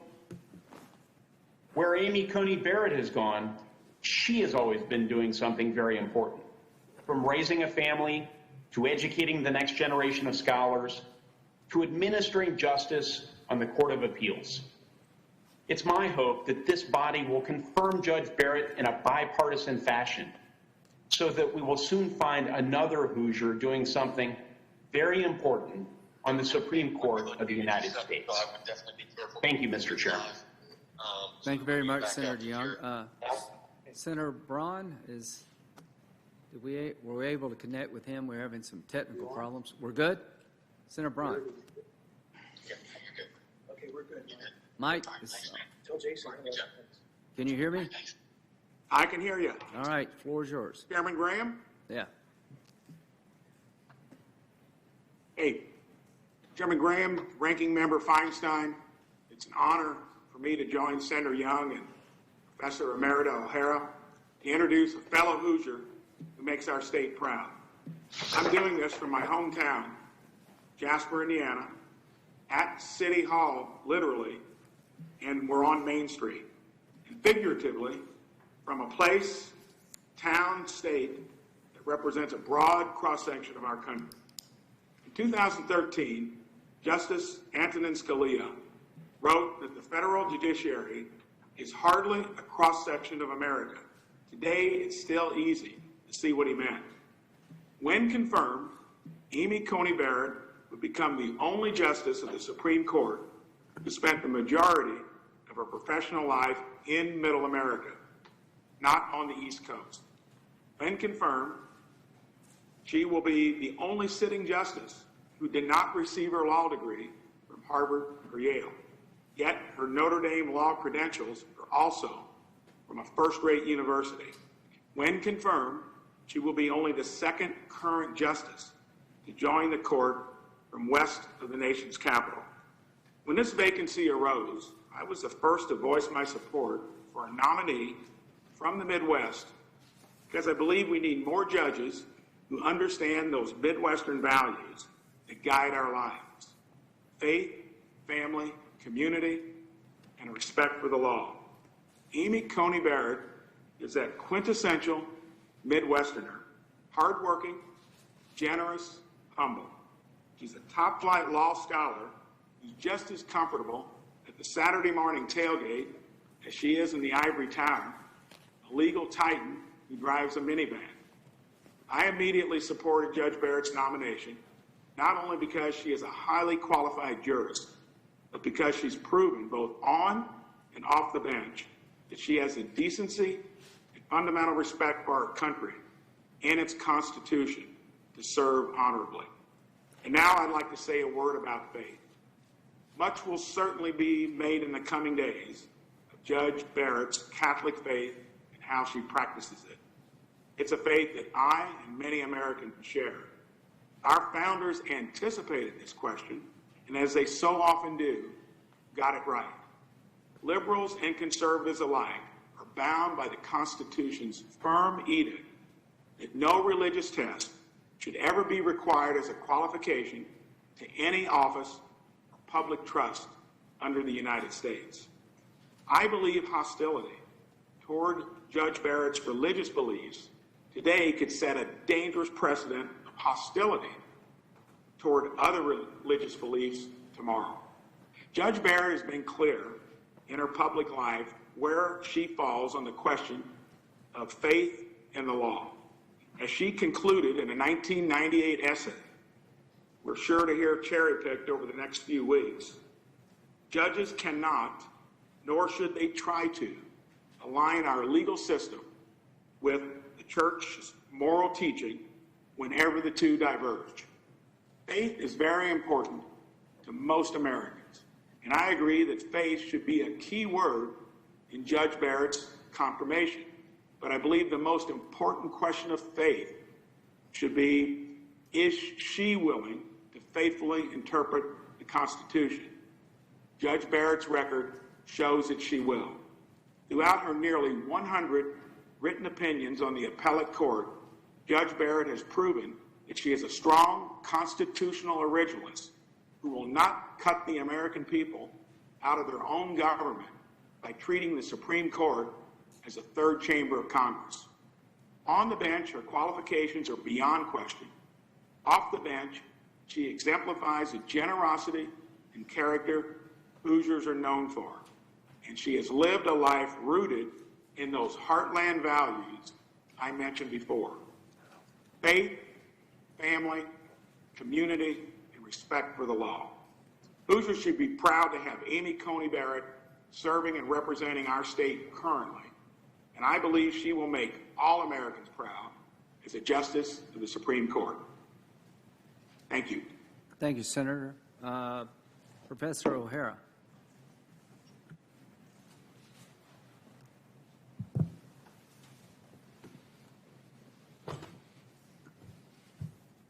Professor?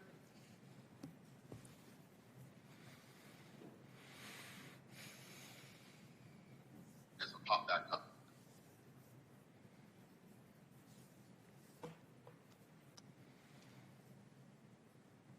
Is the professor with us?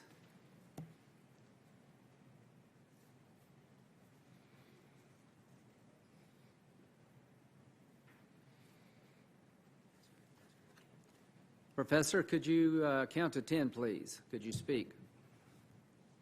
If you can hear me.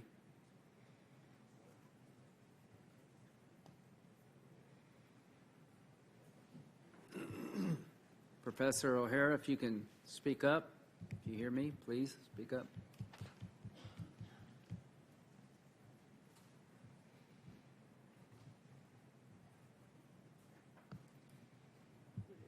Okay.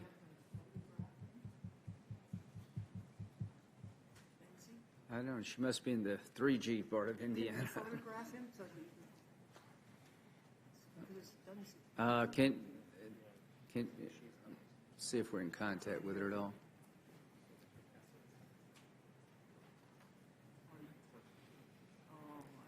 Is it working?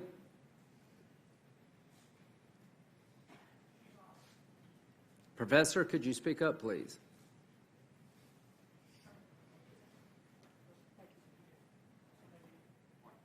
Suggest that she unmute her mic. You need to unmute your mic, I've been told, Professor O'Hara.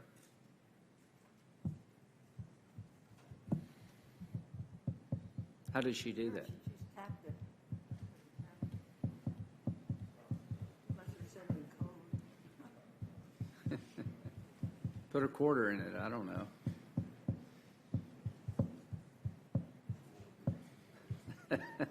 You're not going to give us a quarter, I know that.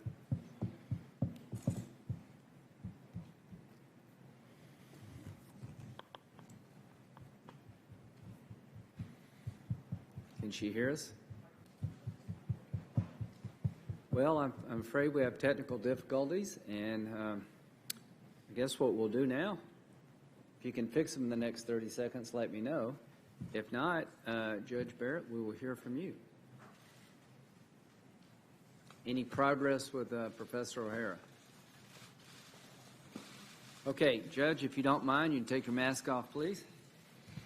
Raise your right hand. Stand up, please. Do you solemnly swear that the testimony you're about to give this committee is the truth, the whole truth, and nothing but the truth, so help you God? Thank you. Welcome to the committee, to your family. You've done a great job over there. The floor is yours, Judge. I'm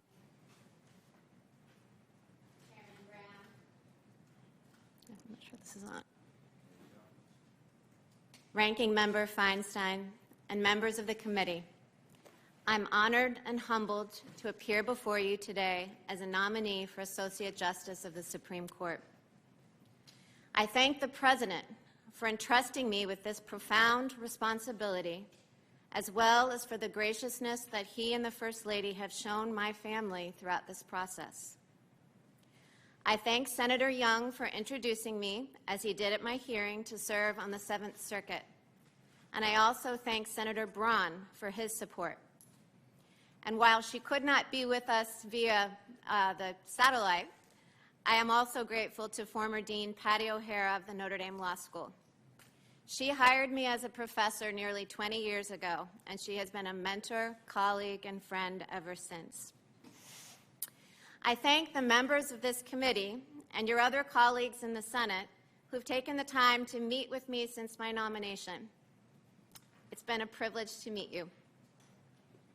As I said when I was nominated to serve as a justice, I'm used to being in a group of 9, my family.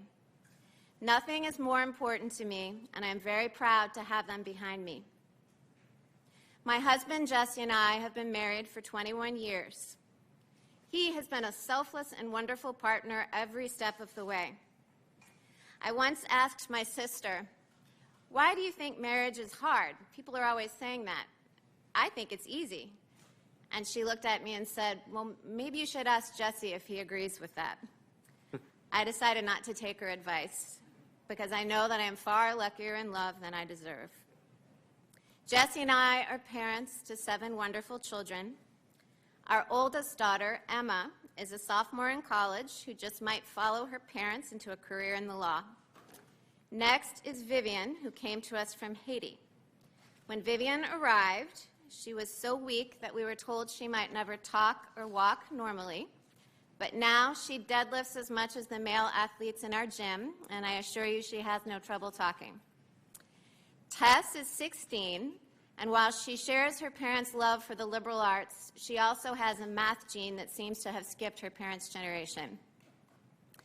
John Peter joined us shortly after the devastating earthquake in Haiti, and Jesse, who brought him home, still describes the shock on JP's face when he got off the plane in wintertime Chicago. Once that shock wore off, JP assumed the happy-go-lucky attitude that is still his signature trait. Liam is smart, strong, and kind, and to our delight, he still loves watching movies with Mom and Dad. 10-year-old Juliet is already pursuing her goal of becoming an author by writing multiple essays and short stories, one of which she recently submitted for publication. And our youngest, Benjamin, is at home with friends. Benjamin has Down syndrome, and he is the unanimous favorite of the family. He was watching the hearing this morning, I'm told, and he was calling out our names as he saw the kids in the back. My own siblings are here, some in the hearing room and some nearby. Carrie, Megan, Eileen, Amanda, Vivian, and Michael are my oldest and dearest friends. We've seen each other through both the happy and hard parts of life, and I am so grateful that they are with me now. My parents, Mike and Linda Coney, are watching from their New Orleans home. My father was a lawyer and my mother was a teacher, which explains why I became a law professor. More important, my parents modeled for me and my 6 siblings a life of service, principle, faith, and love. I remember preparing for a grade school spelling bee against a boy in my class, and to boost my confidence, my dad saying, "Anything boys can do, girls can do better." And at least as I remember it, I spelled my way to victory. I received similar encouragement from the devoted teachers at St. Mary's Dominican, my all-girls high school in New Orleans. When I went to college, it never occurred to me that anyone would consider girls less capable than boys. My freshman year, I took a literature class filled with upperclassmen English majors. And when I did my first presentation, which was on Breakfast at Tiffany's, I feared I had failed. But my professor took the time to talk to me. She filled me with confidence about how well I had done, and she became a mentor. And when I graduated with a degree in English, she gave me Truman Capote's collected works as a gift. Although I considered graduate studies in English, I decided that my passion for words was better suited to deciphering statutes than novels. I was fortunate to have wonderful legal mentors. In particular, the judges for whom I clerked. The legendary Judge Lawrence Silberman of the D.C. Circuit gave me my first job in the law, and he continues to teach me today. He was by my side during my Seventh Circuit hearing. He swore me in at my investiture, and he's cheering me on from his living room right now. I also clerked for Justice Scalia, and like many law students, I felt like I knew the justice before I ever met him, because I had read so many of his colorful, accessible opinions. More than the style of his writing, though, it was the content of Justice Scalia's reasoning that shaped me. His judicial philosophy was straightforward. A judge must apply the law as it is written, not as she wishes it were. Sometimes that approach meant reaching results that he did not like. But as he put it in one of his best-known opinions, that is what it means to say that we have a government of laws and not of men. Justice Scalia taught me more than just law. He was devoted to his family, resolute in his beliefs, and fearless of criticism.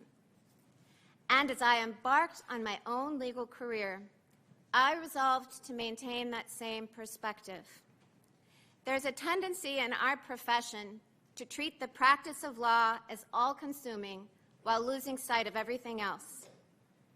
But that makes for a shallow and unfulfilling life. I worked hard as a lawyer and as a professor. I owed that to my clients, to my students, and to myself. But I never let the law define my identity or crowd out the rest of my life. A similar principle applies to the role of courts. Courts have a vital responsibility to the rule of law, which is critical to a free society. But courts are not designed to solve every problem or right every wrong in our public life. The policy decisions and value judgments of government must be made by the political branches, elected by and accountable to the people. The public should not expect courts to do so, and courts should not try.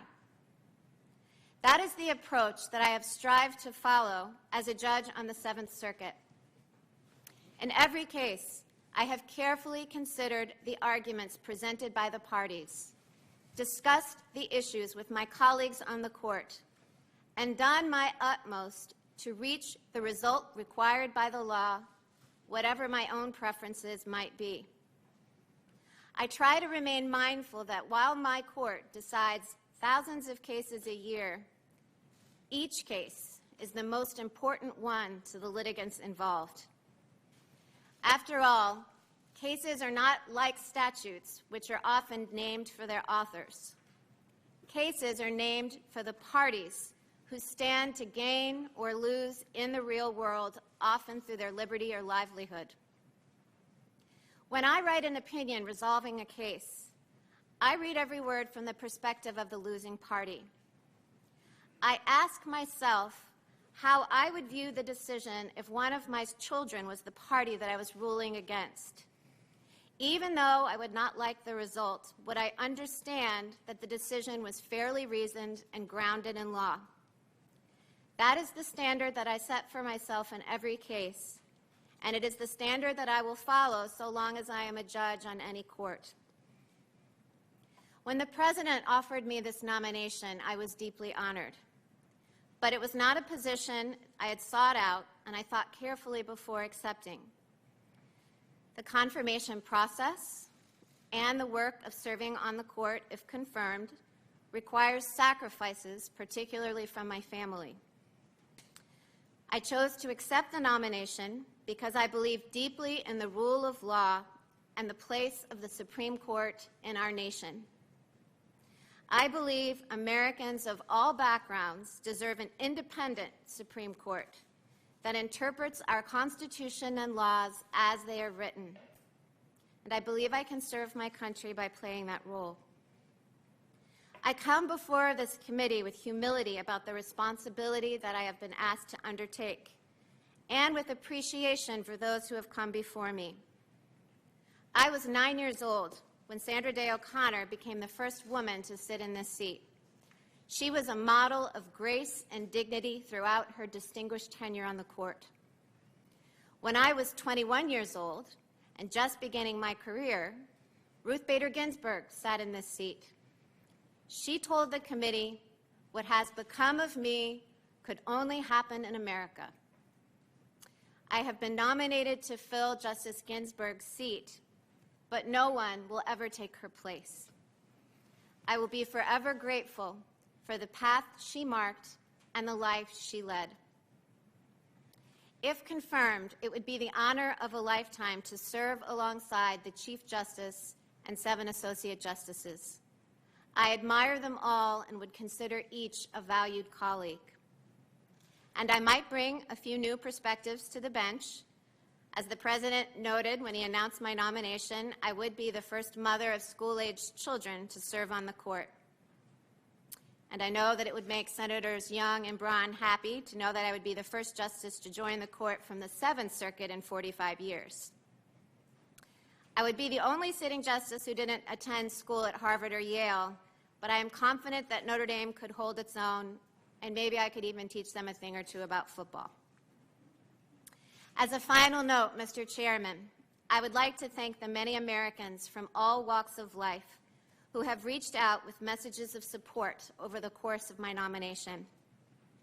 I believe in the power of prayer, and it has been uplifting to hear that so many people are praying for me. I look forward to answering the committee's questions over the coming days.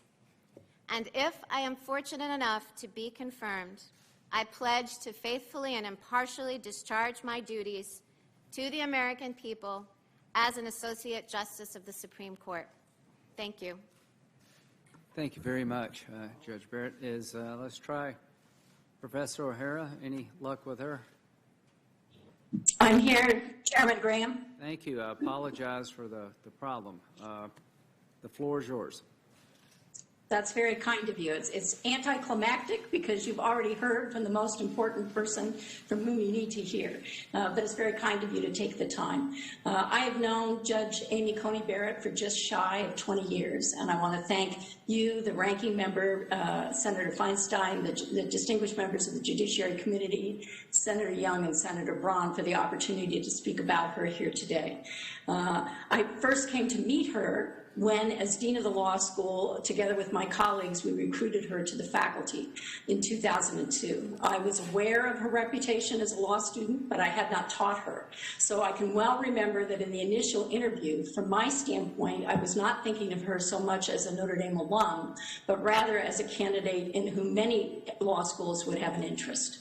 After all, she was first in her class. She was executive editor of the Law Review. She had held 2 distinguished clerkships for demanding jurists, Judge Lawrence Silverman on the Court of Appeals for the D.C. Circuit and Justice Antonin Scalia, a short period in private practice then at Baker Botts, and an Olin Fellowship at George Washington University Law School. So from my standpoint as dean, in a market in which law schools compete aggressively for candidates with sterling credentials like hers, Amy Coney Barrett was a big hit and a big win for us. In the course of the next few years, I was responsible for creating an environment in which she could take her potential and reach the maturation that would be necessary to meet the demanding standards of excellence in scholarship and teaching for promotion to tenure. I want to assure you that it was the easiest task of my entire 10 years as dean. I watched her develop into an exceptional teacher and a superb scholar. Except that I must confess to say watching her develop is a bit of a misnomer because in many ways, Judge Barrett sprang full grown into the legal academy. The first of 3 distinguished teaching awards that she holds from our students was presented to her by only the 2nd class that she taught. And in my annual visits to observe her classroom teaching, it became clear to me why that was the case. Our students then and now hold her in awe for the power of her intellect and for her consummate professionalism. To read her student teaching evaluations is like reading a thesaurus that only has superlatives in it. Her classes are known for the clarity of the presentation of substantive legal material, but also for open-minded, non-directive discussion, question and answer, respectful of differences and of differences in learning style with our students. Our students strive to meet her high and demanding expectations because they just don't want to disappoint her. And they greatly appreciate her availability outside the classroom for mentoring and support. At the same time that she was developing and building relationships with our students, she also produced an incredible portfolio of scholarship, superb in both its depth and its quality. Scholars around the academy hold her work in the highest regard. And so when it did come time for her tenure case, I can only tell you, without breaching the confidentiality of that process, that it was as easy as a tenure case could possibly be. Her work appears in leading law reviews, University of Chicago, Columbia, Cornell, Virginia, and Texas, to name but a few. I was not surprised in later years when she was tapped for service on the Appellate Advisory Committee on the Federal Appellate Rules of Procedure and elected to the prestigious American Law Institute. And in her 3 years as a judge on the Court of Appeals for the Seventh Circuit, her opinions have been characterized by the same qualities as her scholarship: intellectual rigor, painstaking analysis, clarity of legal reasoning and of writing, accompanied by her deep commitment as a jurist to apply the law to the facts of the case before her. Stellar as her professional accomplishments are, no introduction of Professor Barrett is complete without talking about her personal qualities. She is brilliant but humble, fair and impartial but empathetic, open-minded and respectful of differences, a skilled listener and able to build consensus, generous, especially to those in need. If I had to describe her in just a few words, I would tell you that Amy Coney Barrett is a woman who leads an integrated life of mind, heart, and soul. And it's that integration that allows her to move so seamlessly between her professional responsibilities and her family commitments. It humbles me now, as it did 12 years ago, that I was tasked at one point in my life with evaluating the professional qualifications of Judge Barrett in a university setting. Truth be told, she ran circles around me as a junior faculty member, and in the intervening years, she has left me completely in the dust. And nothing gives me more joy than to be able to say so, because this is the standard of excellence that we should demand for institutions of singular importance to us. I have only had 2 opportunities to communicate with this distinguished committee. The first was 10 years ago, when I wrote a very strong letter of support for then nominee, now Justice Elena Kagan, whose tenure as Dean of Harvard Law School overlapped with my own tenure as Dean here. The second is today, in presenting Amy Coney Barrett to you and endorsing her in equally strong terms. There may be some who would find those 2 recommendations in juxtaposition, but I find them entirely consistent. Over the course of my 40 years in the legal academy, I've been blessed with the opportunity to meet many Supreme Court justices. As to the justices I've met, while their judicial philosophies may differ and their interpretive methodologies may differ, what they share is powerful intellects, rigorous work ethics, skilled listening skills, the ability to be open to persuasion and also to persuade themselves. To be fair and impartial, they are people of integrity, and they have a commitment to applying the law to the facts of the case before them. They understand that their role as justices is to advance the rule of law, not to advance personal policy preferences. They understand their solemn responsibility to preserve the court as an institution, not wings of the court, a single institution that plays a singular role in our republic. I know firsthand, from having worked closely with Judge Barrett for almost 20 years, that she possesses all these same qualifications in abundance. And I trust that over the course of the next few days, with the opportunity to engage in dialogue with her, that you will come to the same conclusion and recommend her for confirmation as an Associate Justice to the Supreme Court of the United States. Thank you so much for taking this late opportunity to have us say a few words about Professor Barrett. Thank you very much, Professor O'Hara. Thank you, Judge Barrett, and to your family, congratulations and welcome. We're going to have a couple long days ahead. Questions for the record will be due this Friday at 8 o'clock, which is standard practice for the committee. We begin tomorrow, 30-minute rounds, followed by 20-minute rounds. Just do the math. We've got a couple long days ahead of us, so get some rest. We will be in recess until tomorrow at 9 o'clock.